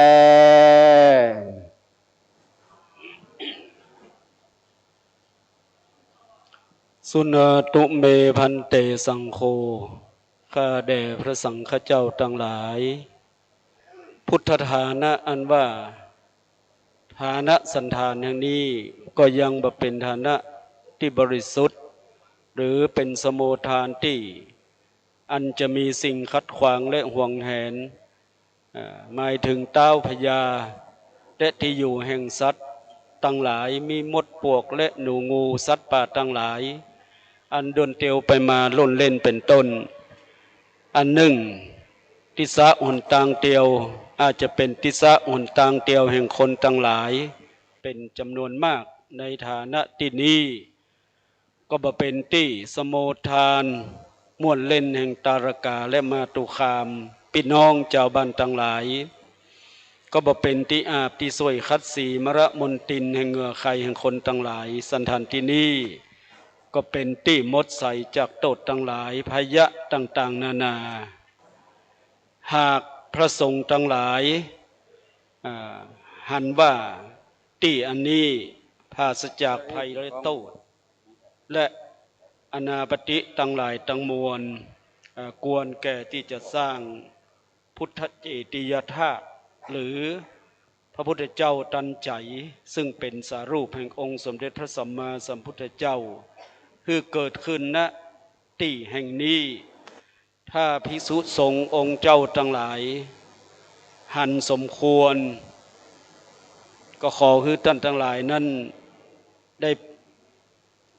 จวนกันสาธุการขึ้น3 ครั้งคือพร้อมกันเทินสาธุสาธุสาธุเจ้าหน้าที่ลั่นกอง3 กำต่อไปนี้จะได้ยกยอปารมีตามที่โบราณกาลล้านนาบ้านเฮาจะได้ยกปารมีพระท่านอาวุโสหลวงพ่อตามลำดับ5 รูปและก็คารวะเยาเฮือนแล้วก็จะได้ขึ้นวางอันดับที่1นั้นอาตมาภาพขอเป็นตัวแทนศรัทธาญาติโยมทั้งหลาย9แล้วก็ยกนี้นี่คือดินดิบเนอะศรัทธาญาติโยมดินดิบที่มาจากสังเวสีฐานและก็น้ำที่บ่เคยแห้งเอามาเปาะเอามาคลุกกันตลอดถึงมวลสารต่างๆที่เป็นมงคลอย่างยิ่งแล้วเลือกสรรแล้วด้วยน้ำจิตน้ำใจก็จะได้ก้าวซ้ำเสร็จแล้วอันนี้ไม่ได้แต่งตั้งแต่เป็นยกยอปารมีธรรมปารมีศีลธรรมกรรมฐานที่เปิ้นได้อยู่วัดอยู่เมินมีเตจดิษฐีเป็นพระที่บริสุทธิ์ในการบวชมาตั้งแต่น้อยละเปิ้นบวชตั้งแต่อายุ10 ปลายเดี๋ยวนี้จะได้ยกบารมีเป็นพุทธคิตะได้จะขึ้นวางเข้าซ้ายเขาจะสมมุติขึ้นแล้วก็จะเป็นองค์เนาะณบัดนี้เจ้าหน้าที่ลั่นกองตีดังให้สะเทือนเลื่อนลั่นไปถึงพรหมทั้งหลายเนาะณบัดนี้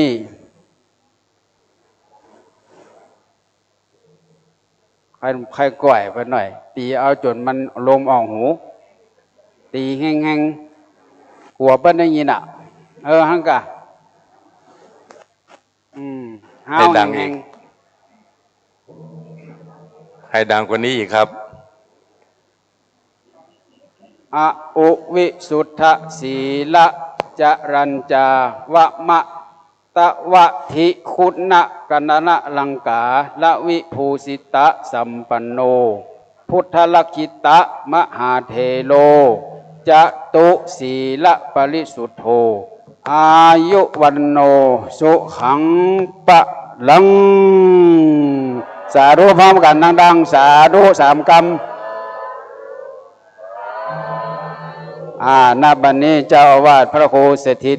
ธุราธรเป็นองค์ประเคนยกยอปรมีหลวงพ่อพระเทพรัตนนายกอันเป็นพญาสงฆ์เป็นเจ้าคณะจังหวัดลำพูนเมืองหาริปุณชัยเจ้าแม่จามเทวีเป็นปัทมะพระมหากษัตริย์เป็นต้นต่อไปนี้จะได้องค์ที่2เขาจะสมยกยอณบัดนี้เจ้าหน้าที่ เดี๋ยวเฮาว่าสาธุดังๆเนอะโยมเฮ้อรอนนี่จนกระเพื่อมเลยนะเอาดังๆบ่เท่ากลัวให้ได้ยินกะสิลิวิสุทธศีละลัญจาวะมะตะวะคุณะกนะนะกะละนะลังกาลวิภูสิตะสัมปันโนธรรมลคิตะมหาเทโลจตุศีละปริสุทโธอายุวันโนสุขังปะลังสาธุสาธุสาธุอนุโมทามิเอานี่ไปเกณฑ์องค์ที่สององค์ที่สองประเคนหลวงพ่อพระครูโกศลธรรมวิจัยนะครับครับองค์ที่สามจะประเคนหลวงพ่อพระครูจิตภัทราพรเจ้าคณะอำเภอสันกำแพงธรรมยุทธองค์ที่สามจะเป็นสังฆกิตะเอาสาธุแล้วก็ลั่นคล้องแปลว่าประธานสภาเคาะกองผ่านเนาะปารมะวิสุทธศีระจรัญจาวะตะมะวะระกลนะลังกาละวิภูสิตะสัมปันโนสังฆลักขิตะมหาเทโลจตุปาริสุทโธอายุวันโนสุขังปะลังสาธุสาธุสาธุอนุโมทามินี่คือดินดิบนะพระครูสถิตธุราธรเจ้าวาดวัดสันขยอมพร้อมกับท่านพระครูประหลัดกิติพงศ์กิติโสพโนเตอร์ผู้ช่วยเจ้าวาดน้อมนำดินมหามงคลดังที่ครูบาสันสลีได้ประกาศแล้วน้ำไม่เคยแห้งดินเหล่านี้นำมาจากแหล่งทั่วทุกสารทิศ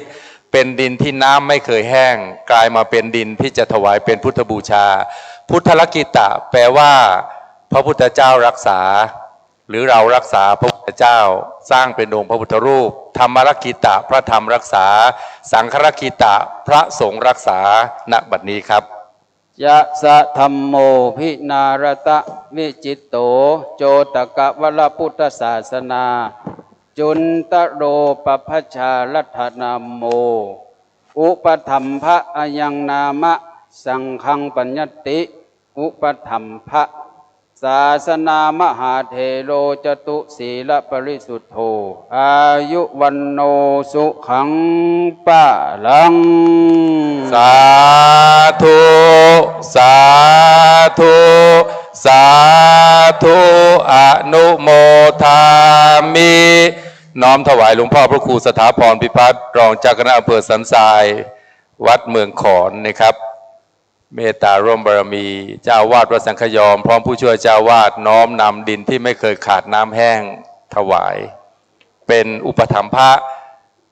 พระพุทธเจ้าพระธรรมเจ้าพระสงฆ์เจ้าจะสถิตอยู่คู่กับแผ่นดินไทยเพราะต้องมีอุปถัมภะ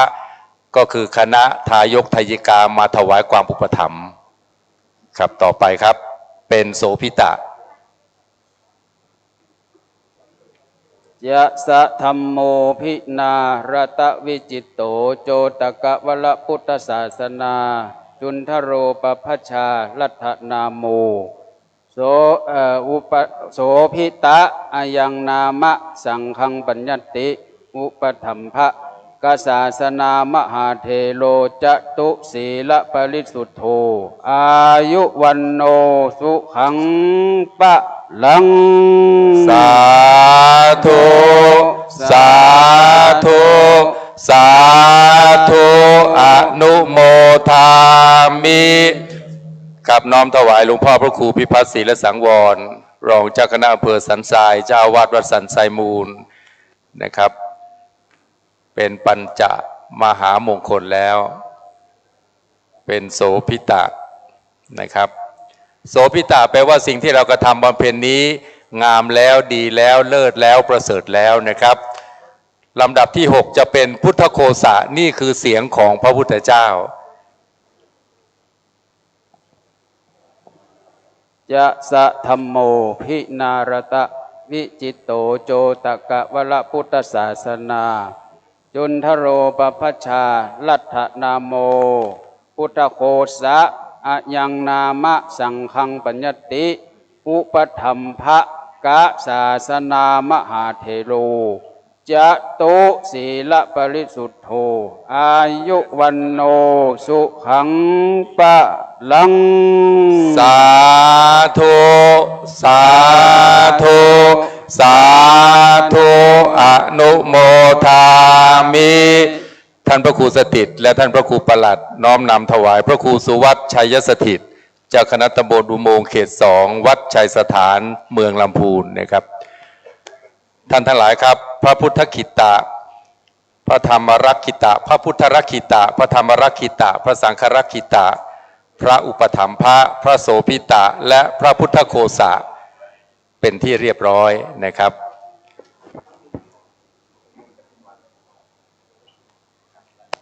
จากนี้ไปกล่าวขอประธานกราบรัตนาพระเดชพระคุณหลวงพ่อพระเทพรัตนนายกผู้เป็นประธานสงฆ์ได้น้อมนำดินซึ่งเป็นดินศักดิ์สิทธิ์นะครับเมตตาอธิษฐานจิตวางถวายณมณฑลพิธีหลวงพ่อทันใจนะครับเป็นพระพุทธคิตะญาติโยมประนมมือนะครับเราทั้งหลายน้อมจิตส่งใจอนุโมทนาสาธุการนี่คือการสร้างองค์พระพุทธเจ้าองค์พระพุทธรูปองค์พระพุทธปฏิมาซึ่งจะมาเป็นประธานบันดาลผลประทานพรให้กับพวกเรานะครับนี่คือการสร้างองค์พระเป็นการสร้างรูปเหมือนของพระพุทธเจ้าการสร้างมีอยู่สองสร้างด้วยจิตสร้างด้วยใจคือเนรมิตองค์พระมาประดิษฐานอยู่ที่ใจแต่บัดนี้เป็นการสร้างทั้งจิตใจของเราที่ตั้งใจมาแล้วมาสร้างองค์พระพุทธปฏิมาประธานเป็นองค์จริงไม่ใช่เป็นองค์แบบเลื่อนลอยเพราะฉะนั้นโอกาสอย่างนี้นานทีปีครั้งจึงจะเกิดขึ้นเพราะฉะนั้นเวลาแต่ละนาทีที่เป็นไปในบัดนี้นะครับนะโมตัสสะ จึงสำคัญยิ่ง ภะคะวะโตอะระหะโต เราทั้งหลายเจริญมนต์ไปพร้อมกับพระสงฆ์ได้เลยนะครับนะโมตัสสะภะคะวะโตอะระหะโตสัมมาสัมพุทธัสสะ นะโมตัสสะภะคะวะโตอะระหะโตสัมพุทธัสสะพุทโธอุปันโนโลเกธัมโม กับพระสงฆ์ท่านเจริญพระพุทธมนต์ตลอดพิธีของการกระทำในบัดนี้นะครับรูปที่สองพระเดชพระคุณหลวงพ่อพระครูโกศลธรรมวิจัยจะเมตตาประทานดินศักดิ์สิทธิ์ถวายพระครูวีรศาสตร์ประภัสครับขอหลวงพ่อเมตตาเลยครับหลวงพ่อเมตตาลุกจากอาสนะมาไหว้สาน้อมถวายโมทนาพระเดชพระคุณหลวงพ่อโนสังโฆปะ หลวงพ่อพระครูโกศลธรรมวิจัย โทเมนาโทธรรมโมเมนา ครับเมตตาถวายให้หลวงพ่อพระเทพรัตนนายกเชิญดินพระธรรมรักขิตะถวายเป็นองค์พระพุทธรูปในลำดับมหามงคลที่สองนาเอเตนะสัจจวัจเจนะสัพเพทุกขาสัพเพ การทำพิธีอย่างนี้เป็นพิธีที่ถูกต้องตามที่ถอยโบราณล้านนาดังที่ครูบาสลาหลวงครูบาพระครูวินัยสารโสภิตได้ตั้งจิตได้อธิษฐานใจกระทำพิธีอันยิ่งใหญ่ให้เป็นไปตามแบบธรรมเนียมโบราณล้านนาทุกประการก็จะไม่เกิดเหตุไม่เกิดเพศไม่เกิดภัยทั้งหลายกับคณะสงฆ์ในวัดกับคณะศรัทธาที่เดินทางมาร่วมพิธีคือเราท่านทั้งหลายนี่แหละครับจะเกิดเป็นมหาโชคเกิดเป็นมหาชัยเพราะพิธีนี้เป็นพิธีที่ถูกต้องตามโบราณล้านนาประเพณีเหมือนกับเราทำเรียกกันว่า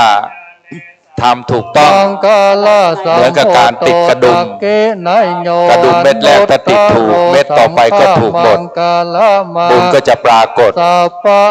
กระทำบำเพ็ญตั้งแต่ปฐมมงคลถูกต้องตามแบบโบราณล้านนาประเพณีด้วยบุญญาณทีก็จะบังเกิดผลบังเกิดพรสะท้อนมาอย่างเราท่านทั้งหลายให้มีความอยู่เย็นเป็นสุขให้ร่มเย็นเป็นสุขให้มั่งมีสีสุขให้สมบูรณ์พูนสุขทุกประการตามความปรารถนาครับรูปที่3หลวงพ่อพระครูสถาพรพิพัฒน์นะครับรองเจ้าคณะอำเภอสันทรายวัดเมืองขอนเมตตาอธิษฐานจิตถวายเป็นพุทธบูชาเป็นธรรมบูชาสังฆบูชานะครับหลวงพ่อถวายในนามอุปถัมภะต้องมีการถวายความอุปถัมภ์บำรุงพระพุทธศาสนาผ่านองค์พระรัตนตรัยพระพุทธพระธรรมพระสงฆ์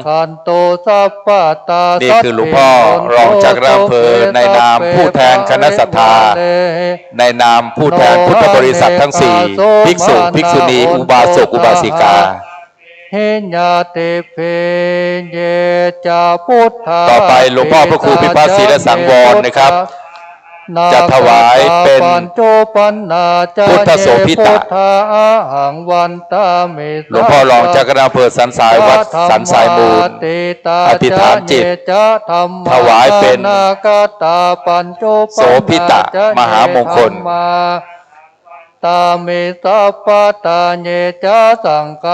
พิธีกรรมพิธีการอย่างนี้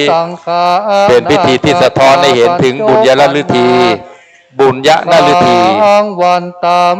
จากทีละหยดทีละหยดของหยาดฝนยังกลายเป็นสายชนล้นหลากสายทีละเม็ดทีละเม็ดก็กรวดหินและดินทรายก็ยังกลายให้เห็นเป็นแผ่นดินเพราะฉะนั้นวันนี้1 บวก 1 บวก 1จึงสมหวังเพราะเรารวมพลังปรากฏทั้งหมดสิ้นสร้างพระเจ้าทันใจจัดสำเร็จเสร็จสมจริงโลกยนยินต่างกราบบูชาสาธุการจากนั้นท่านพระครูสุวัฒน์ชัยสถิตเจ้าคณะตำบลอุโมงค์เขต 2วัดชัยสถานก็น้อมนำถวายเป็นพุทธโฆษะเสียงของพระพุทธเจ้ายังดังก้องโลกยังดังก้องฟ้าผ่านพระสังฆรัตนะคือคณะสงฆ์พระพุทธองค์แม้จะเสด็จดับขันธปรินิพพานไปนานแล้วแต่ยังมีพุทธโฆษะเสียงของพระพุทธเจ้ายังก้องยังดังอยู่ตราบชั่วฟ้าดินสลายผ่านพระสงฆ์เป็นสังฆรัตนะที่เป็นศาสนาทายาทประกาศพระพุทธศาสนาด้วยพระธรรมเป็นพุทธโฆษะรักษาเสียงของพระพุทธองค์ไว้นั่นเองสังโฆโจปฏิปันโนภะคะวะโตสาวกครับจากนั้นท่านพระครูสถิตธุราธรนะครับเจ้าวาดวัดสันคยอมนี่ถ้าไม่มีเจ้าวาดองค์นี้มาสถิตเป็นธุราธรบุญบวรอย่างนี้ก็จะไม่เกิดขึ้นเราต้องกราบถวายความเคารพถวายอนุโมทนาสาธุการกับท่านพระครูสถิตธุราธรเจ้าวาดท่านสืบสารท่านรักษาท่านมาต่อยอดมรดกธรรมที่หลวงพ่อพระครูโอภาสวิหารกิจได้ทุ่มเทชีวิตของท่านรักษาพระพุทธศาสนาผ่านวัดสันคยอมจากนั้นครับท่านพระครูประหลัดกิติพงศ์กิติโสพโนดร.ผู้ช่วยเจ้าวาดและเลขานุการเจ้าคณะตำบลสันทรายน้อยและสันพระเนตรก็จะขึ้นน้อมนำดินที่ไม่เคยแห้งน้ำไม่เคยขาดน้ำจาก10 ทิศเราทราบว่ามีแค่เพียง8 ทิศนะครับแต่ดินก้อนนี้ดิน10 ทิศเพิ่มทิศอีก2 ทิศคืออุปริมาทิศทิศเบื้องบนไปจนทั้งถึงพรหมโลก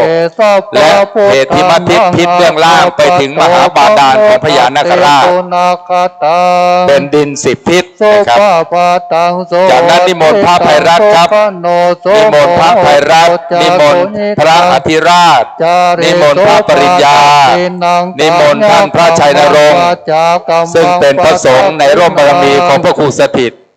โนกามา ได้ถวายดิน เตปะ 10 ทิศ นาปะตะกินนานิ ในลำดับต่อไป ปะตะกินเนญา และดินทั้ง10 ทิศจากนี้จะเป็นก้อนดิน10 ทิศจำนวน21 ก้อนเนี่ยครับเทียบเท่ากับพระคุณของพระพุทธบิดรหมายถึงพระคุณของ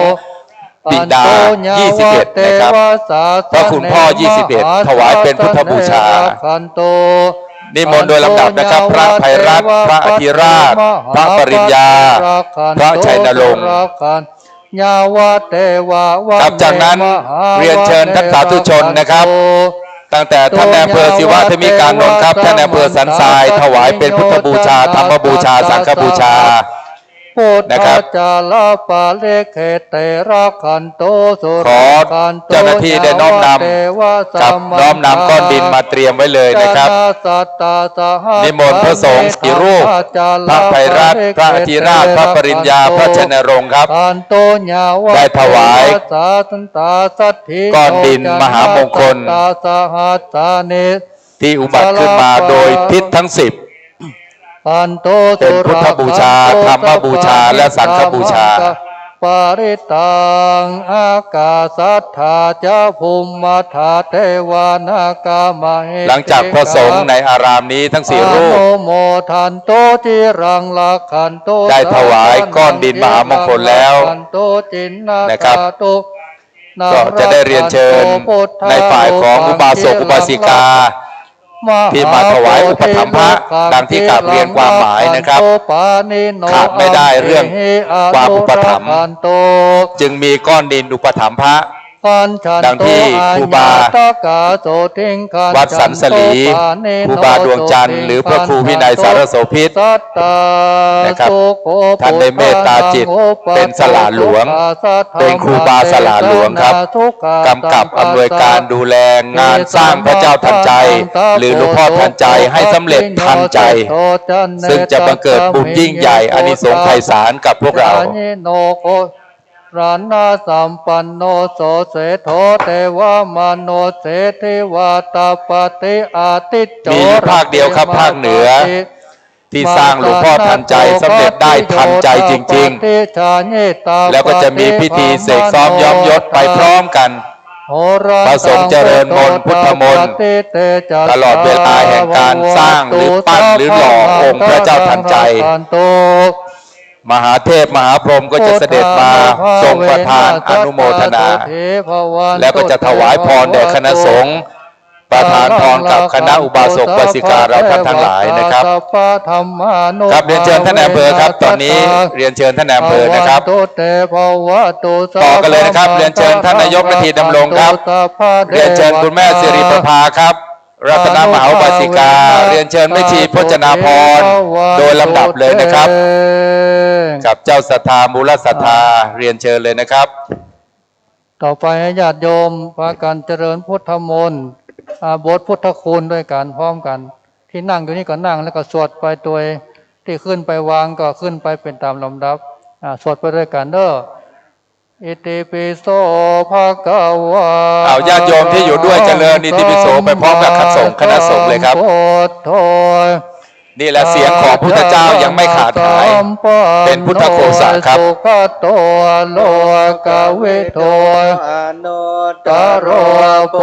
ท่านนายกนาทีดำรงคุณแม่สิริประภาแม่ชีพจนาพรครับท่านดร.สุวิทย์สิริไกรวัฒนาวงศ์ครับเรียนเชิญครับมาสัมพุทโธเวช เชิญนะครับอาจารย์ดร.นิตยาพงษ์พิกุลครับเรียนเชิญเลยนะครับคุณแม่สวัสดิ์โกชุมท่านประธานสภาวัฒนธรรมครับเรียนเชิญเลยครับมนุษย์สานังโพธพี่บุญลือพี่นารีรัตน์วงเรือนนะครับเชิญครับพ่อหลวงรุ่งรัตน์พรหมจารีมาต่อกันเลยครับนางสาวนภศรสุภาพญาตินะครับเรียนเชิญเลยครับ กเวโทอโน ผู้บริการโรงเรียนพระสังฆยอมครับนางสาวพรณีปณิรำถ้ามานะฮะพ่อกำนันบุญยงดำรงครับเรียนเชิญเลยครับร่วมจิตอธิษฐานใจนะครับมาถวายดินที่ไม่เคยแห้งน้ำดุจน้ำพระทัยของพระพุทธองค์ไม่เคยเหือดแห้งไปจากโลกนี้และในทุกโลกนะครับไม่ว่าจะเป็นมนุษย์โลกเทวโลกพรหมโลกน้ำพระทัยของพระพุทธองค์ทรงประทานไปยังโลกทั้งหลายเชิญเลยนะครับนางสาวนภัสสรสุภาพญาติคุณพ่ออนุสรณ์เรียนเชิญคุณพ่ออนุสรณ์คุณแม่พณีอยู่สุขด้วยครับพ่อเชิดเกียรติครับเรียนเชิญครับคุณพ่อเชิดเกียรติญาติโยมผู้เป็นเจ้าภาพก็อนุโมทนานะครับ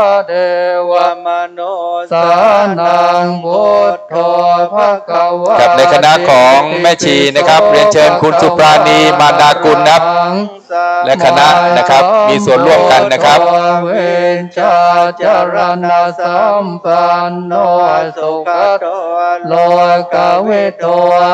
ญาติโยมที่นั่งอยู่บน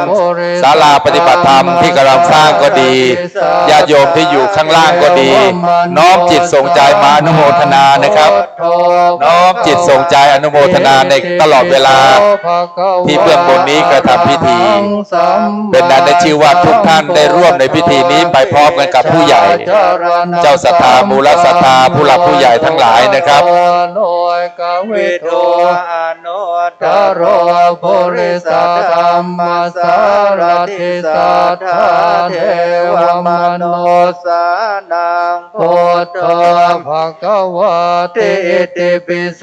ภควาอะระหังสัมมาสัมพุทโธวิชาจารณะสัมปันโนสุขโตโลกวิโตอนุตตโร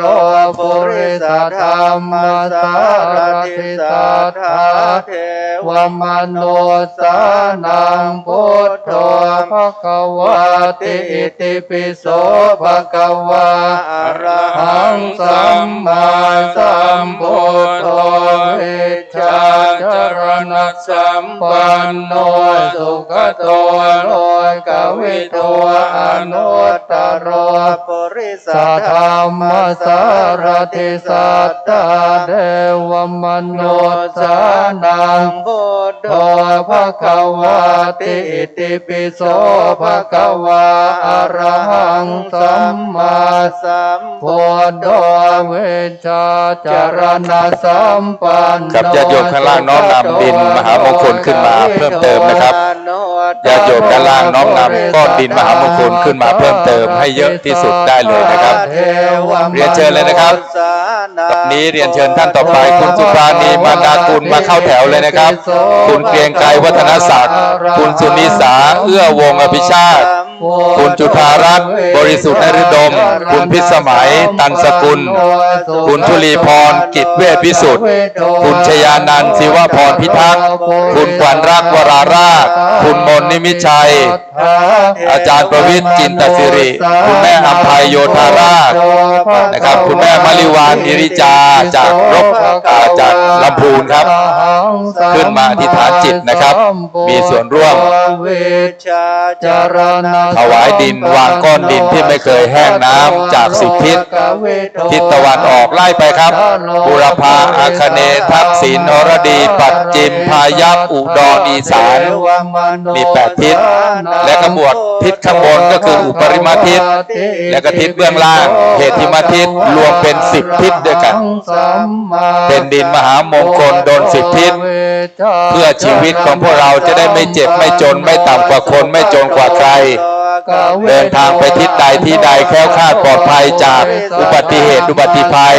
ไร้ทุกข์ไร้โศกไร้โรคไร้ภัยนะครับเจริญชีพก้าวไกลในชีวิตเป็นดินที่เราให้เป็นดินที่จะนำเราเจริญธุรกิจฟูเฟื่องรุ่งเรืองใสนะครับเป็นดินที่จะทำให้เราเจริญสุขพ้นโศกพ้นโรคภัยและเป็นดินที่จะทำให้เราเจริญชัยอายุยืนชื่นสุขเถิด ติสัทธาเทวมนุษย์สานังพุทโธภควาติสัพเพพุทธาภลาปัตตาปัญเจกะจะยังพรังอรหันตานันจะเทเชนรักขังวันธามิสัพพโสญาติโยมกับภาวนาไปเด้อไปบรรจุเข้าบรรจุของภาวนาไปนึกพุทโธพุทโธพุทโธไปใจๆอย่าให้จิตออกไปทางนอกนะให้จิตอยู่กับพระพุทธเจ้าณบัดนี้ก็จะได้เป็นบุญกับผู้คนเอาเป็นพุทธานุสติของไหวของมันวันนี้เนอะวันนี้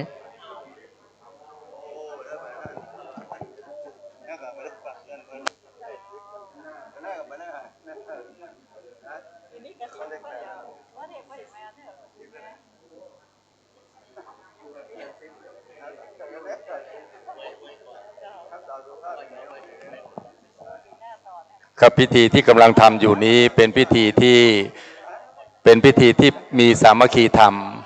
อย่างที่คณะอุบาสกอุบาสิกาเจ้าศรัทธามูลศรัทธามีสมณศรัทธาเป็นต้นเป็นประธานนะครับ การปั้นการหล่อการสร้างองค์หลวงพ่อทันใจมีอานิสงส์อันยิ่งใหญ่ไพศาลถ้าทำถูกตำนานคัมภีร์ปกตืนโบราณล้านนาปรารถนาสิ่งใดเราก็จะได้สิ่งนั้นทันใจนี่จะไม่มีทุกข์ไม่มีโศกไม่มีโรคไม่มีภัยอุบัติเหตุใดๆจะไม่เกิดขึ้นเพราะฉะนั้นอานิสงส์การสร้างหลวงพ่อทันใจเป็นมหาบุญหนุนเนื่องให้รุ่งเรืองก้าวหน้าสถาผลเงินสะพัดทองสะพรั่งพลังดลความรวยล้นลาภยศปรากฏการสร้างหลวงพ่อทันใจเพราะสามัคคีมีบุญล้ำบุญจะหนุนนำสรรพสิ่งยิ่งไพศาล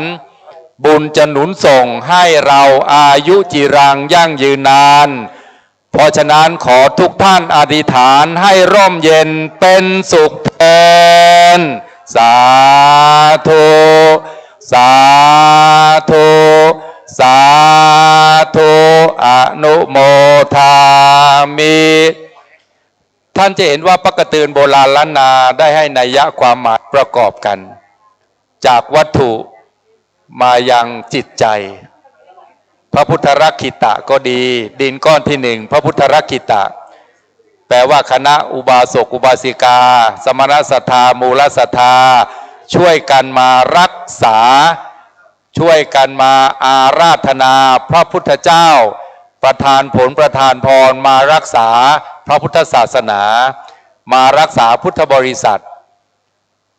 ก็คือภิกษุภิกษุณีอุบาสกอุบาสิกา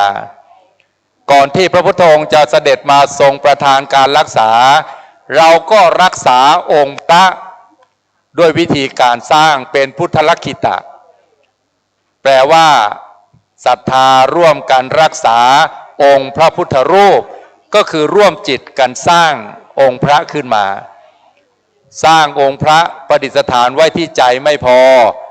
เราจะต้องสืบสานพระพุทธศาสนาต่อไปโดยการสร้างองค์พระพุทธปฏิมาคือหลวงพ่อทันใจประดิษฐานไว้เพราะฉะนั้นการสร้างองค์พระก็จะต้องมีสูตรมีคัมภีร์มีตำราไม่ใช่อยู่ๆแล้วก็นึกจะสร้างนึกจะทำแม้จะเกิดความสำเร็จแต่มันคือคัมภีร์ของพื้นเมืองท่านพี่น้องว่าปกตืนก็คือคัมภีร์โบราณครูบาอาจารย์ท่านลิขิตท่านจารึกท่านบันทึกแล้วก็ส่งต่อกันมาท่านครับหลายท่านคงจะสงสัยว่าก็สร้างองค์พระแล้วเป็นความดีเป็นบุญสร้างอย่างไรก็ไม่น่าจะต้อง มีปัญหาทำไมจึงกล่าวว่าสร้างองค์พระแล้วมีปัญหาก็นี่แหละครับขนตามันอยู่ใกล้ตามองไม่เห็นเราจะสังเกตดูครับแม้จะทำดีแต่ถ้าดีแล้วมันไม่ถูกดีมันไม่ถึงดีมันจึงไม่ได้ดีลูกของเราหลานของเราเขาก็ว่าเขาทำดียกตัวอย่างนะครับดีของการซักผ้าคือความสะอาดดีของงานซักผ้าคือความสะอาดนะครับผ้าห่มเราให้ลูกเราซักผ้าห่มแต่ลูกเขาไม่รู้จักวิธีที่จะทำผ้าห่มหรือทำความสะอาดผ้าห่มจะต้องใช้เวลาเท่าไหร่ซักอย่างไรจึงจะสะอาดลูกเขาก็เอาน้ำใส่เอาผ้าห่มใส่เอาผงซักฟอกใส่ขยำขยี้เสร็จเรียบร้อยแล้วไม่เกิน1 นาที 2 นาทีผ้าไม่ถึงความสะอาดทำดีแต่ไม่ได้ดีเพราะไม่รู้จักวิธีทำนี่แหละครับเรียนเชิญคุณแม่ศรีวรรณตุ่นแก้วนะครับเจ้าศรัทธามูลศรัทธานะครับคุณพ่อสมพงศ์คุณแม่ศรีวรรณตุ่นแก้วด้วยครับเรียนเชิญครับขณะเดียวกันผ้าเช็ดหน้าผ้าขจียดผืนเล็กๆเนี่ยครับให้ลูกให้หลานเราไปซักปรากฏว่าลูกหลานมันขยี้ผ้าขจียดผ้าเช็ดหน้า1 ชั่วโมงผ้าเช็ดหน้าขาดเลยมันเกินดีเห็นไหมงานสร้างพระพุทธรูปเป็นงานที่ต้องทำให้ถูกวิธีเป็นดีให้ถูกที่เป็นดีให้ถูกทางเป็นดีให้ถูกทำจึงจะประกบศพความสำเร็จทั้งพระที่ทำทั้งโยมที่ช่วยจึงจะร่ำรวยไปด้วยความดีทุกประการนี่ปักกระตือนอย่างนี้ครับเป็นปักกระตือนโบราณล้านนาที่เราร่วมจิตกันรักษาไว้แล้วก็ทำให้ถูกที่ให้ถูกทางสร้างองค์พระถวายไว้เป็นการสร้างที่ยิ่งใหญ่โทษไม่มีทุกข์ไม่เกิดแต่ถ้าทำผิดวิธีทุกข์ก็เกิดโทษก็ตามต้องคุยกับครูบาสลาหลวงนะครับต้องคุยกับครูบาสลาหลวงเป็นการเฉพาะว่าทุกข์คืออะไรโทษคืออะไรถ้าทำไม่ถูกวิธีนะครับหลังจากเราน้อมนำดินมหามงคลนะครับน้อมนำถวายเป็นพระพุทธรักขิตะพระธรรมรักขิตะพระสังฆรักขิตะเป็นพระอุปถัมภะเป็นพระโสภิตะและเป็นพระพุทธโฆษะเรียบร้อยแล้วนะครับจากนั้นเจ้าหน้าที่ข้างล่างเตรียมพร้อมที่จะน้อมอัญเชิญกระดูกพระอัสดางพระพุทธเจ้า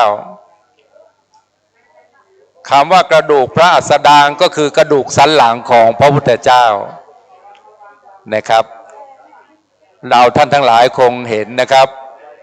กายยาวานาคืบของเราที่ยังดำรงธาตุขันธ์อยู่ได้กระดูกสันหลังนี่จึงสำคัญมากดังนั้นก่อนที่จะเป็นองค์พระเจ้าทันใจก่อนที่จะมีพูดกันภาษาชาวบ้านก่อนที่จะมีมือมีแขนก่อนที่จะมีพระเศียรมีพระกันมีพระนาสิกมีพระโอษฐ์มีพระเนตรมีพระเมาลีจะต้องมีกระดูกพระอัสดางคือสันหลังของพระพุทธเจ้าในการค้ำในการประดิษฐานให้สังขารร่างกายเป็นได้อยู่ได้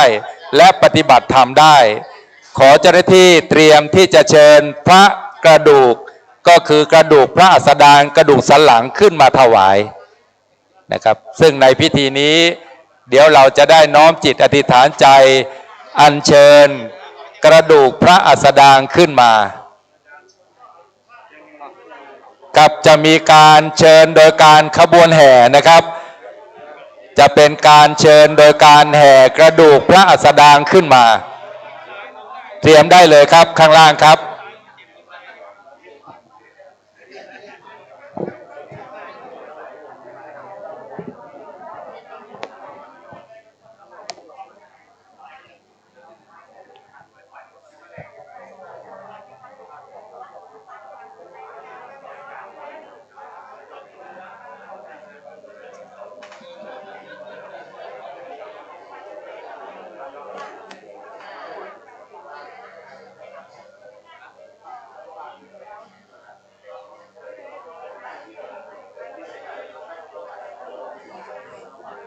นี่แหละครับท่านทั้งหลายบุญสร้างหลวงพ่อทันใจจึงยิ่งใหญ่จริงๆเป็นบุญที่เราเข้าถึงพระรัตนตรัยเป็นเบื้องต้นบุญได้กราบพระรัตนตรัยใจสุขยิ่งนี่เราได้กราบพระรัตนตรัยตั้งแต่ตอนเช้าโดยท่านนายอำเภอสันทรายของเราได้เป็นประธานในฝ่ายคารวาสพระเดชพระคุณหลวงพ่อพระเทพรัตนนายกเจ้าคณะจังหวัดลำพูนวัดพระธาตุลิพุนชัยเมตตามาเป็นประธานฝ่ายสงฆ์คณะสงฆ์ในพื้นที่มีหลวงพ่อเจ้าคณะอำเภอรองเจ้าคณะอำเภอและพระเถระผู้ใหญ่ได้เมตตามาเสริมส่งเป็นบุญกราบพระรัตนตรัยใจสุขยิ่งวันนี้เป็นบุญสร้างสิ่งอันเป็นมหาบุญหนุนรักษาการสร้างหลวงพ่อทันใจด้วยใจหอมล้อมศรัทธาเป็นบุญชีวาบุญยอดกุศลผลชื่นบานเพราะฉะนั้นบุญครั้งนี้จะทำให้เรารุ่งเรืองหนุนเนื่องทรัพย์บุญทั้งหลายใครนะขอญาติโยมศาลาน้อยได้แห่กระดูกพระอัสดางขึ้นมาได้เลยครับได้แห่ขบวนแห่น้อมนำกระดูกสันหลังหรือกระดูกพระอัสดางของพระพุทธเจ้าขึ้นมาได้เลยบุญครั้งนี้ทำให้รุ่งเรืองหนุนเนื่องทรัพย์บุญครั้งนี้จะรองรับโชคชัยให้สุขสารบุญครั้งนี้เป็นบุญคุ้มครองให้เราพ้นเหตุเพศภัยพานเพราะฉะนั้นขอให้ทุกท่านอธิษฐานอายุยืนชื่นสุขเทินนะครับสาธุสาธุสาธุอนุโมทามินี่แหละครับทำบุญถูกวิธีทำความดีถูกหลักจักได้บุญบริบูรณ์สมบูรณ์ทุกประการจึงขออนุโมทนาสาธุการในบุญญกริยาในมหากุศลของเราท่านทั้งหลายที่ร่วมแรงร่วมใจกันมาเป็นบุญญาลาภเป็นบุญญาฤทธิ์จะทำให้ชีวิตของเราสมบูรณ์พูนสุขทำให้ชีวิตของเรามั่งมีสีสุขอยู่เย็นเป็นสุขพ้นจากสรรพทุกข์สรรพโศกสรรพโรคสรรพภัยสรรพเคราะห์ใดๆจะไม่มาแผ่วพานก็ขอให้พวกเราได้ตั้งจิตอธิษฐานกันไว้นะครับดังที่เรียนแล้วไม่มีบุญก็ไม่ได้ปะไม่มีพระก็ไม่ได้สร้างไม่มีทางก็ไม่ได้ไปถ้าไม่มีใจก็ไม่ได้มานี่เพราะฉะนั้นวันนี้จึงเป็นบุญญาเป็นอานิสงส์ที่จะมาส่งผลให้พระพุทธศาสนาสถิตนะครับมั่นคงดำรงอยู่เป็นมิ่งเป็นขวัญเป็นหัวจิตเป็นหัวใจของเราท่านทั้งหลายตราบใดที่ประเทศไทยยังเป็นแผ่นดินพุทธพระพุทธศาสนาสถิตสถาพรคู่ฟ้าคู่แผ่นดินไม่มีวันสูญสิ้นไปไหนและนี่แหละครับได้ชื่อว่าเป็นนิพพัทธบุญคือบุญเนืองนิดบุญตลอดชีวิตบุญตลอดชาติบุญครั้งนี้จะติดตัวตามตนเราไปได้ทุกภพทุกภูมิทุกชาตินะครับครับเจ้าหน้าที่จะเชิญกระดูกสันหลังพระพุทธเจ้าขึ้นมานะครับ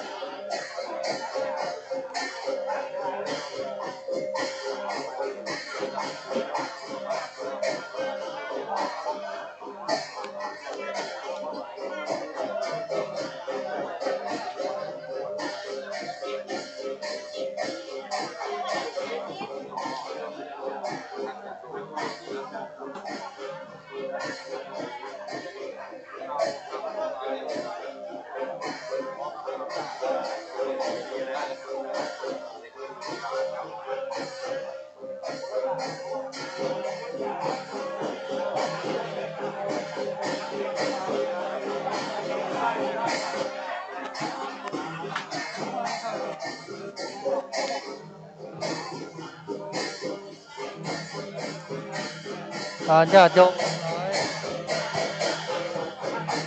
ขณะนี้เวลานี้ท่านทั้งหลายได้ตั้งจิตให้ดีเนอะ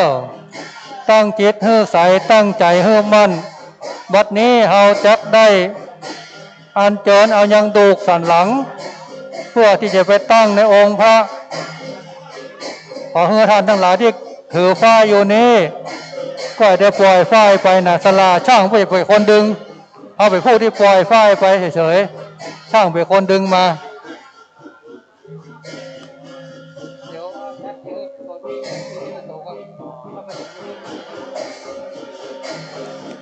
ช่วงนี้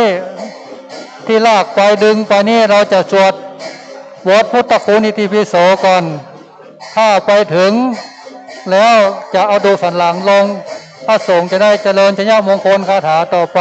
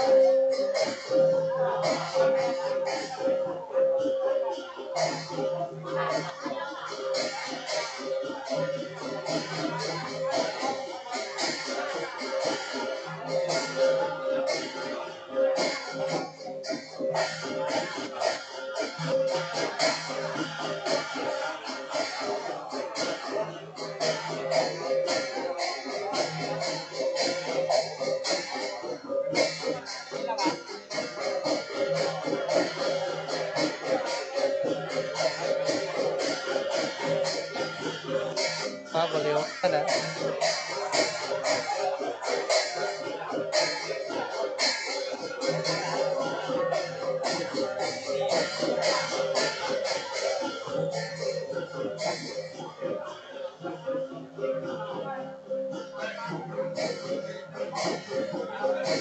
เอาละบ่ครับ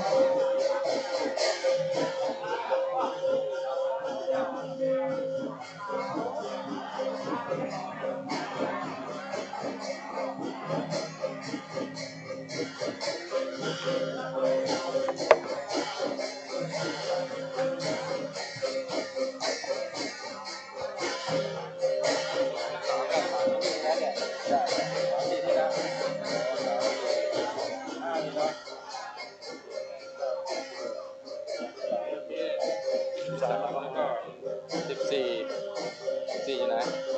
8 16 17 19นี่ใช่ไหม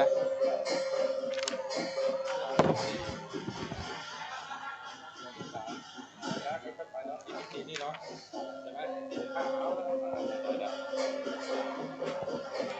ได้ครับต่อไปครับในกำหนดการนี้นะครับกราบไหว้สารัตนาพระเดชพระคุณเพื่อจะได้เจริญชัยมงคลคาถาเมื่อกระดูกสันหลังของพระพุทธองค์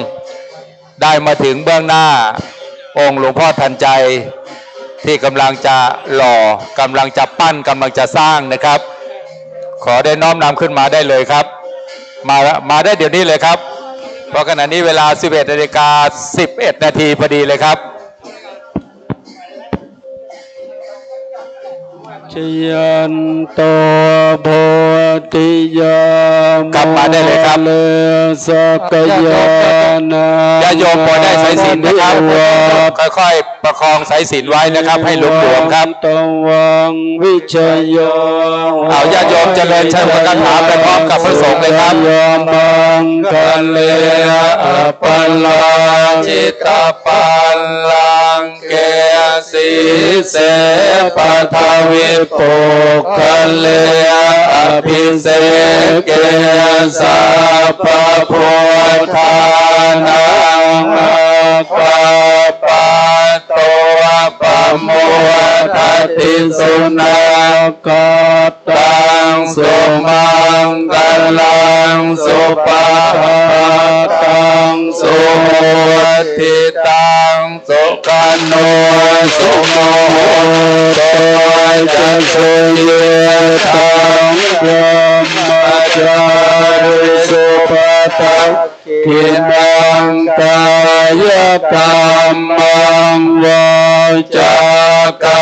รมังปัตตากินังปะทากินังกระดูกสันหลังนี้ทำจากไม้ประโยมนะครับกระดูกสันหลังทำจากไม้ประโยม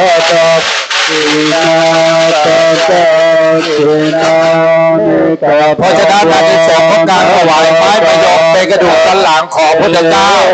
พวกเราทุกคนในวิธีนี้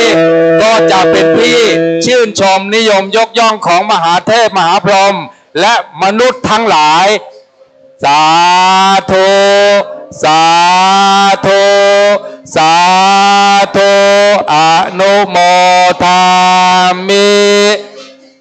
ครูบาสลาหลวงวัดสันสลีครูบาพระครูวินัยสารโสภิตเมตตาจิตกระทำพิธีตั้งแต่ต้นจนบัดนี้ให้เป็นไปตามมหาปกติโบราณล้านนาทุกประการถ้าท่านสังเกตถ้าท่านสำเนียกถ้าท่านศึกษาท่านจะเห็นพิธีนะครับละเอียดนะครับยิ่งใหญ่อยู่ในร่มบารมีของครูบาเจ้าและพระเดชพระคุณหลวงพ่อเจ้าคณะจังหวัดเจ้าคณะอำเภอเจ้าคณะประสังฆาธิการทุกรูปทุกท่านประนมมือไว้น้อมจิตส่งใจอธิษฐานนะครับขอเราท่านทั้งหลายอธิษฐานนะครับอธิษฐานให้บุญบารมีอานิสงส์อานุภาพในครั้งนี้จงเป็นตบะจงเป็นเดชะจงเป็นภรวะปัจจัยส่งผลดลบันดาลให้ข้าพระเจ้าทั้งหลายเจริญชีพก้าวไกลในชีวิตเจริญธุรกิจรุ่งเรืองเฟื่องสดใสขอให้ข้าพเจ้าเจริญสุขพ้นโศกพ้นโรคภัยขอให้ข้าพเจ้าเจริญชัยอายุยืนชื่นสุขทนสาธุสาธุอนุโมทามิเอาทุกท่านนั่งลงครับเดี๋ยวเราจะกล่าวคำถวายและถวายภัตตาหารเครื่องกัปปิยพันธ์แด่พระสงฆ์รับพรเป็นอันเสร็จปฐมมงคลเบื้องต้นเอาปีพาดราตโพลของกองจุดประโคมครับทุกท่านนั่งลงหันหน้ามาทางพระสงฆ์ครับตอนนี้พิธีเชิญกระดูกสันหลังเป็นที่เรียบร้อยครับขอเราทั้งหลายตั้งนะโมสามจบพร้อมกันนะครับตั้งนะโมสามจบพร้อมกันนะครับนะโมตัสสะภะคะวะโตอะระหะโตสัมมาสัมพุทธัสสะนะโมตัสสะภะคะวะโตอะระหะโตสัมมาสัมพุทธัสสะนะโมตัสสะภะคะวะโตอะระหะโตสัมมาสัมพุทธัสสะเราจะถวายภัตตาหารและของบริวารเป็นมหามงคลเบื้องต้นขอทุกท่านว่าตามนะครับอิมานิมะยังพันเตภัตตานิสัปริวารานิภิกขุสังคัสสะโอโนชยามะสาธุโนพันเตภิกขุสังโฆอิมานิภัตตานิสัปริวารานิปฏิคันหาโตอามหาการเจวะมาตาปิโตอาทีนันจาปิยชนานังทีครตังหิตายะสุขายะข้าแต่พระสงฆ์ผู้เจริญข้าพระเจ้าทั้งหลายขอน้อมถวายภัตตาหารพร้อมของบริวารทั้งหลายเหล่านี้แด่พระภิกษุสงฆ์ ขอพระภิกษุสงฆ์จงรับภัตตาหารพร้อมกับของบริวารทั้งหลายเหล่านี้ของข้าพเจ้าทั้งหลายเพื่อประโยชน์เพื่อความสุข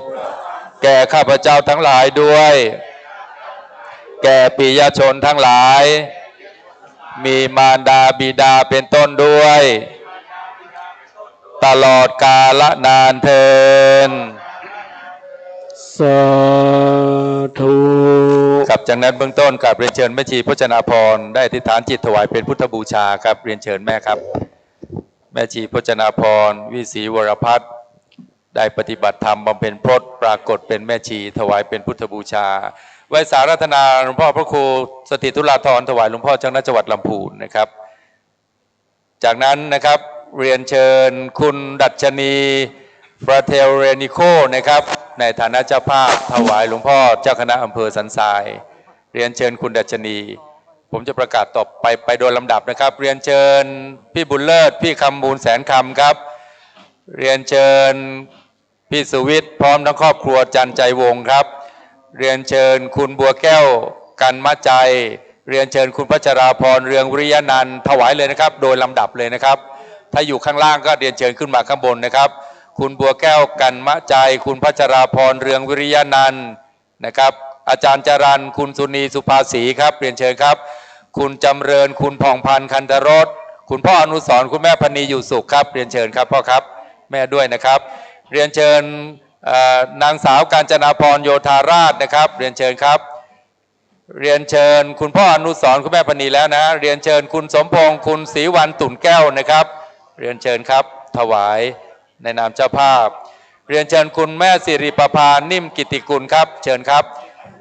เรียนเชิญท่านนายอำเภอด้วยครับท่านนายอำเภอศิวะธมิการนนท์ครับเรียนเชิญท่านนายกนาทีดำรงครับเรียนเชิญครับเรียนเชิญนะฮะเรียนเชิญอาจารย์ดร.นิตยาพงษ์พิกุลครับเรียนเชิญเลยครับเรียนเชิญดร.สุวิทย์สิริไกรวัฒนาวงศ์ด้วยครับพี่ครับเชิญครับประเคนนะครับช่วยกันประเคนเลยครับคุณพ่อเชิดเกียรติชัยมั่นด้วยครับเชิญเลยครับข้างท้ายๆเชิญเลยครับครับแม่สวัสดิ์โกชุมครับเชิญเลยครับครบแล้วครับเรียนเชิญคุณแม่อัมภัยแม่น้อยนะครับโยธาราชครับแม่อัมภัยครับเชิญครับครับเรียนเชิญพี่บุญลือพี่บรรลือเรียนเชิญพี่บรรลือพี่นารีรัตน์วงเรือนครับเชิญครับในลำดับท้ายๆเรียนเชิญเลยครับพี่บรรลือพี่นารีรัตน์นะครับเชิญเลยครับแม่อัมภัยแม่น้อยโยธาราชครับเชิญเลยครับมีส่วนร่วมครับร่วมด้วยช่วยกันวันนี้พวกเรามามีส่วนร่วมกันนะครับร่วมกายพร้อมร่วมใจไม่ขัดแย้งทุกศรัทธาร่วมออกแรงสมทบไม่หลบหนี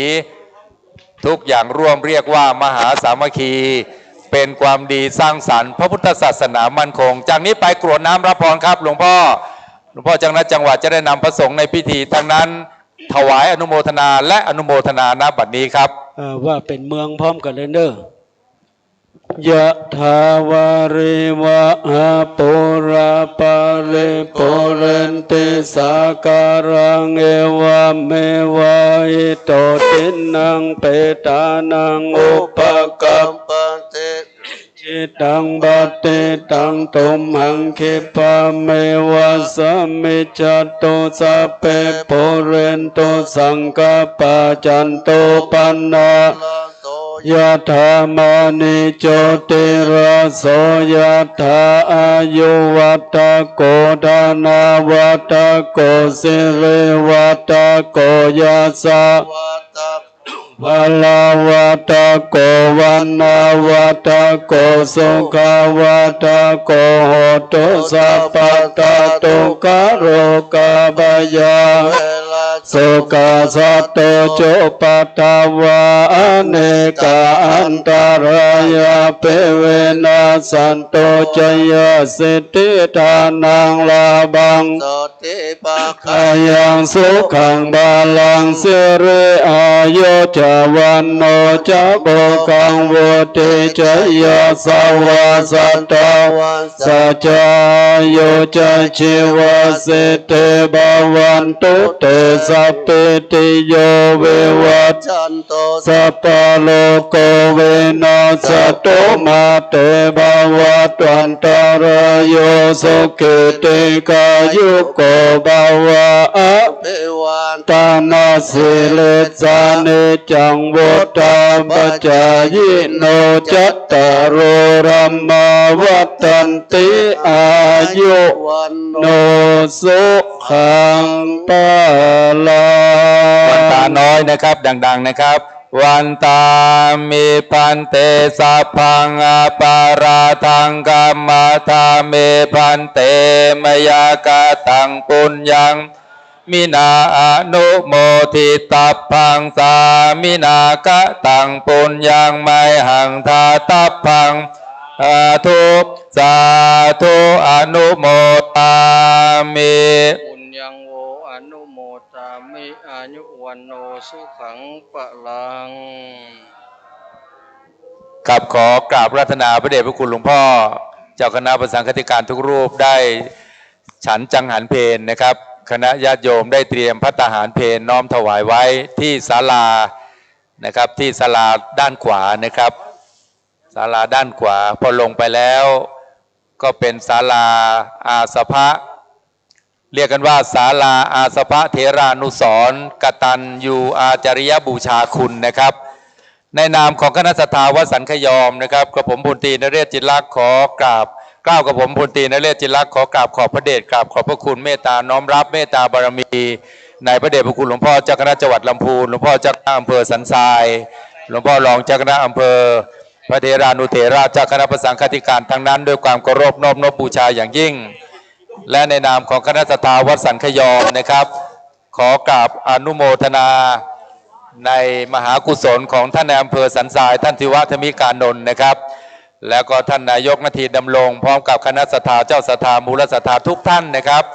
โดยเฉพาะเจ้าสัตยาที่มาอุปถัมภ์บำรุงพระพุทธศาสนาที่วัดสันขยอมในวันนี้อันมีคุณแม่สิริประภานิ่มกิติกุลรัตนมหาอุบาสิกาเป็นต้นเป็นประธานนะครับอันมีแม่ชีพจนาพรววิศรีวรพัฒน์แม่ชีผู้มีจิตใสผู้มีใจประเสริฐเทิดพระพุทธศาสนาสร้างองค์พระพุทธปฏิมาพิธีการยังไม่เสร็จนะครับนี่เป็นปฐมมงคลพิธีมงคลเบื้องต้นเท่านั้นเองเราจะต้องมีความสามัคคีอาศัยศรัทธามหาสามัคคีนะครับสร้างองค์พระเจ้าทันใจในภาคบ่ายให้เสร็จภายในวันนี้ก่อนเวลา 24 นาฬิกาก่อนเวลาเที่ยงคืนจะเสร็จสิ้นสมบูรณ์บริบูรณ์ทุกประการตอนนี้เป็นบุญญาลาภเป็นบุญญาฤทธิ์ประสบความสำเร็จเบื้องต้นปฐมมงคลเท่านั้นนะครับทุติยะลำดับที่2ตติยะลำดับที่3จะเริ่มตั้งแต่เวลา 12:30 นาทีเป็นต้นไปโดยพระสงฆ์ในชุดที่2จะมาเจริญพระพุทธมนต์คณะสงฆ์เจริญมนต์คณะศรัทธาสาธุชนจะสนธิกำลังกันเป็นมหาสามัคคีรักษาดีเดิมเติมดีใหม่นะครับ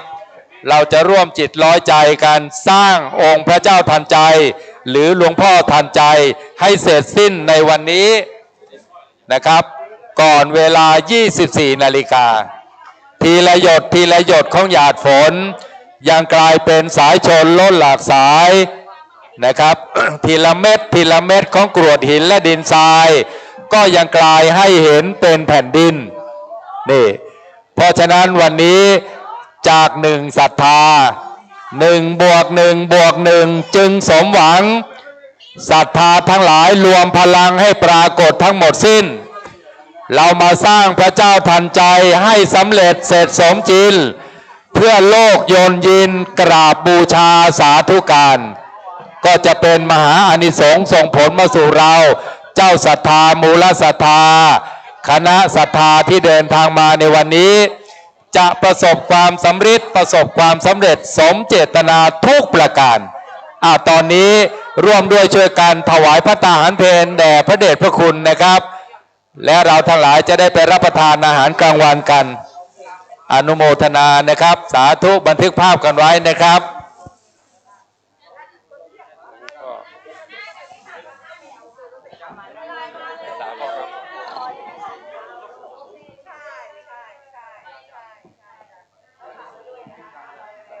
กับภาพนี้บันทึกไว้เลยนะครับ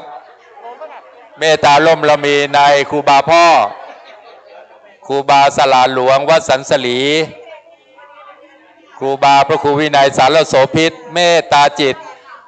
มาเป็นครูบาสลาหลวงหมดห่วงหมดกังวลโดยประการทั้งปวงไม่ต้องวิตกกังวลไม่ต้องห่วงใยไม่ต้องสะดุ้งสะเทือนประการใดเพราะเป็นไปตามมหาโบราณล้านนาผ่านปักกตื่นครับครูบาได้รักษาปักกตื่นโบราณคัมภีร์โบราณในการประดิษฐานพระพุทธปฏิมาพระเจ้าทันใจ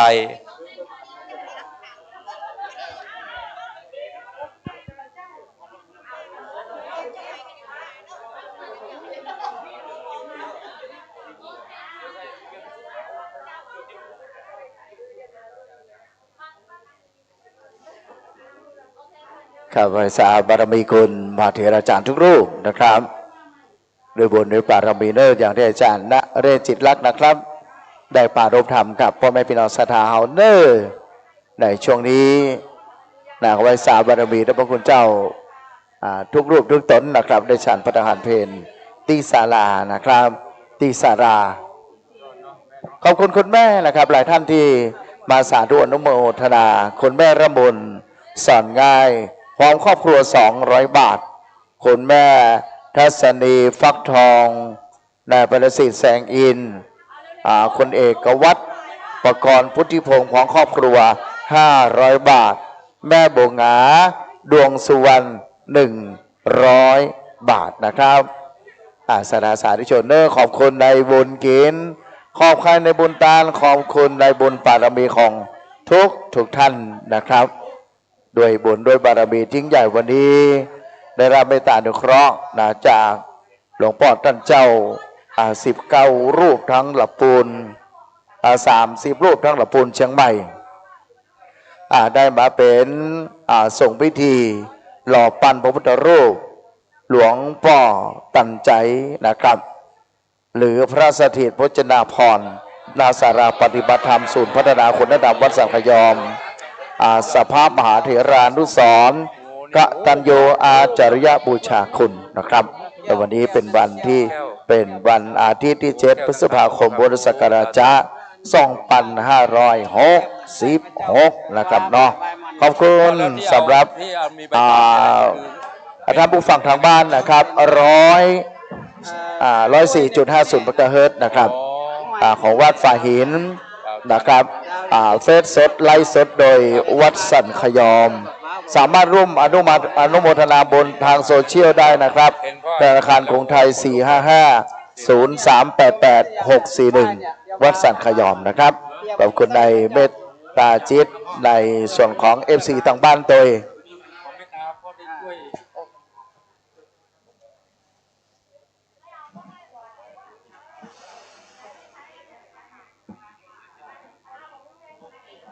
ครับโดยบนสุปาแล้วก็เรียนเชิญนะครับพ่อแม่พี่น้องทุกท่านนะครับได้รวมพลังกันเด้อในส่วนของการรับโรงทานซึ่งวันนี้นะครับโรงทานขออนุญาตประชาสัมพันธ์เลยขนมเส้นบันสวนพร้อมกันนั้นโรงทานที่2สุบินคุณสมศรีชำนาญอาสาก๋วยเตี๋ยวคุณธนวัฒน์น้ำมะพร้าวนางสาวอรวรรณโยธาราชนางสาววลัยพรโยธาราชนะครับไวสาครูบาใจสถานครูบาเหมืองร้อยตำรวจเอกวิชัยนางไทยชื่อฟูปิงนะครับฟูปิงซาลาเปา200 ลูกนะครับหมู่บ้านแม่บ้านหมู่10 สันทรายเงินน้ำแข็งใสเนอร์ขอบคุณครับพี่สาวเขียนชื่อกันเนอะเขียนชื่อแม่เดี๋ยวจะได้ประกาศที่สาสาธุชนครับบัดนี้นะครับในส่วนของสหายล้านจอกอุเนมเอี้ยงเอกรีนุชแดงกิฟต์และครอบครัวแฟมิลี่ที่อบอุ่นนะครับ1 โรงทานในจำเริญนางพองพันธ์คันธรสยาโคน100 ขวด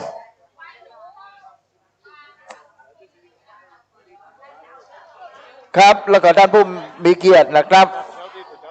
ครับผม ในส่วนของผู้มีบุญผู้มีบารมีนะครับคุณแม่สิริประภานิ่มกิติกุลบริษัทแอดวานโนฮาวกรุงเทพมหานครเรียนเชิญที่ศาลาบำเพ็ญบุญนะครับด้านในเลยนะครับคุณแม่ชีพจนาพรวศรีวรพัฒน์นะครับนางสาวสุนทรีวิศีปัตย์นางสาวยานทัศน์วิศีปัตย์เรียนเชิญเลยครับเรียนเชิญเลยเนอะครับทุกคนนะครับพร้อมครอบครัววิศีวรพัฒน์ครอบครัววิศีปัตย์สุขสถานบ้านชัยสถานอำเภอเมืองจังหวัดลำพูนครับเรียนเชิญท่านศิวะทำให้กันดนท่านเนอสันทรายครับรับประทานอาหารกินข้าวน้ำจ้ำข้าวตอนโดยกันก่อนเนอท่านนาทีดำรงท่านนายกเทศมนตรีเทศบาลตำบลสันทรายหลวงพร้อมทีมงานผู้บริหารนะครับพ่อกำนันอิทธิพัฒน์ทองวรันกรกำนันตำบลสันทรายน้อยท่านพลตำรวจเอกสราวุฒิจันมโนท่านผู้กำกับสภ.สันทรายครับท่านพลตำรวจโทธเนศวิบูลย์เกียรติรองท่านผู้กำกับสภ.สันทรายอาจารย์ดร.นิตยาพงศ์พิกุลท่านผอ.โรงเรียนพงศ์พิกุลเชียงใหม่นางสาวพรณีนะครับพรณีพระนิรามท่านผอ.โรงเรียนวัดสันขยอมครับพ่อกำนันบุญยงดำรงประธานผู้สูงอายุตำบลสันทรายน้อยคนรมณีริมดิษพรโรงงานบล็อกปูอิดปะเหวแม่สวัสดิ์โกชุมประธานสภาวัฒนธรรมอำเภอสันทรายนะครับและผู้มีบุญมีปารมีทุกท่านน้ำมันหมดแล้วครับหมดแล้วครับพ่นใส่หัวใจไปแล้วครับผมนี่แหละครับผมแม่มัดนี่เลยแม่มัดนี่เลยเขียนเลยลูกเขียนเลยครับแม่ครับผมขอบคุณครับสำหรับผู้มีบุญผู้มีบารมีทุกท่านนะครับคุณพ่อวันชัยคุณแม่สิริเพนชัยสวัสดิ์พระภัยรับประพัสโรพร้อมครอบครัวจังหวัดสมุทรปราการครับแล้วก็คนสุกัญญาคนไมตรีคนไพบูลย์ตรีการจนานันท์นางสาวสุริตาชมธรรมเด็กชายพระฤทธิ์ตรีการจนานันท์กรุงเทพมหานครนะครับครับเดี๋ยวด้วยนะครับผมแปลงวันนี้เลยวันนี้คือวันเกิดวันอะไรอ่ะวันเสาร์สีขาวไปแหละค่ะเจ้าคนมาแล้วทำให้ถูกเปล่าสาธุเราเอามามั่นในเรื่องอธิษฐานนั่นคือหัวใจของพระพุทธเจ้านะครับขอบคุณเนบุญปารมีที่เราทั้งหลายได้รวมพลังกันวันนี้นะครับอ๋อครับท่านได้เลยครับท่านครับท่านสมพงษ์ชนนอกพร้อมแฟมิลี่ครอบครัวโอบนสันทรายเชียงใหม่เรา500 บาทของคุณพ่อสมพงษ์ชดนอกนะครับเนาะเงินบุญอย่าแค่นะคุณพ่อนะเงินแสนอย่าขาดบ้าน12 ล้านไหลเข้าบัญชีคุณพ่อโอ้ยรางวัลที่1เอาใส่หีบป่ะใส่หีบเลยขอบคุณคุณพ่อนักเนอะคุณพ่อร่วมทำบุญตรงนี้เลยเนาะประกาศให้ท่านเจ้าวาดรองเจ้าวาดและท่านผู้มีเกียรติทุกท่านได้ทราบโดยทั่วถึงขันในบุญบารมีของคุณพ่อเชิญตั้งปุ้นเลยเนอะท่านผู้มีเกียรติครับคุณแม่ขอบคุณคุณแม่เนอะแหมนึ่งซองใหญ่คุณแม่แหมนึ่งซองใหญ่นะครับขอบคุณคุณแม่นะแม่ผูกผ้าแพรแล้วกะแม่ผูกผ้าแพรแล้วกะแม่เกิดวันไหนวันศุกร์แม่ศุกร์แม่เกิดวันศุกร์นะครับยังทันอยู่ครับคุณแม่อธิษฐานจิตเนอะผูกตรงหัวใจต้นหัวใจตรงนั้นเลยนะแม่มาด้านนี้เลยเนอะท่านพุทธศาสนิกชนยังมีผ้าแพร74 บณี7 แสงทั้ง7 วันรองรับรองท่านอยู่นะครับวันอาทิตย์สีแดงวันจันทร์สีเหลืองวันอังคารสีชมพูหรือสีชมพูวันพุธสีเขียววันพฤหัสสีแสดวันศุกร์สีฟ้าวันเสาร์สีม่วงหรือสีขาวนะครับวันศีลไผ่เกิดวันศีลสามารถมัดได้กุสีนะครับเนาะขอบคุณนักเนอแม่ไปกินข้าว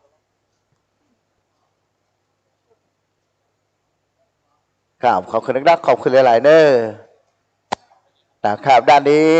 ยังร่วมทำบุญได้อยู่นะครับ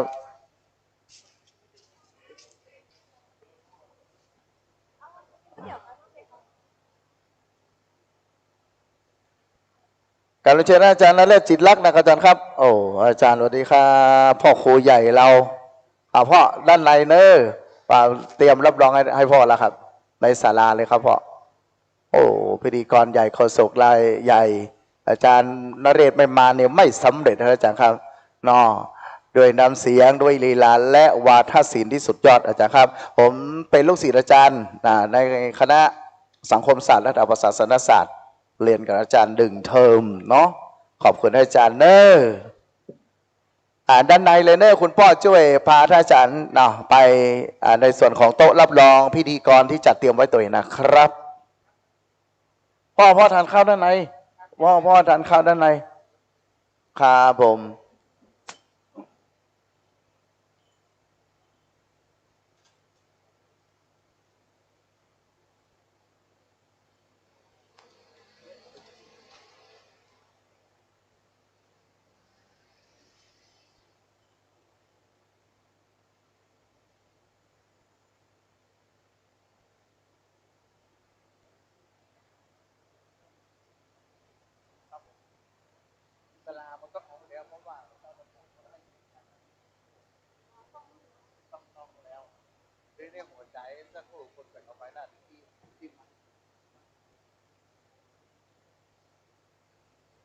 มาแล้วหลอกแล้วไงมากันกำลังจะนั่งเอามานี่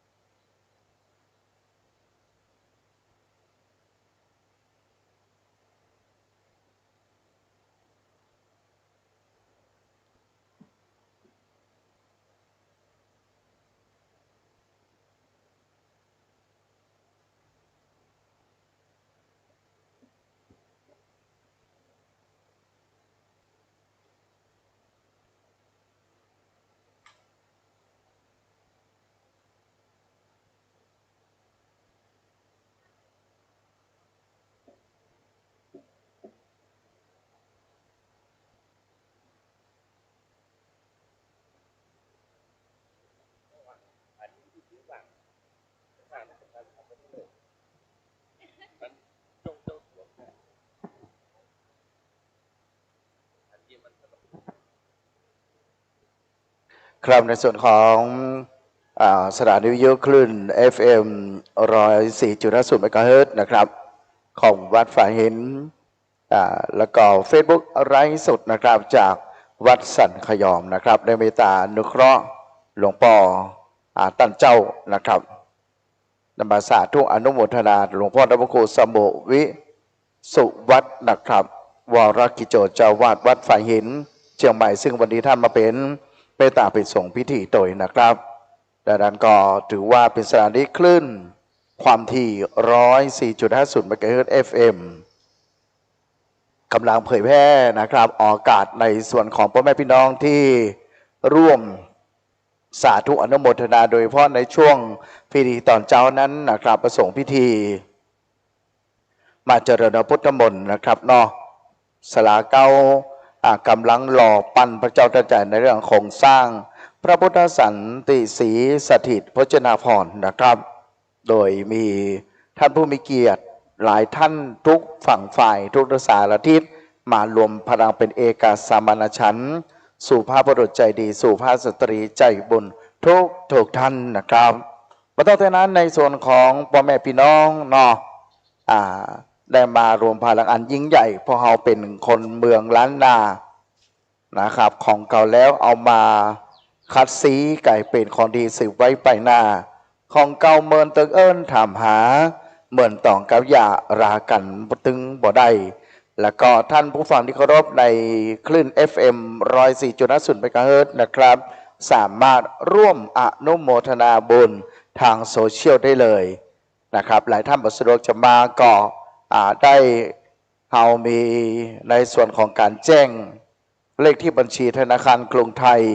4550388 บัญชีวัดสันขยอมนะครับ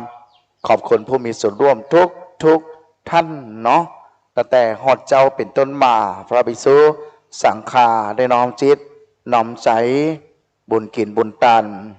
โดยเฉพาะได้รับความเมตตานุเคราะห์อันยิ่งใหญ่นั่นคือพระเดชพระคุณหลวงพ่อท่าเทียบรัตนนายกเจ้าคณะจังหวัดลำพูนวัดพระธาตุดาวริพุนชัยนะครับได้มาปฐมะเป็นอธิบดีทรงพร้อมกับมหาเถรอาจารย์หลายรูปหลายต้นไปกันนะครับดำรงไว้ษาผ้าแพร่หมอบแม่เกิดวันหยางวันที่สีแดงนะครับพัดตัวสาวตัวแม่เอามาผูกไว้เนอะครับนี่ทำให้ลูกตัวเนอขอบคุณคุณแม่ได้มาร่วมสาธุอนุโมทนาแหมเนอครับเรา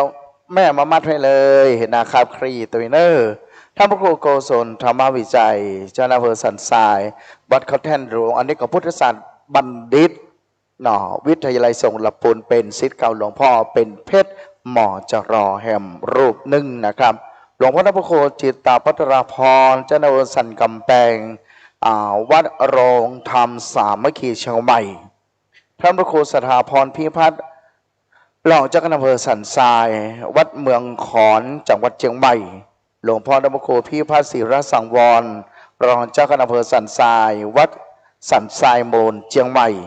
ท่านพระครูวินัยสารโสพิษเจ้าคณะตำบลสันทรายน้อยสันพระเนตรวัดสันศรีเชียงใหม่หลวงพ่อพระครูสุวัชชัยสถิตเจ้าคณะตำบลอุโมงค์เขต2วัดชัยสถานยางไก่เกิ้งอุโมงค์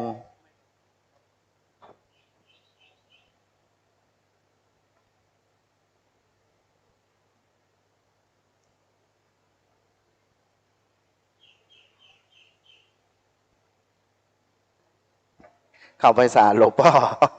ท่านพระคุณสมโภชวิษณุวัฒน์นะครับวรกิจโจวัดไฟเห็นด้วยความเคารพอย่างสูงยิ่งครับบัดต้นแต่นั้นนะครับก็หลวงพ่อพระครูวีรศาสตร์ประภัสรองเจ้าคณะตำบลเมืองง่าวัดเมืองง่าลำพูนเฮาหลวงพ่อท่านพระครูท่านพระครูสมโภชวิโรจน์ปุญญกโมเจ้าวาดวัดป่าเศร้าลำพูน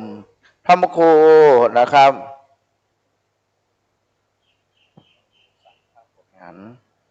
ท่านพระครูสังฆบริหารธรรมนูญธรรมคุณโนเจ้าวาดสันทรายหลวงเชียงใหม่พระอาจารย์ชัยวิทย์ธรรมระโตรองเจ้าวาดวัดท่าตุ้มนะครับ เชียงใหม่พระมครูสมุวรจักรสุจิโตเจ้าวาดวัดปากเหมืองเชียงใหม่หลวงพ่อพระครูวิยาสารโสพลรองเจ้าคณะตำบลเวียงยอนวัดแม่สันปาแดดท่านผู้อำนวยการโรงเรียนเมธีวุฒิกรนะครับพระสมุสุภคกรบุญญากรรมโมเจ้าวาดวัดศรีโบบันละปูนเฮาพระธิการปณิตอาภากโรเจ้าวาดวัดศรีดอนตันเมืองละปูนท่านมโควรธรรมธีรพงษ์เจ้าวาดวัดท่าจำปีเชียงใหม่ท่านพระครูวิสิทธิธรรมกรเจ้าคณะตำบลสันกลางวัดศรีมารามเชียงใหม่หลวงพ่อธรรมสุวิษณุวัดวรกิจโจเจ้าวาดวัดฝ่ายหินเชียงใหม่หลวงพ่อธรรมครูสุวรรณปัญญาพิสุทธิ์เจ้าวาดวัดสุวรรณารามลำพูนหลวงพ่อธรรมครูปาภาชินวงศ์ท่านเลขานุการเจ้าคณะอำเภอดอยสะเก็ดวัดป่าเมือดเชียงใหม่หลวงพ่อธรรมครูสุนทรพัฒนาพิรัตน์วัดพันหลังนะครับเชียงใหม่หลวงพ่อวรคุณพิพัฒน์เจ้าอาวาสวัดดอกแดงเชียงใหม่ธรรมโคสิริวัชโรภาเจ้าวาดวัดสันป่าฝ่ายละปูนเทเนอร์วัดป่าโมงนะครูบาเฮาปฏิการนี้วัดสิริวัฒโนเจ้าวาดวัดฉิมพรีปางงิ้วเชียงใหม่ปฏิการพา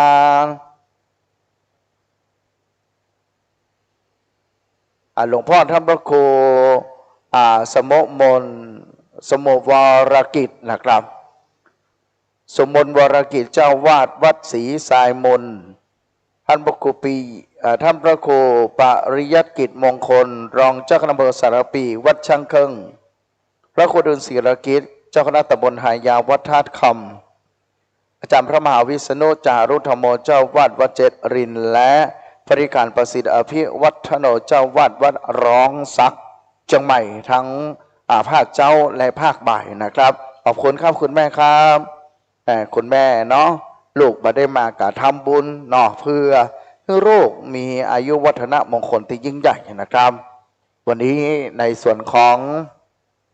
การถ่ายทอดเฮาก็ยังถ่ายทอดสดไปเรื่อยๆนะครับถ่ายทอดสดไปเรื่อยๆบ่ให้มันเหือดหายนะครับแล้วก็เสียงที่ท่านเห็นและฟังอยู่นี้ผมอาจารย์เพลินนะครับนักวิชาการศึกษาชำนาญการวิทยาลัยส่งลำพูนมหาวิทยาลัยมหาจุฬาลงกรณราชวิทยาลัยประธานสภาวัฒนธรรมตำบลต้นทงได้รับฉันทานุมัติจากหลวงพ่อนะครับคือมาเป็นพิธีกรได้ช่วยประคับประคองงานนี้พิธีกรหลักคือท่านอาจารย์นเรศจิตลักษณ์พิธีกรหลักเขาผมก็เป็นพิธีกรเสริมท่านอาจารย์ในเรื่องของการทำบุญนะครับศาสนาพิธีกรด้านพิธีการต่างๆอาจารย์นเรศได้ดำเนินการนะครับอย่างไม่มีข้อบกพร่อง100%เลยทีเดียวในวันนี้นะครับขอบคุณในส่วนของผู้ที่มีส่วนร่วมนะครับรายการลักษณะพระปฏิมากรประธานสาราปฏิบัติธรรมพระปริญญาสิริพัทโทอันนี้เป็นเจ้าภาพพระกันหูทั้งสองข้างพระโอษฐ์ปากเป็นเงิน 15,000 บาทแม่อภัยน้อยโยธาราชพร้อมบุตรธิดาพระโมรี5,000 บาทนางพรทิพย์นะครับทานคะเรศนางสมจิตหลงประดิษฐ์พระเนตรคือดวงตา 5,000 บาทกมลชูจิตมนแก้ววงพร้อมครอบครัวประเสริฐรุโยพระเนตรดวงตาแหม 5,000 บาทนางบัวแก้วกันมัดใจพระนาสิกจมูก 5,000 บาทนายนิทุนนางคำอางเด็กหญิงอรวรรณ300 บาทนายบรรลือนางนารีรัตน์วงเรือนนางสาวจุธามาศวงเรือนและผู้มีบุญแห่งหลายท่านด้วยกันที่มารวมพลังกันเป็นเอกสมณฉันท์ในวันนี้ได้รับเกียรติอันสูงสุดจากพระเจ้าประสงค์คณะสงฆ์นะครับพร้อมกับในส่วนของบุญกินบุญตันของสถานญาติโยมหลวงพ่อเจ้าคณะจังหวัดลำพูนพระเทพรัตนนายกท่านเจ้าคุณเนอร์จะเดินทางปีกปอกไปยังวัดพระราชริพุนชัยเพื่อปฏิบัติศาสนกิจต่อนะครับ พุทธานุภาพธรรมานุภาพสังฆานุภาพพระเทวานุภาพพระนาคานุภาพพระบรมครูครูบาอาจารย์หลวงปู่108คุณแม่ชีพจนาพรวิศีวรพัฒน์นางสาวสุนทรีวิศีปัตนางสาวยานทัศน์วิศีปัตพร้อมกับครอบครัววิศีวรพัฒน์ครอบครัววิศีปัตสุขสถานบัญชัยสถานอำเภอเมืองจังหวัดลำพูนคุณพ่อวันชัยคุณแม่สิริเพนชัยสวัสดิ์พระไพรัตน์ประภัสโลพร้อมครอบครัวจากจังหวัดสมุทรปราการนะครับคุณแม่สิริประภานิ่มกิติกุลบริษัทแอดวานซ์โนว์ฮาวกรุงเทพมหานครนะครับคุณสุกัญญาคุณไมตรีคุณไพบูลย์ตรีการจนานันท์นางสาวสุ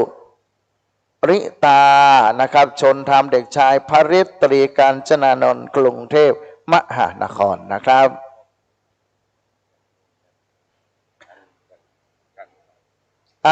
คุณแม่บุภานะครับจันเที่ยงและคณะลูกหลานญาติธรรมทุกคนและพ่อกาแม่กาตลาดคำเที่ยงทุกคนนะครับบริจาคมาแหม1 ซองใหญ่เอาของมาแจกต่อยนะครับเอาพังไม้ไส้เคยอยู่ไหนป่ะพีดไป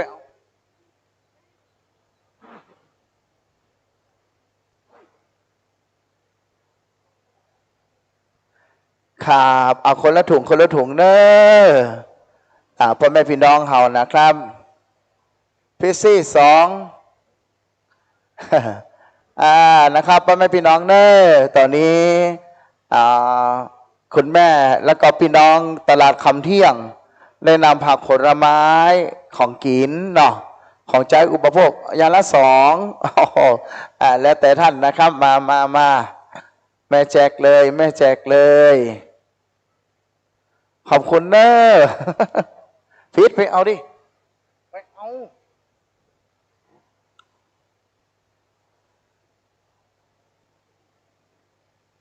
บะฟักบะแฟงบะแตงบะเต้านะครับเนาะ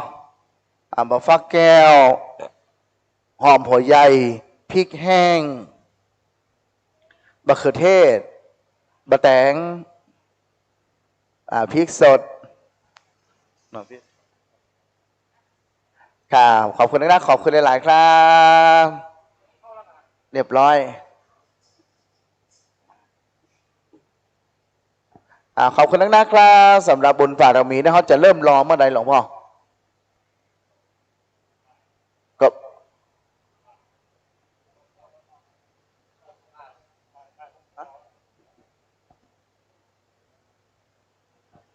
แม่มานี่เลยแม่เกิดวันอย่างนะครับมาด้านนี้เลยเนอะค่ะสวัสดีค่ะเอาใส่หันเลยครับแม่ใส่หันเลยครับผมใส่ได้เลยแว่นตาไข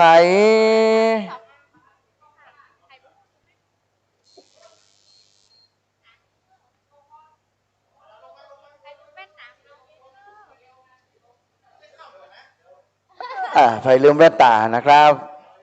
พิษ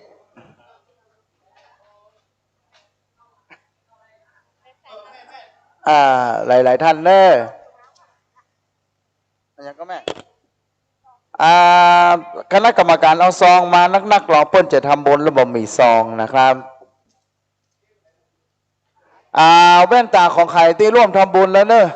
บ้านลังเป็นแว่นตาจ้างฟ้อนเหรอกะแม่ด้านนี้เลยขอบคุณครับคุณแม่ครับแล้วแม่ผูกผ้าแพรหรือยังแม่ผูกผ้าแพรแล้วกะวันจันทร์ผ้าแพรนะครับ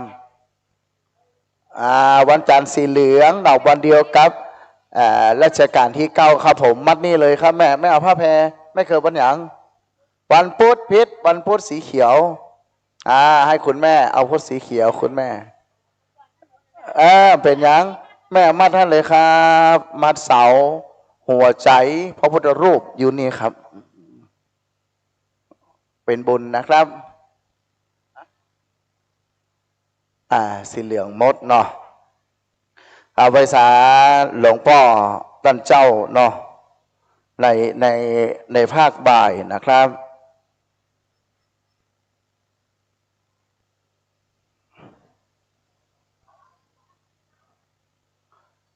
สีเหลืองหมดแล้วเนอะเอาสีเท่าที่มี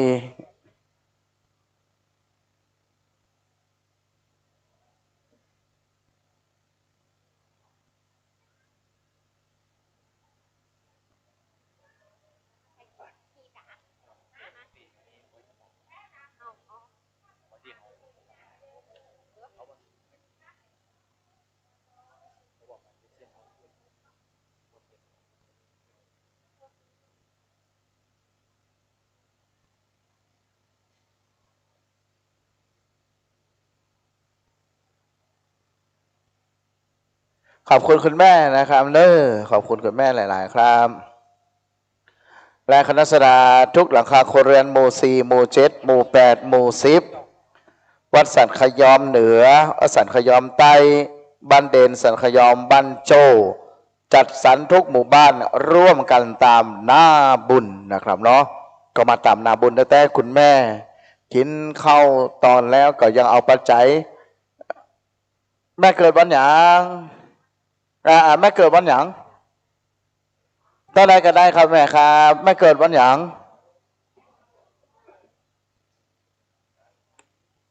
ครับผมซองมาแล้วซองมาแล้วโอเคหรือแม่จอมเลยก็ได้ครับแม่ครับเขาจะมีในช่วงบ่ายแหมเนาะสถานเนี่ยเขาต้องสาวน้ำโค้ขึ้นไปบนไปเลยต้องใจแหงจ่อยกันนักขนาดนี้นะเราไผ่พอที่จะมีแหงปล่อยสาบารมีหลวงพ่อทุกรูปทุกตนนะครับปีกปอกอย่างวัดอย่างวาเพื่อเราน้อมนำปฏิบัติศาสนกิจนะครับ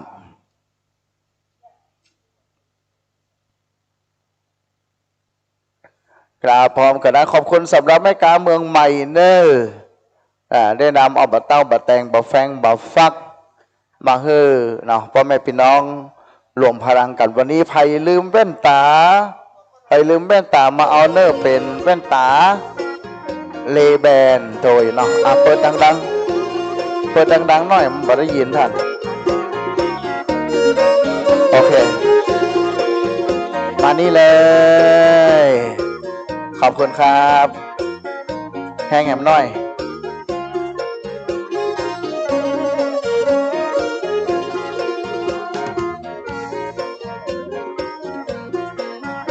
ขอบคุณครับขออนุญาตเสียงดนตรีมันจะดังไปกบที่เฟซบุ๊กมันจะประดังขออาจารย์มันต้องเบาที่วิทยุอ่านเสียงเพราะมันจะดังเป็นบนครับ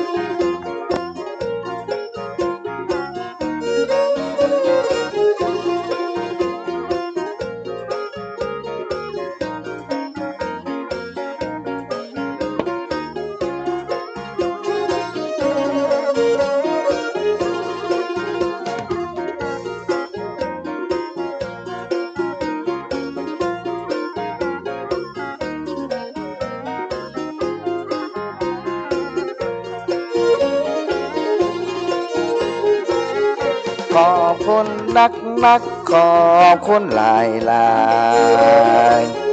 โรงทานหน่อใจห่วมมาดังโรงทานหลายที่ลงดังขนมเส้นบ้านสวนลำดีขนมเส้นสุขภาพดีงามขนมเส้นเพื่อสุขภาพขอบคุณโรงทานคุณสุบินนักนาคุณสมศรีชำนันอาสาดังก๋วยเตี๋ยวลำดี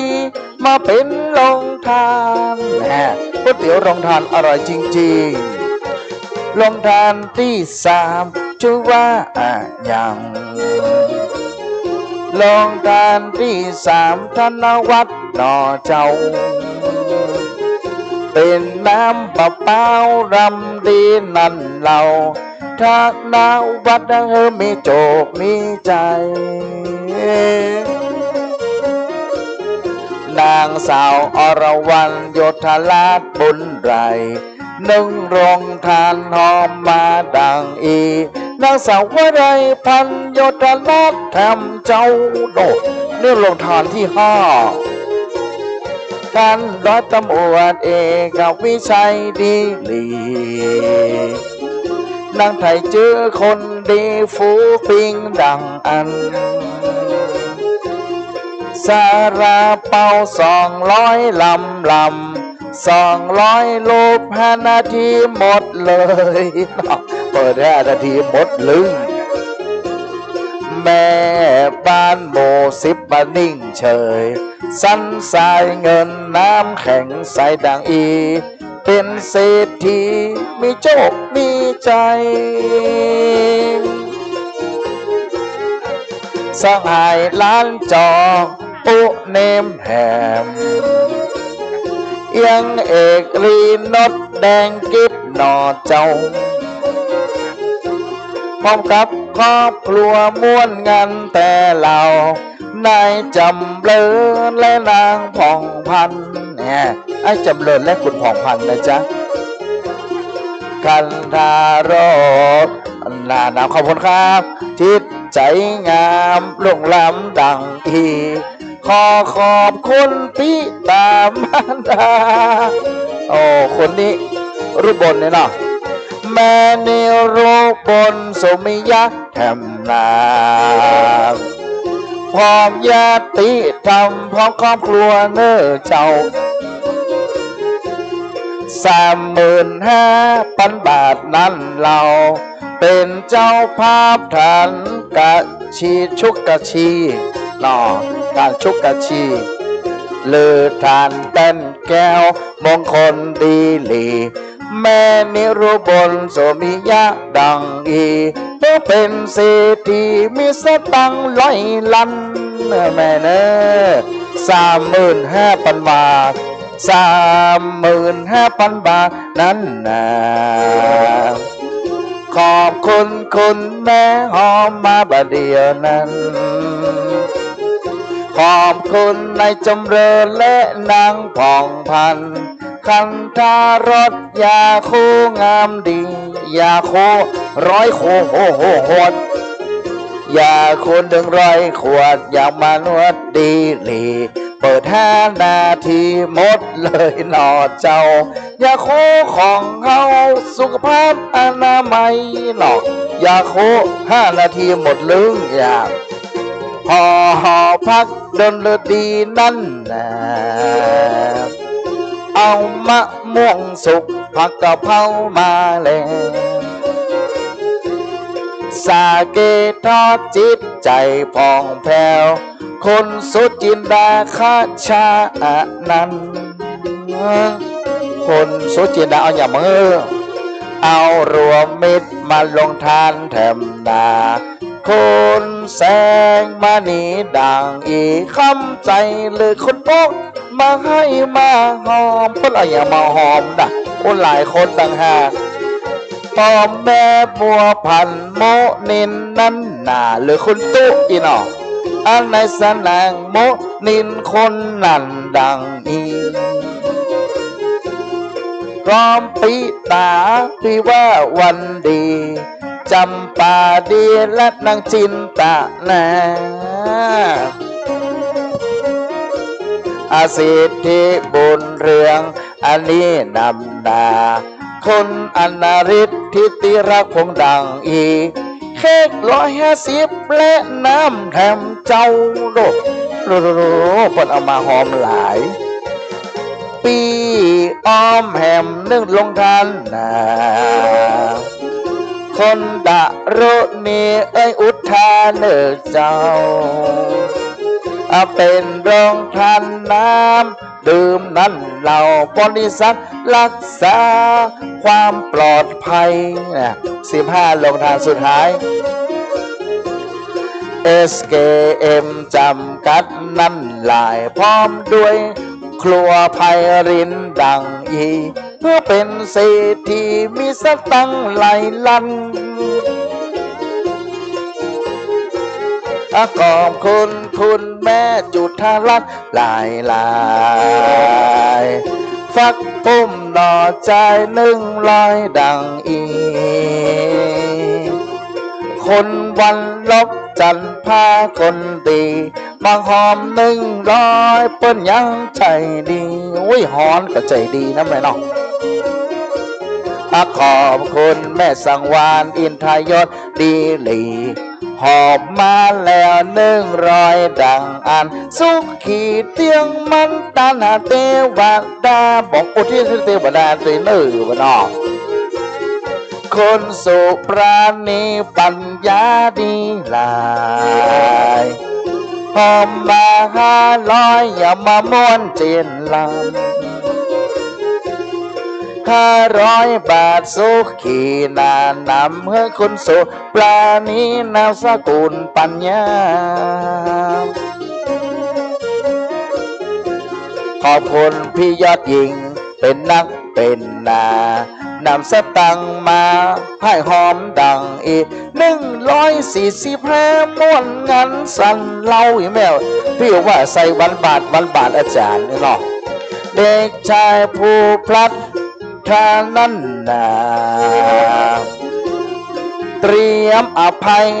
100ดังอีเป็นเด็กน้อยอายุ7 ปีมาร่วมงานสาโตยินดีเนาะอันนี้กล่าวหอมมาเนี่ยพ่อแม่พี่น้องปอมปออะนันนะแม่วันดีดีรีโอทางหอมมานี้ต่างอันสุขีเตียงมันหอมมานี้200ป้อนนั้นแม่วันดี200อาจารย์สอดทอประมวลอาสากิจแถมนา120นอนมาดังอีนหอมาจัดหลายเนอแม่บุษบายศคนดีหอมมาแถม100อย่างมาม้วนมางานจดชื่อได้นะพี่เนอมาผูกผ้าแพรเหียน้องน้อยแถมนาวัดสันขะยอม100ดังอันขออุทิศตันหาเจ้ากรรมนายเวรหนอพี่น้อยกับตันหาเจ้ากรรมนายเวรแห่เหมาะนี่เนาะท่านพลตำรวจเอกกิติแถมนาอนาสกุลยาดาหอมมา200เป็นโอนเข้าบัญชีวัดเป่งปล่อยนะจำนวน200ได้ยอตาแม่มาต้องเพลเนอร์ขอบคุณครับคุณแม่ครับไอต่อนำแข่งก็สนุกสนานเอาน้ำแข็ง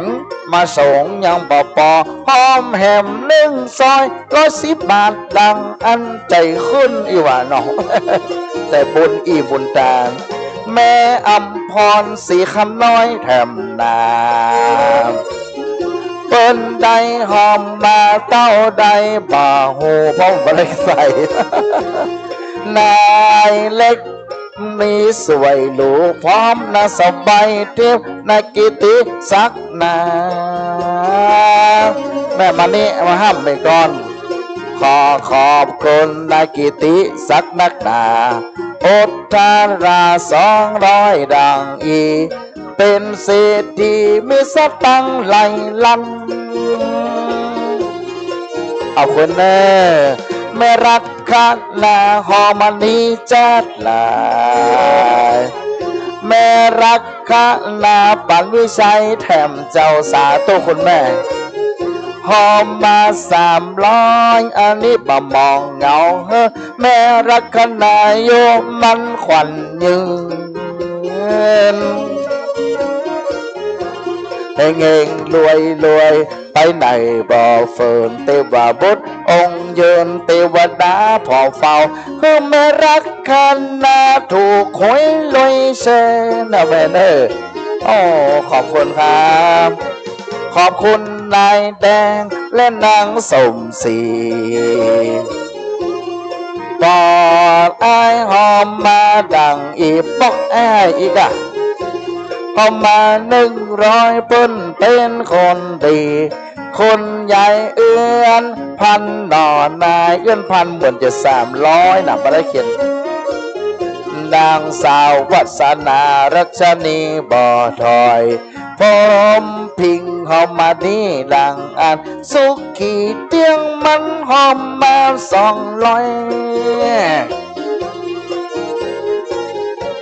ขอบคุณคนสุวรรณคนทองใบนักหนาคันทะวัง200ดังอีเด็กชายทีละซึกอรุณรักดีหลีหอมมา100ตันว่าไปหน้าหน่อนายอ้อยน้องอายุ7 ขวบพอเฮอทีละสิได้บุญหลายเป็นเจ้าคนนายคนดังอีเพื่อเป็นด็อกเตอร์เป็นพ่อ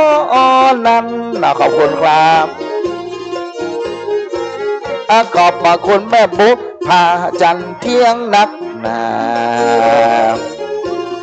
แม่บุ๊กพา100 สาวดังอีขอบคุณเนนายดวงฤทธิ์นางประสบพร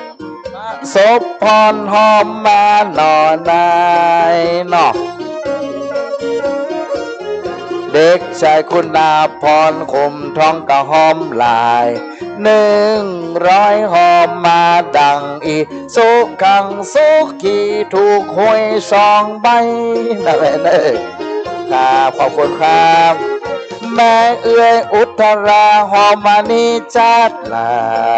ยใบ100หน่อนายไม่ต้องเทินลูกเต่าบ่ต้องหองนะลูกเฮ้ยอีว่า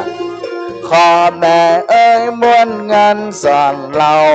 เฮือนนานเท่านานแก่หน่อนายหน่อไม่ยิงแสดงให้ความสวยงามอายุ100 สาวมีบารมีหลายมีลูกยิงใจแวดล้อมพอเฝ้าบอกตกบางเงาเป็นสิทธิรวยตังแม่เอ้ยหอมมา100นะจ๊ะจากอากาศเอกจิรเดชแถมลาพรมบงหน่อจ้า100ดังอันไว้ซะขอบคุณตุลุงตุหน้านำเปิ้นลืมเฮาแล้วเน้อมอจอรอลุงคำไม่นอกกันเน้อขอขอบคุณพี่น้องนักหนาลุงคำกล้วยหอมดังอีมาขายกล้วยหอมหน้าวัดเฮาเนี่ยบรรดานะลุงคำนะหอมมา100เนิ่นลุงคำเฮาหนากล้วยหวานลำต้องลงคำเน้อเจ้าในโฆษณาเสร็จขอเฮอลงคำบางมองบางเมาขายกล้วยนั้นนะคือได้กำให้เนาะแล้วจะเมาปิกละโปสังวีกงขอเฮอลงคำได้บุญหลาย100หอมมาดังอีเพื่อเป็นเศรษฐีมีสตังค์หลายขอบคุณคุณแม่เป็นนักเป็นนาขอบคุณบุญญาบารมีเนอเจ้าขณะนี้ญาติกาน้องเรา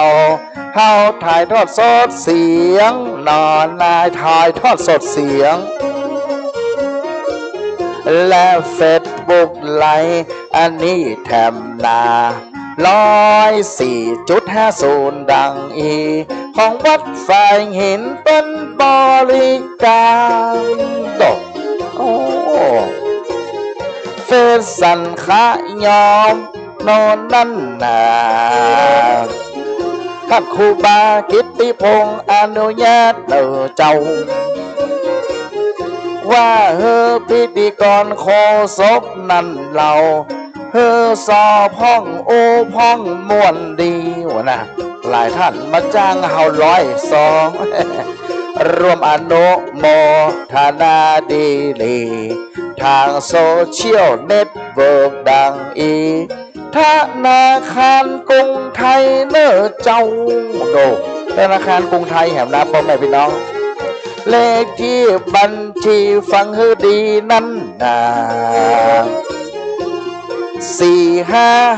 45503ดังอี88641เข้าที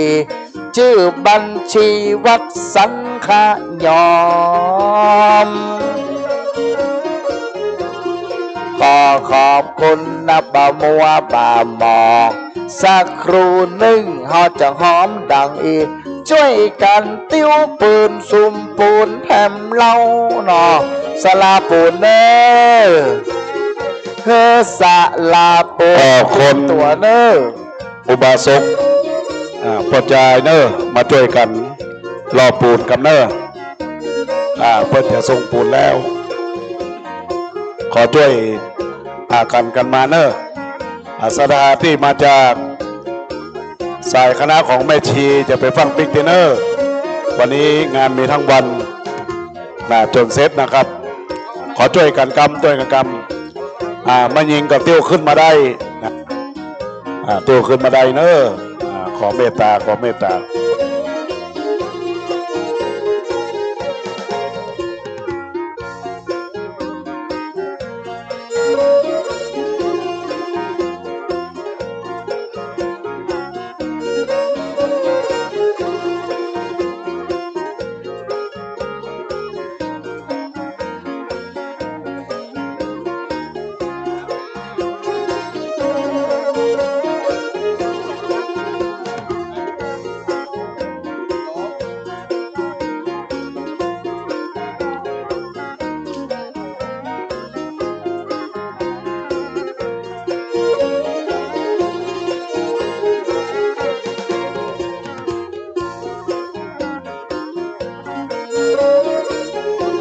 ขอบคุณดอนน้ำนวลงานสั่นเหล่า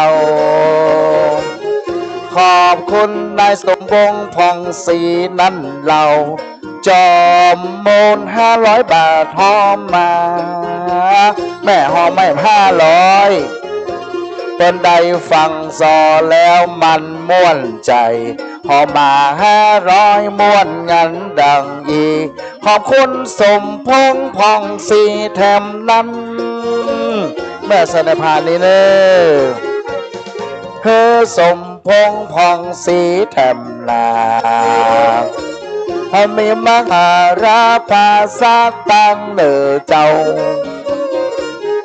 เต็มธนาคารกรุงเทพนั่นเหล่าพดไปนอนหนาวธนาคารยุทธยาเต็มธนาคารนะแม่เนอขอบคุณแม่ลำนวนคำแสนนักหนาได้เตียวมาพอจ้างสอดังอี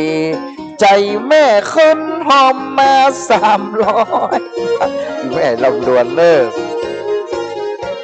ขอบคุณแม่ลำดวนคำแสนแถมนา300หอมมาไว้สาพระเจ้าของ300ของคุณแม่นั่นเราเป็นหูเป็นตาเกษาองค์คำต่อหอจะสมรมสร้างไปแป่งพระเจ้าปันพระเจ้าลานำพระเจ้าตันใจงามดีดังอีคือแม่ลำดวนถูกหวยรวยเงินแม่หอมมาแหมชามลอยขอคุณพ่อสมวงศ์นั้นนาและแม่พองศรีจอมโมเนอเจ้าเข้ามา500ม้วนงานสั่นเหล่าถวายแป่งพระเจ้าเนอโคศกนะบอกโคศกเขียนไปเลยแม่จักได้อยู่แม่จักได้สาองค์พระพุทธาที่จะเกิดดังอีแม่สุขีพองศรีร่มเย็นหนอคุณแม่หอมมา500เนอขอบคุณคุณแม่นักน้อง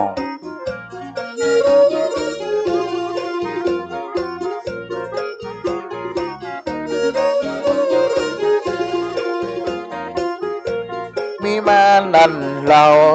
ขอขอบคุณปีตามานาขอบคุณลงทานก๋วยเตี๋ยวเนอผมได้จิ้มแล้ว1 ถ้วยนั้นนาไม่ต้องเติมเพิ่มเติมดังอีรสชาติลำดีก๋วยเตี๋ยวลองทานเอาชิม1 ถ้วยลำขนาดมานี่เนอพี่น้องตั้งหลายสักโคนอนได้จะช่วยกันดังจะด้วยช่วยหมู่เฮาเจ้าจันเตี้ยวปูนนอนนั้นสาระเก้าดีงามก็ตอนนี้ไปตรวจพื้นที่คนละนำโคพอประมาณเพื่อได้สำเร็จ1 วันดังอีสุขขังสุขีมีความห่มเย็นขอบคุณปิตามาตาหลายแม่มาเลยจักได้นอนได้ม่วนกันดังนี้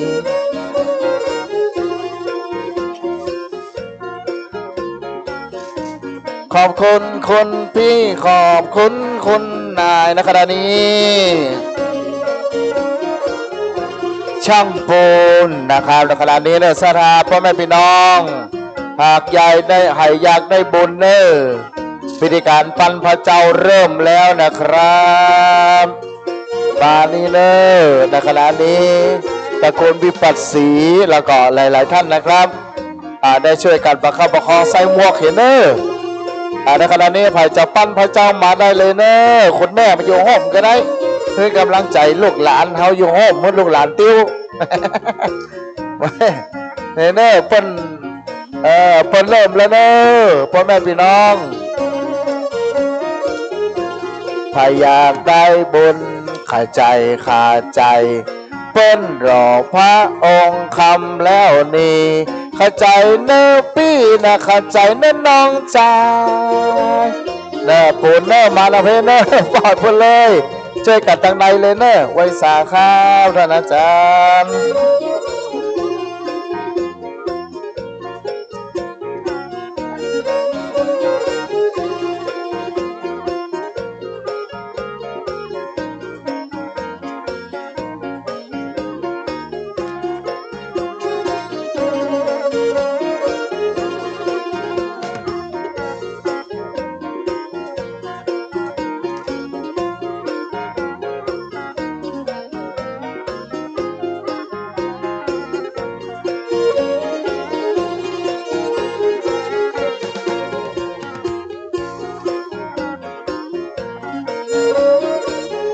ฝากไว้ทนสาพี่น้องดังหลวงพ่อเจ้าหลวงพ่อเอานันหลวงพ่อท่านผู้พระ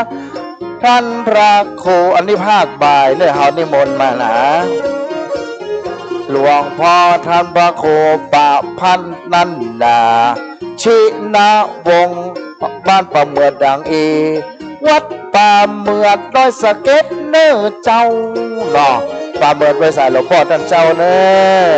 หลวงพ่อทำพระกูสุนทรนั้นนาพัฒนาพิรัตดังอีอยู่วัดพันหลังเปิ้นเต้นส่งดีมาอำนวยโชคและอำนวยใจหลวงพ่อท่านพระครูวรคุณบุญหลายพิพัฒน์วัดดังอีวัดดอกแดงเจียงใหม่ละมึงหลวงพ่อโอยสาเน่แม่บันเทเน่หลวงพ่อท่านพระครูสิรินันนาแม่บันเทเน่ขอน้อมไว้สาสันเป่าฟ้าเน้อเจ้าคือแม่มีพระแผ่มานี่เลยขอบคุณนั่นเราแม่สุวรสนอนนายแม่สุวรสเนอ มัดนี่เลยครับแม่วันเสาร์อันนี้ก็บุญหลายพร้อมกับครอบครัวร่วมบุญดังอีกร่วมบุญปั้นพระเจ้าท่านใจแหม200แม่สุวรสแม่สุวรสใจโตนั้นนาก็มีบุญญาบารมีเน้อเจ้าปันถูกหวยกินข้าวลำเน้อเหล่าสุขภาพร่างกายออกมาแข่งแรงนะแม่สุวรรณรสขอบคุณคุณแม่ได้แก้วได้แสงหอมมา200ดีแล้วดังอีกแม่เป็นเศรษฐีมีสตังค์ไหลลันศรัทธาอุบาสกอุบาสิกาเนอะใครจะปูจาผ้าแพรปูจาน้ำมันจันทร์น้ำมันรีบๆเนอะประเด็นนี้จะได้แห่หัวใจพระเจ้าแล้วศรัทธาญาติโยมที่อยู่ในวัดก็ร่วมกันแห่ขึ้นมากำที่อยู่หน้าศาลามาช่วยกันแห่กำเนอะหมู่คณะกองอยู่ไหนรวมตัวกันครับขอบคุณครับคุณแม่ได้นำเหรียญมาหอมเอาแม่มานี่เลยมานี่เลยครับแม่เอาใส่ให้เลยเดี๋ยวเพื่อจะแห่ละแต่ได้นำเหรียญทองมาเอามาใส่เลยกองคณะกองอยู่ไหนสลาสวาของเฮาในสลาสวากองว2คณะกองที่ซื้อตั๋วไว้ตะกี้คือท่านปฏิบัติหน้าที่ถ้าตั๋วแพงมาก2 บาทมาตอนนี้เนอะวันสุดท้ายแล้วไผ่จะเอาผ้าแพรมามัดเขาจะแห่แล้วเนอะอันเชิญแล้วนะมาเลือกอาวุธกันโอ้ยสลากองอยู่ไหนแม่มานี่เลยแม่โคเหรียญทองจันทีแม่สุวรสใจโตแม่ยอดเรือนช่างชายแม่ลำดวนขุมเงิน200 บาทอันนี้หมดแล้วแม่เอาผ้าแพรมัดอย่างเดียวเลยอันนี้หมดแล้วเนอะน้ำมันหัวใจหมดละน้ำมันหัวใจฮะนะหมดละตอนนี้เอาเปลี่ยนเนาะเอาผ้าแพรเจสีมามัดยังตันอยู่โอนได้ไหนวะ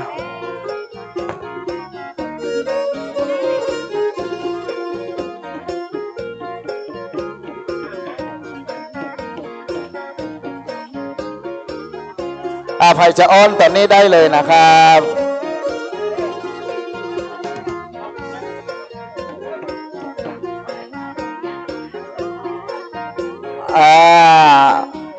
ครับผมถ้าเหรียญน่าใส่ในขันได้เลยเหรียญน่าใส่ในขันได้เลย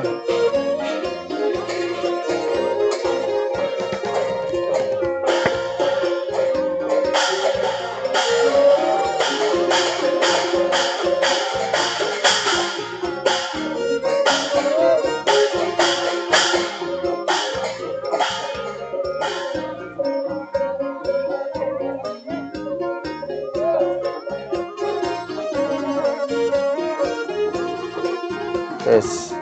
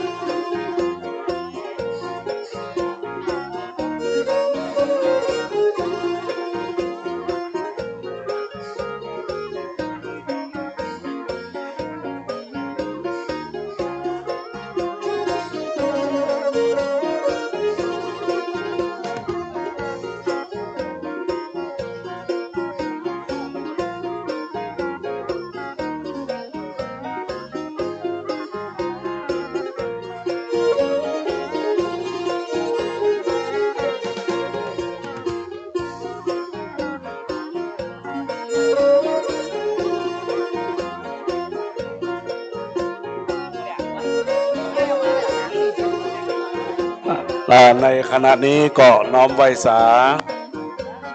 อย่างท่านพระคุณเจ้าท่านมหาวิษณุจารุธรรมโมท่านเจ้าวาดวัดเจริญท่านพระธิการประสิทธิ์อภิวัฒโนท่านพระธิการพันรินทร์เจ้าวาดวัดวังทานท่านพระครูประภัสชินวงศ์เลขานุการรองเจ้าอำเภอดาวสะเก็ดวัดป่าเมือท่านพระครูสุนทรวรรณพิรัตน์เจ้าวาดวัดปันหลังที่จะได้มาช่วงบ่ายนะครับแล้วก็โดยการนำของหลวงพ่อพระครูอดุลศิรกิจเจ้าหน้าตำบลหายาจะได้เป็นผู้สวดมนต์นิมนต์ลำเลียงบรรดาหน้าเลยครับในช่วงที่รอนี้ถ้าเป็นไปได้เฮาก็ช่วยกันสวดอิติปิโสไปนะครับ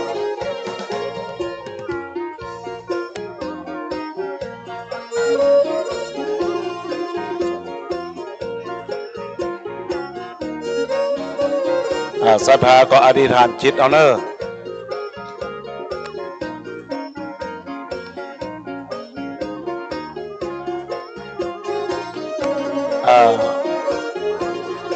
นิกรขอมาตั้งเครื่องเสียงกำจังฟ้อนเพื่อจะทำการฟ้อน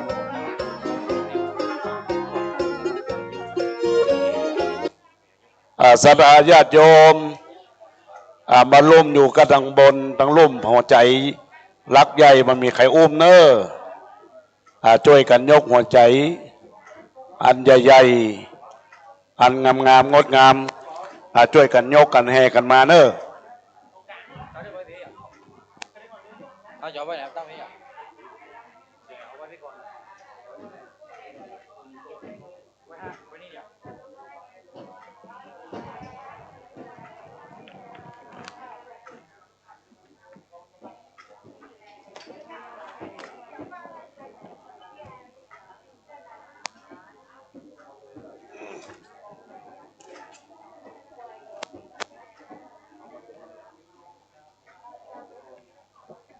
ท่าน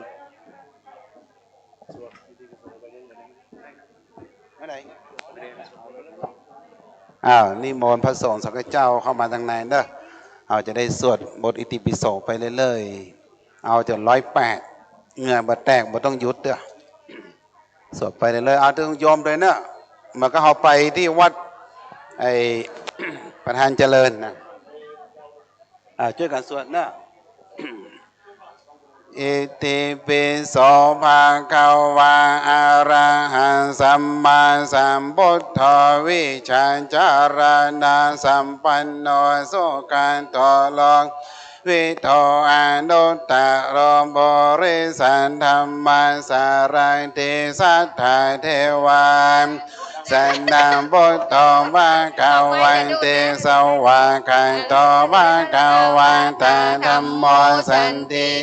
โกอาการิโกเอหิปัสสิโกนะเยนโกปัญจันตังเวทิตัมโมวิญโยอิติสุปฏิปันโนภะคะวันสาวกสังโฆจุปันติปันโนภะคะวันโตสาวกสังโฆยายาบันติปันโนภะคะวันโตสาวกสังโฆสัมมิจิบันติปันโนภะคะวันโตกาสังโฆยันติตาจันทาเลโพลิสาโยกานิอันทาโพลิ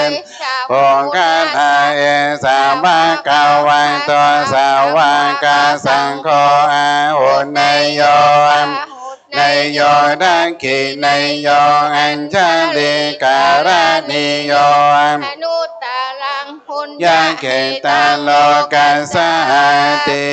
ดิมบิโสภะคะวะอะระหังสัมมาสัมพุทโธวิชาสัมปันโนสุขโตโลกาวิโตอนุตตรโบริสัทธัมมา ติสัทธาเทวามโนสันนังพุทโธภะคะวะติสวากขาโตภะคะวะตาสันติติโกอากาลิโกเอหิปัสสิโกปันนายิโกปัญจันตังเวพอวิญโยเอนติสมบัติปันโนภะคะวะโตสาวกสังโฆปันติปันโนภะคะวะโตสาวกสังโฆยายาปันติปันโนภะคะวะโตสาวกสังโฆสัมมิจิปันติปันโนภะคะวะโตสาวกสังโฆยันติตัญญตตาสายุกาเมอัตตาบุลิสาโภคาทาเยสาภะคะวะโตสาวกสังโฆนายโยมาหุนายโยทักขินายโยอัญชาเดการณิโยนุตตรังบุญยังเขตาโลกัสสะติติมปิโสภะคะวะอะระหังสัมมาสัมพุทธวิจารณะสัมปันโนสุขันโตโลกวิโตอนุตตรมสันตัมมัสสะลันติสันทานเทวามโนสันนาบุตภะคะวันติสวากันโตภะคะวะตันธัมโมสันติติโกอากาลิโกเอปัสโกปันนายิโกปัญจันตเวทิตัมโพวิญโยเอติสมบัติปันโนภะคะวะโตสาวกสังโฆจงปฏิปันโนภะคะวะโตสาวกสังโฆยายามปันติปันโนภะคะวะโตสาวกสังโฆสัมมิจิปันติปันโนภะคะวะโตสาวกสังโฆยันติตาจันลิมโบลิสายโยกาเนอัตตาโบลิสาโภคาลาเอสาภะคะวะโตโกอาหุนายโยมาหุนายโยทักขินายโยอัญชาลิกาลาเนโยอนุตตาปุญญเขตาโลกัสสะติติมปิโสภะคะวะอะระหังสัมพุทธวิจารณะสัมปันโนสุขโตโลกวิโตอนุตตรมบุริสธัมสาลันเทสัตเทวามโนสันนาบุตภะคะวันเตสวากันตมะคะวะตาธัมโมสันติติโกติโกเอหิปัสสิโกปันนายิโกปัญจันตังเวทิตัมโพวินติสมบัติปันโนภะคะวะโตสาวกสังโฆ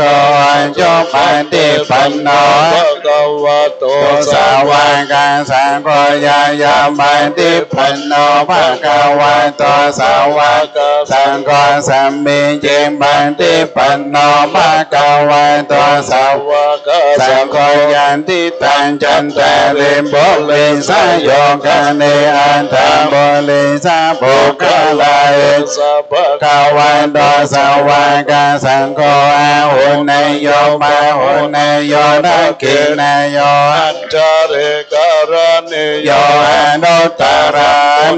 เกตาโลกัสสะติติมปิโสภะคะวะอะระหังสัมมาสัมพุทธวิจารณะสัมปันโนสุขโตโลกวิโตอนุตตรมบุริสธัมมาติสังฆเทวามโนสันนาพุทโธภะวันติสวากันโตภะคะวะตาธัมโมสันติติโกลิโกเอหิปัสสิโกปันนายิโก ปัจจตั ตั ง ง เว เว ทิ ทิ ตั ตั ง ง ป ปวิญโยอิติสมบัติ ปัน ภาควันโตสาวกสังโฆจบปันติปันโนภาควันโตสาวกก็ยายามปันติปันโนภาควันโตสาวกสังโฆสัมมิเจ ปันเตปัน โนภาควันโตสาวกสังโฆยันติตังจันทะเลบุเลสายโยกาเนย รัมโบเลสัง โภคาลาเอสัมภะกวันโตสาวกสังโฆอาหุนนโยมาหุนนโยรังกินนโยอัน จะเล การณิโยอนุตตรัน ยา เกตาโลกัสสะติติมปิโสภะคะวะอะระหังสัมมาสัมพุทโธ จัต ลานาสัมปันโนสุขโตโลกาวินโตอนุตตโลโภเลสัมธรรมาสาราเต สัตตาเดวโน สันนาบุตตมะกาวันเตสวากันตมะกาวันตันธัมโมสันติติโกมลิโกเอหิปัสสิโกมันนายิโกปัญญันเวดิอัมบวิญโยอิติสมบันติปันนาภะคะวะโตสาวกสังโฆ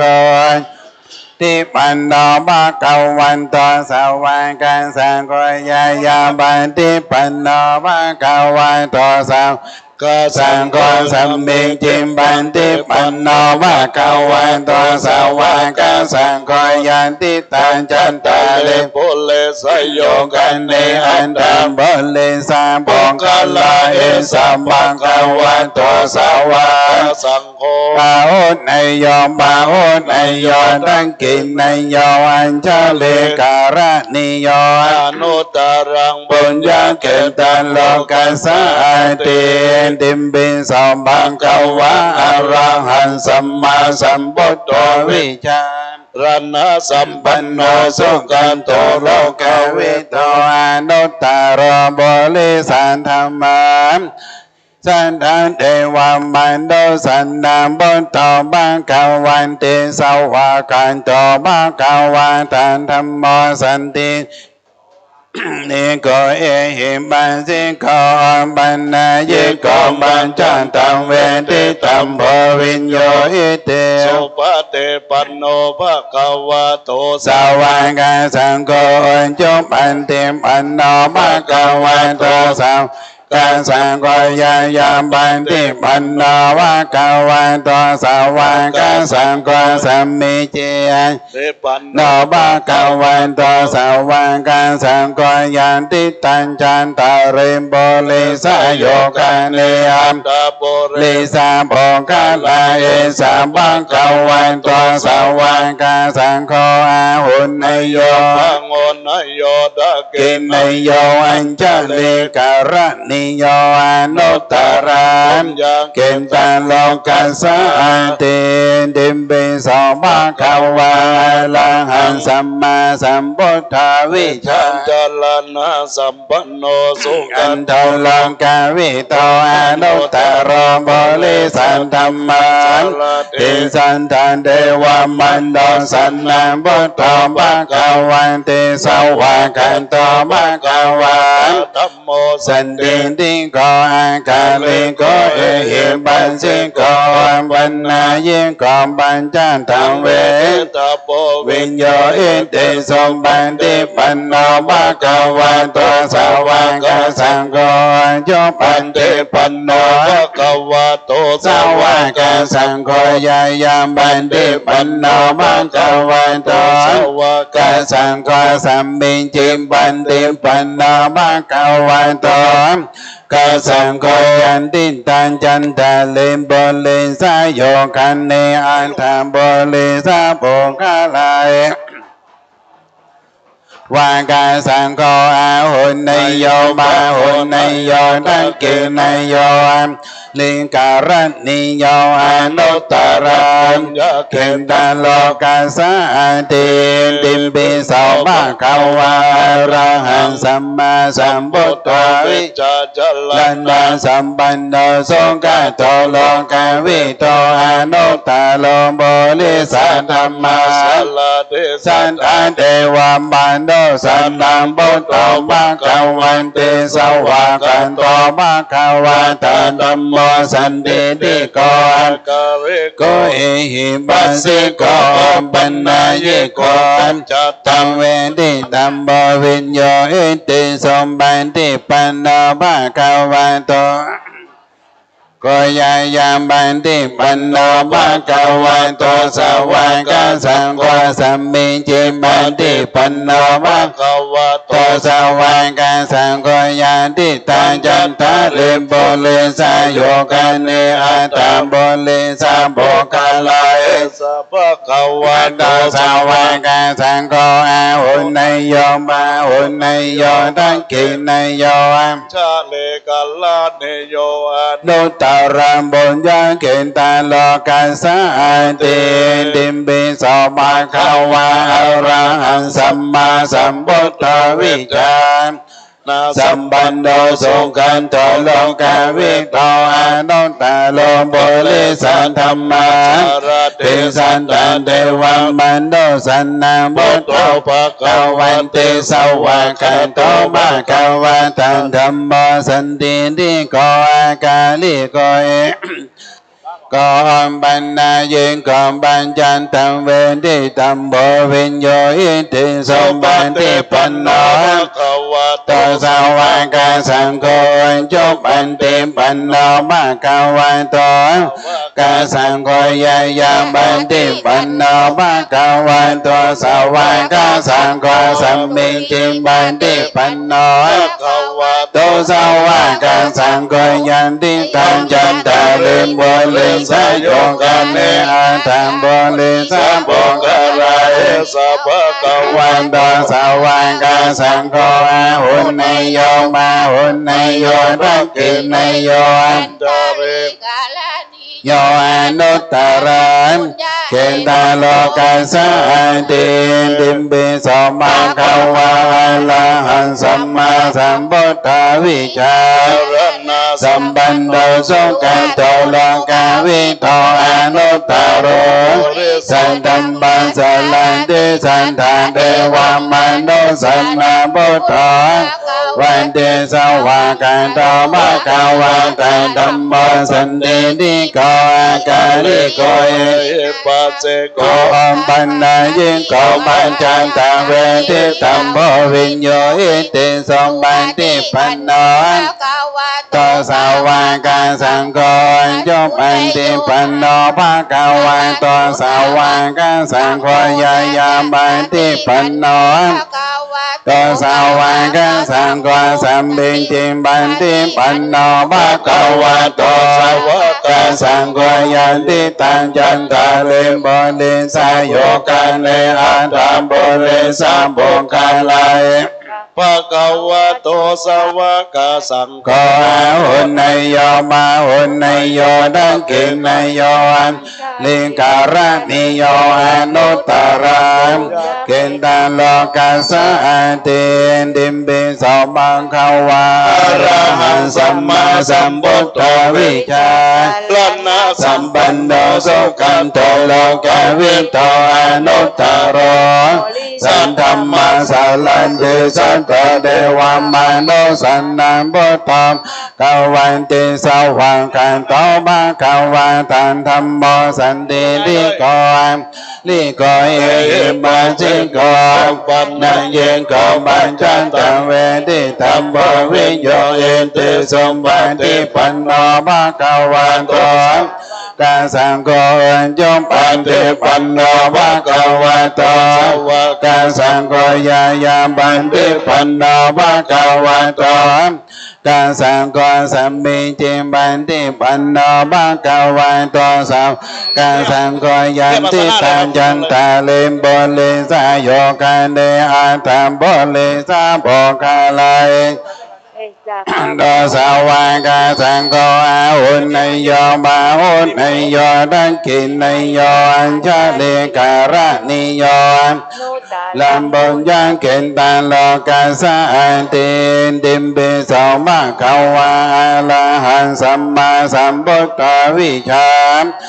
สัมปันโดสงกันตโลกาวิโตอนุตตรมบริสันตัมมาสาลันติสัตตเทวานุสนามุตโตมะขาวาติสวากันโตมะขาวาตัมธัมโมสันติติโกอะกะลิโกเอหิปัสสิโกอัมปันนายิโกบัจจตังเวทิตังโบวิญโยเวนติสมบัติปันโนมะขาวาโตสาวกสังโฆจุปันติปันโนภะคะวะโตสาวกสังโฆยายาบันติปันโนภะคะวะโตกสังโฆสัมมิจิบันติปันโนภะคะวะโตสาวกสังโฆยันติตังจันตาลิโบสยุกานิอัฏฐปุริสาโภคังลายสาภะคะวะโตสาวกสังโฆอาหุนายโยบาหุนายโยตังกินายโยอัญชลิการะนิโยอนุตตลังปุญญังจิตตังโลกัสสะติติมปิโสมังคาวาลาหังสัมมาสัมพุทโธวิจารจารณะสัมปันโนสงกันโตโลกาวิโตอนุตตโลปุริสัทธัมมาสาลาเตสัทธาเทวามนุษย์พุทโธภะคะวันติสาวกโตมังกวะตาธัมโมสันเทติโกอะกาลิโกเอหิปัสสิโกปันนายิโกปัญจตาเป็นดินธรรมโพวิญโยเอนติสมบัติปันโนภะคะวะโตสาวกสังโฆจุปันติปันโนภะคะวะโตสาวกสังโฆยายามปันติปันโนภะคะวะโตสาวกสังโฆสัมมิติปันติปันโนภะคะวะโตสาวกสังโฆยันติตังจัตตาลิปุริสโยปานิอัฏฐาปุกาลาเอสะภะคะวะโตสาวกสังโฆอาหุนายโยปะหุนายโยทักขินายโยอัญชลิการะนิโยอนุตตลังปุญญเกตังโลกัสสะติติมปิโสมังคาวาอะระหังสัมมาสัมพุทโธวิชาจารังนะสัมปันโนสุขันโตโลกาวิโตอนุตตรมบริสันธัมมาลาติสันนาเทวมโนสันนาโภภะคะวันเตสวะกันโตมังคาวะตังธัมโมสันติติโกอะกาลิโกเอหิปัสสิโกอัมปันนาเยโกปัญจตังเวทิตังโพวิญโยอินติสุปฏิปันโนภะคะวะโตสาวกสังโฆจุปฏิปันโนภะคะวะโตสาวกสังโฆยายาปันติปันโนภะคะวะโตสาวกสังโฆสัมมิติปฏิปันโนภะคะวะโตกสังโฆยันติทังจัตตาริปุริสายุกานิอัตถปุริสาโภคังลายสัมมาคาวันโตสาวกสังโฆอาหุนายโยโยทักขินายโยอัญชลิการะนิโยอนุตตลัมปุญญเกตังโลกัสสะติติมปิโสมังคาวาลาหังสัมมาสัมพุทโธวิชาจารณะสัมปันโนสุขันโตโลกาวิโตอนุตตรมบริสันธัมมาสาลาเตยะถา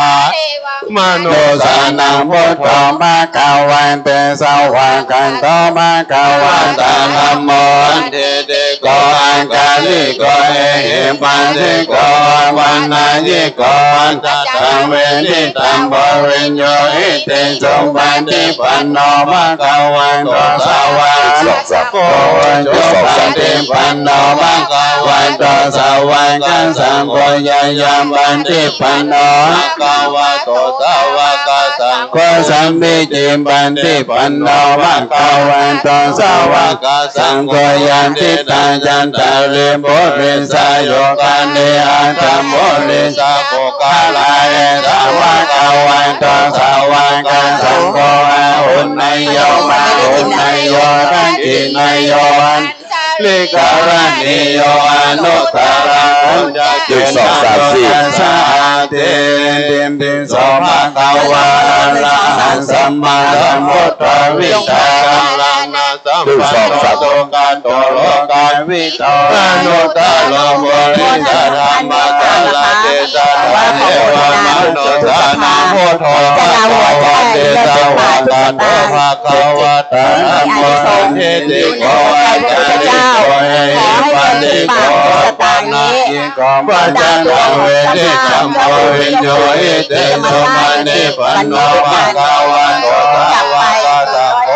สุปันติปันโนภะคะวะโตสาวกสังโฆยายามปันติปันโนภะคะวะโตและสุขภาพแข็งแรงกันทุกท่านปันติปันโนภะคะวะโตสาวกสังโฆยันติตังจัตตาริบริสายโยกานิอัตบริสาโมคาลายสัพพะคะวะโตสาวกสังโฆหุนายโยนายโยทักขินายโยอันจลิการณิโยอนุตตรังปุญญเจตาโลกัสสาติ สาธุการดังๆกันเลยค่ะสาธุสาธุสา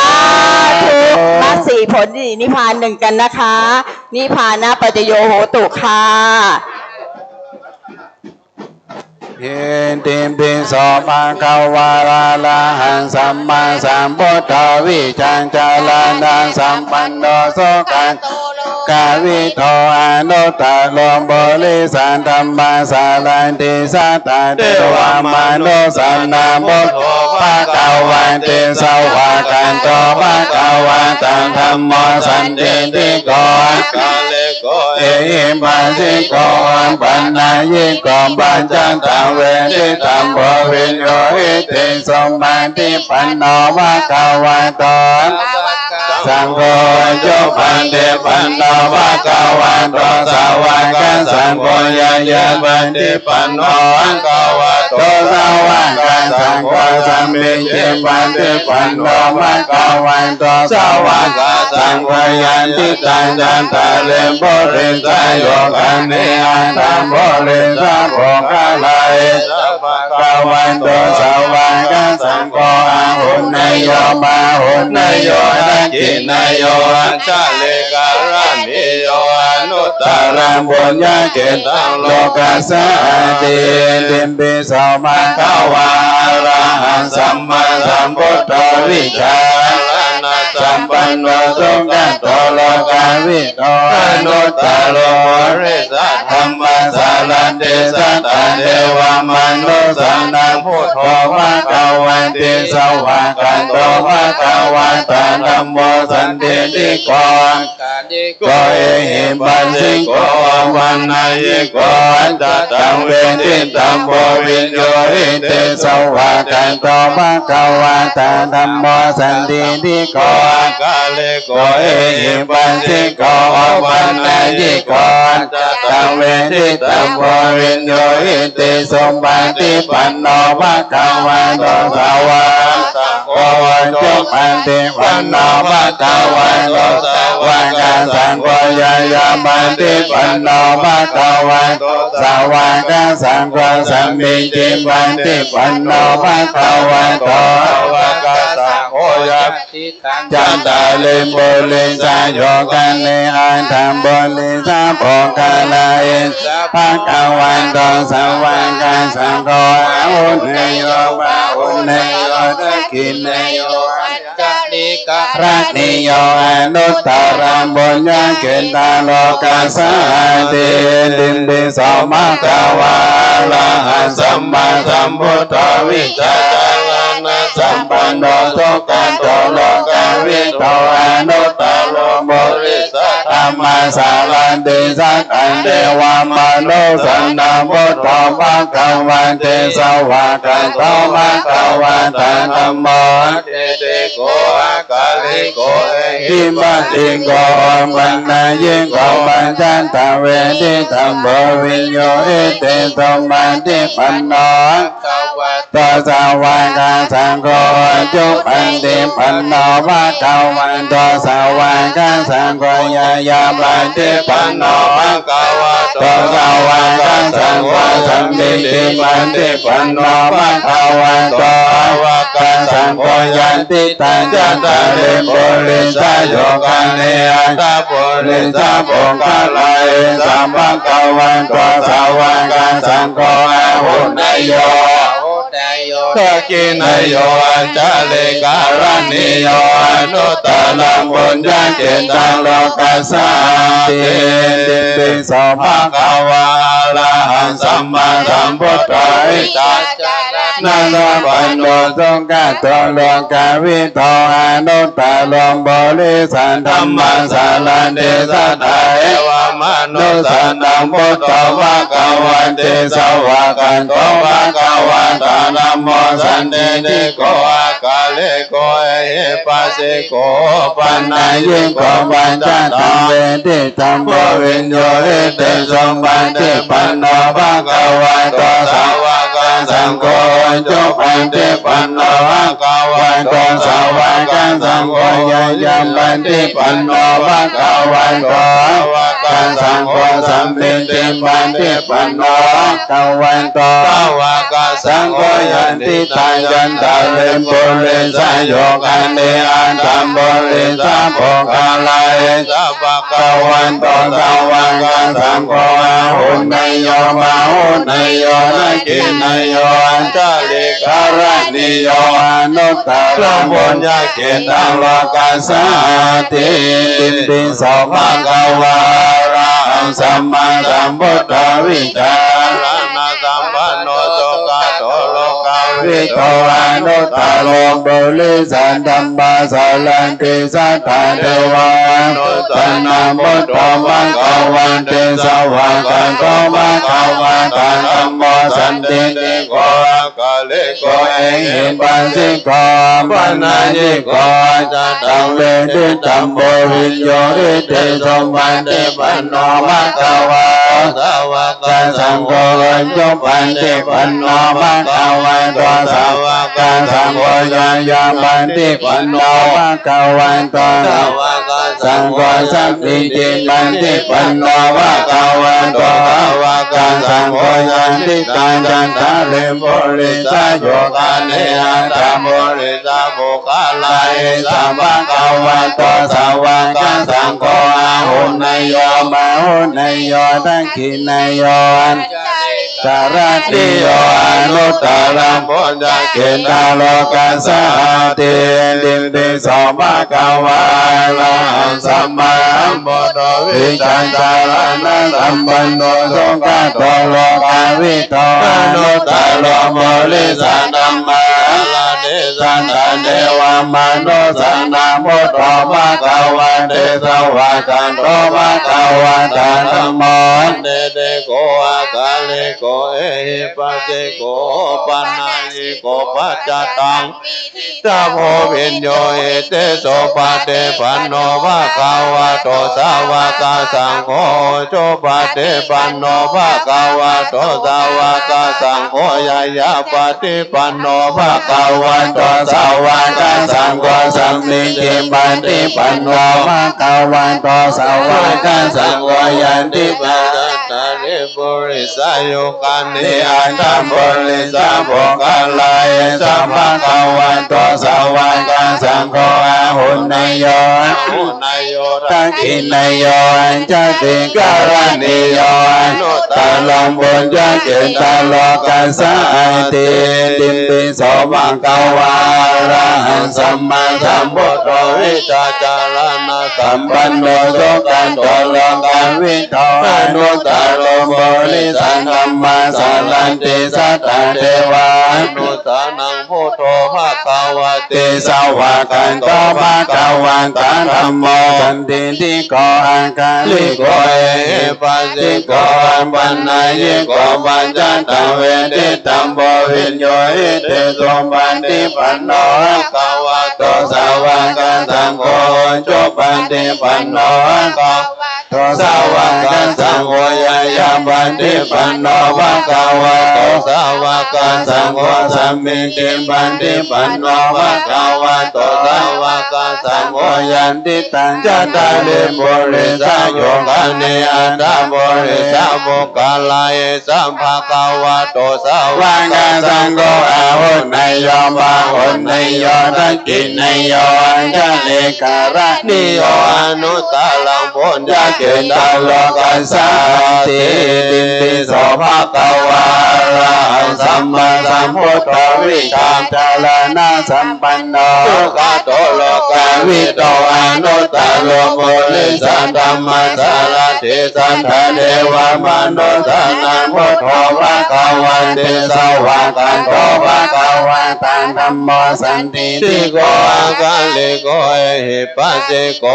ปันนายโกปัญจตังเวทิตัมโพวิญโยหิเตโสปันติปันโนภะคะวะโตสาวะกันสังโฆ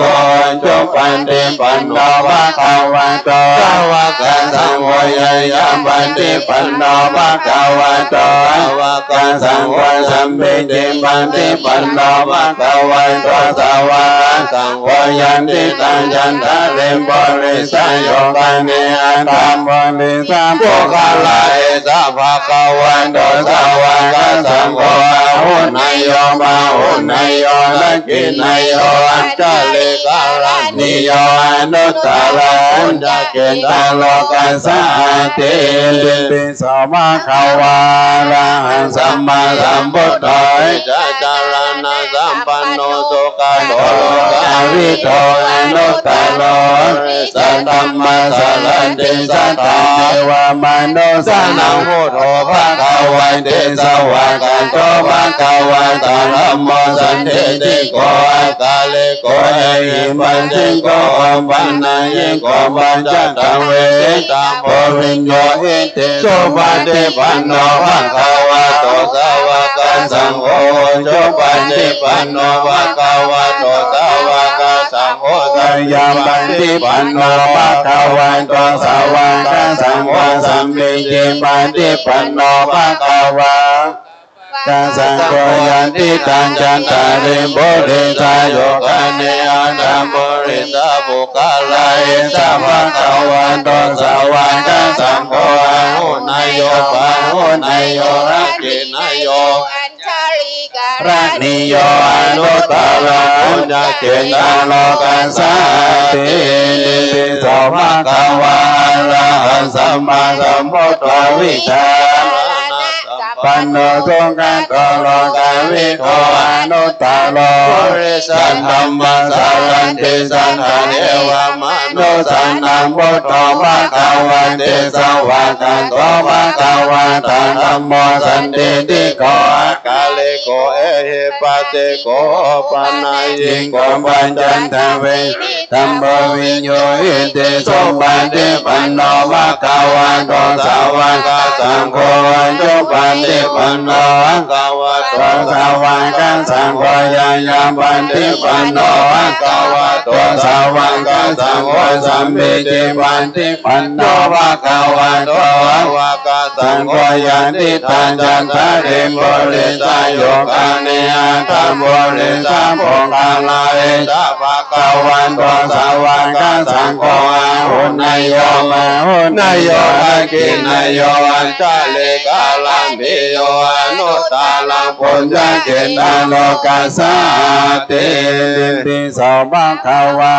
ลาสัมมาสัมพุทโธวิชันจารณะสัมปันโนสุขโตโลกาวิโตอนุตตาโลปุริสัตตัมมาสาลาเดสัทธาเทวะมนุสานาพุทโธภะคะวะเทสาวะกะโตภะคะวะตาธัมโมอันเตเตโกอากาลิโกเอปัสสิโกอัปปนายิโกปัจจตังเวทิตัมโพวิญโยหิเตสุปฏิปันโนภะคะวะโตสาวกสังโฆชุปฏิปันโนภะคะวะโตสาวกสังโฆยายาปฏิปันโนภะคะวะโตสาวกสังโฆสัมมิติปฏิปันโนภะคะวะโตสาวกสังโฆยะจัตตาลิปุริสโยกานิอัตตาปุริสบุคคลาเอสะภะคะวะโตสาวกสังโฆอาหุนายโยบาหุนายโยทักขินายโยอัจฉริกาลานิโยอนุตตารังปุญญเกตาโลกัสสะติไหว้สาพระสงฆ์พระมาเถรานุเถระครูบาอาจารย์ได้เทียบอาสนะลำดับต่อไปจะได้ประกอบพิธีเจริญพระพุทธมนต์ได้สมโภชบรรจุหัวใจพระเจ้าศรัทธาที่อยู่ตำลุ่มตั้งล่างทางแม่บ้านนะครับขอเมตตาได้นำน้ำได้มาเสิร์ฟได้มาร่วมที่สถาปนมาร่วมทั้งบุญนั่นบนนะครับก็เจริญพรได้นำน้ำมาเลี้ยงโปรเตเนอร์ไว้สาหลวงพ่อพระครูประยัติกิจมนพลรองเจ้าคณะอำเภอสระพีได้เทียบอาสนะนะครับพร้อมด้วยหลวงพ่อพระครูสุมนวรกิจครับได้ขึ้นด้านบนหลวงพ่อพระมหาวิษณุจารุธรรมโมท่านเจ้าวาดวัดเจ็ดรินหลวงพ่อพระครูประภัชชินวงศ์เลขานุการรองเจ้าอำเภอดอยสะเก็ดวัดปะลานหลวงพ่อพระครูสุนทรพัฒนาพิรัตน์เจ้าวาดวัดปันหลังหลวงพ่อพระครูวรคุณพิพัฒน์เจ้าวาดวัดดอกแดงท่านบริการนิวัตรสิริวัฒโนเจ้าวาดวัดสิมพรีวันปากงิ้วหลวงพ่อพระธิการภารนารินภูริยาโนเทียบเลยนะครับบัดนี้ประธานสงฆ์คือหลวงพ่อพระครูอดุลเสรกิจยังมาไม่ถึงเราก็เจริญพรและนมัสการญาติโยมได้ร่วมเป็นบุญกุศลเจ้าหน้าที่เตียนสนวนน้ำมนต์เนอะบัดนี้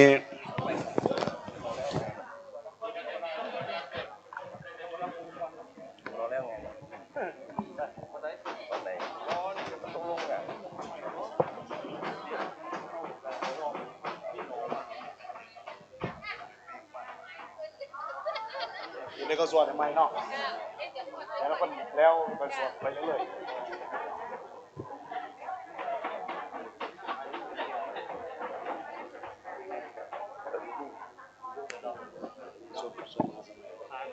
มาสมัยก็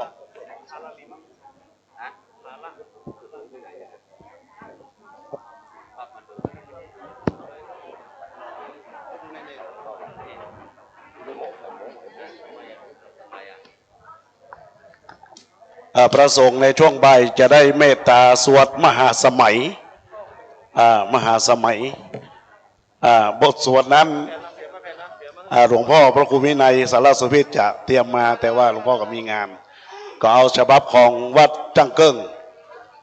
วัดเจ็ดลินวัดศรีไซมูลเนอร์นะครับถ้าหากว่าหลวงพ่อพระครูอดุลเศรษฐกิจมาก็เป็นที่เบาใจแต่หมองว่าเพื่อนอาจจะกิจภาระนิมนต์เพื่อไว้บ่ายโมงคงจะไปที่อื่นอยู่นะครับ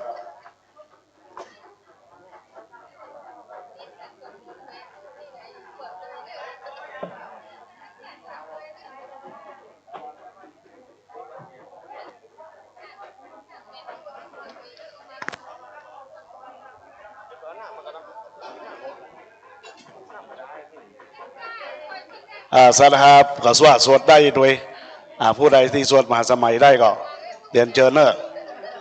เรียนเชิญตัวต้องขอสุมาภัยกับคณะสงฆ์ด้วยนะครับปนห้องว่าสบับตันใจนะสบับตันใจ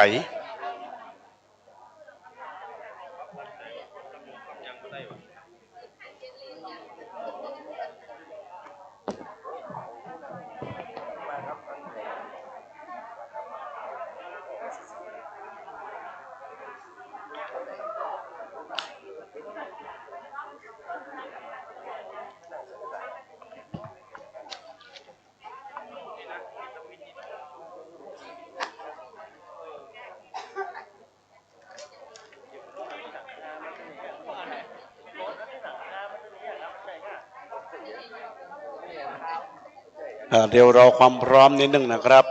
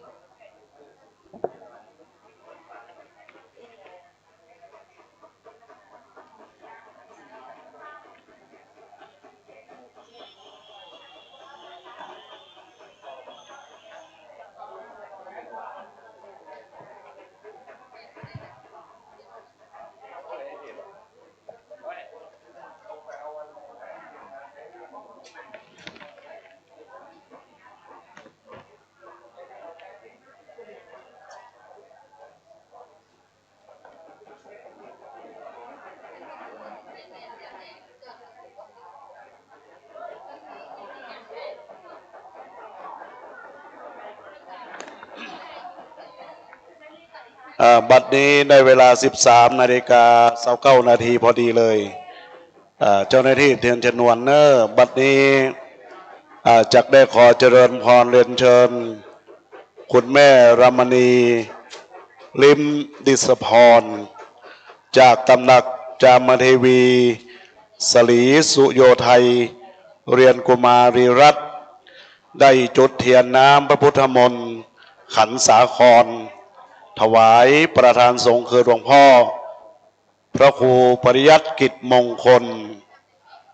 รองเจ้าคณะอำเภอสระปีเจ้าวาดวัดจังเกิ้งในเมตตาในโอกาสบัดนี้และจะได้น้อมถวายบาตรน้ำจำเริญพระพุทธมนต์ต่อประธานสงฆ์ในโอกาสบัดนี้ญาติโยมอธิษฐานจิตอธิษฐานใจร่วมกับคุณแม่รมณีลิมดิษพรจากตำหนักจามเทวีสลีสุริโยตเรียนกุมารีรัตน์ในโอกาสบัดนี้ด้วยบุญบารมีจักบังเกิดกับทุกคนทุกท่าน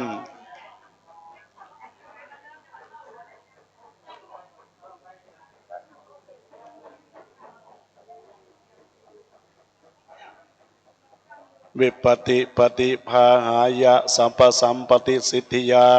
สัพพทุกขวินาศายะปริตังพุทธมังครังวิปติปฏิภาหายะสัมปสัมปติสิทธิยาสัพพพยาวินาศายะปริตังพุทธมังครังวิปติปฏิภาหายะสัพพสัมปติสิทธิยาสัพพโรคะวินาศายะปริตังพุทธมังขะลัง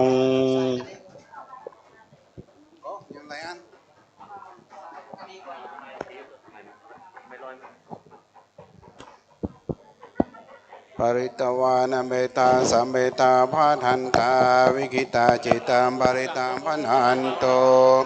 สักเคกัมเบจโลภิกริสิกาลาตันเตจันตาลิเควิมาเนทิเปราเทจากคัมเบตโลนาคาหเนเกวันทุมบิเกเตภูมาจยานทุเทวาตนาสัมเบยาคาคาทาปนาคาทิทันตาสันติเกยามุนีวารวจนังสาธาวเมสุนันโตธัมมสวนาคาโลยามพาทันตาธัมมสวนาคาโลยามพาทันตาธัมมสวนาคาโลอายามพาทันตานะโมตัสสะภะคะวะโตอะระหะโตสัมมาสัมพุทธัสสะนะโมตัสสะภะคะวะโตอะระหะโตสัมมาสัมพุทธัสสะนะโมตัสสะภะคะวะโตอะระหะโตสัมมาสัมพุทธัสสะพุทธังสารนังกัจฉามิธัมมังสารนังกัจฉามิสังฆังสารนังกัจฉามิตุติยัมปิพุทธังนังกัจฉามิตุติยัมปิธัมมังสารนังกัจฉามิตุติยัมปิสังฆังสารนังกัจฉามิตันติยัมปิพุทธังสารนังกัจฉามิตันติยัมปิธัมมังสารนังกัจฉามิตันติยัมปิสังฆังสารนังกัจฉามิติมปิโสภะคะวะ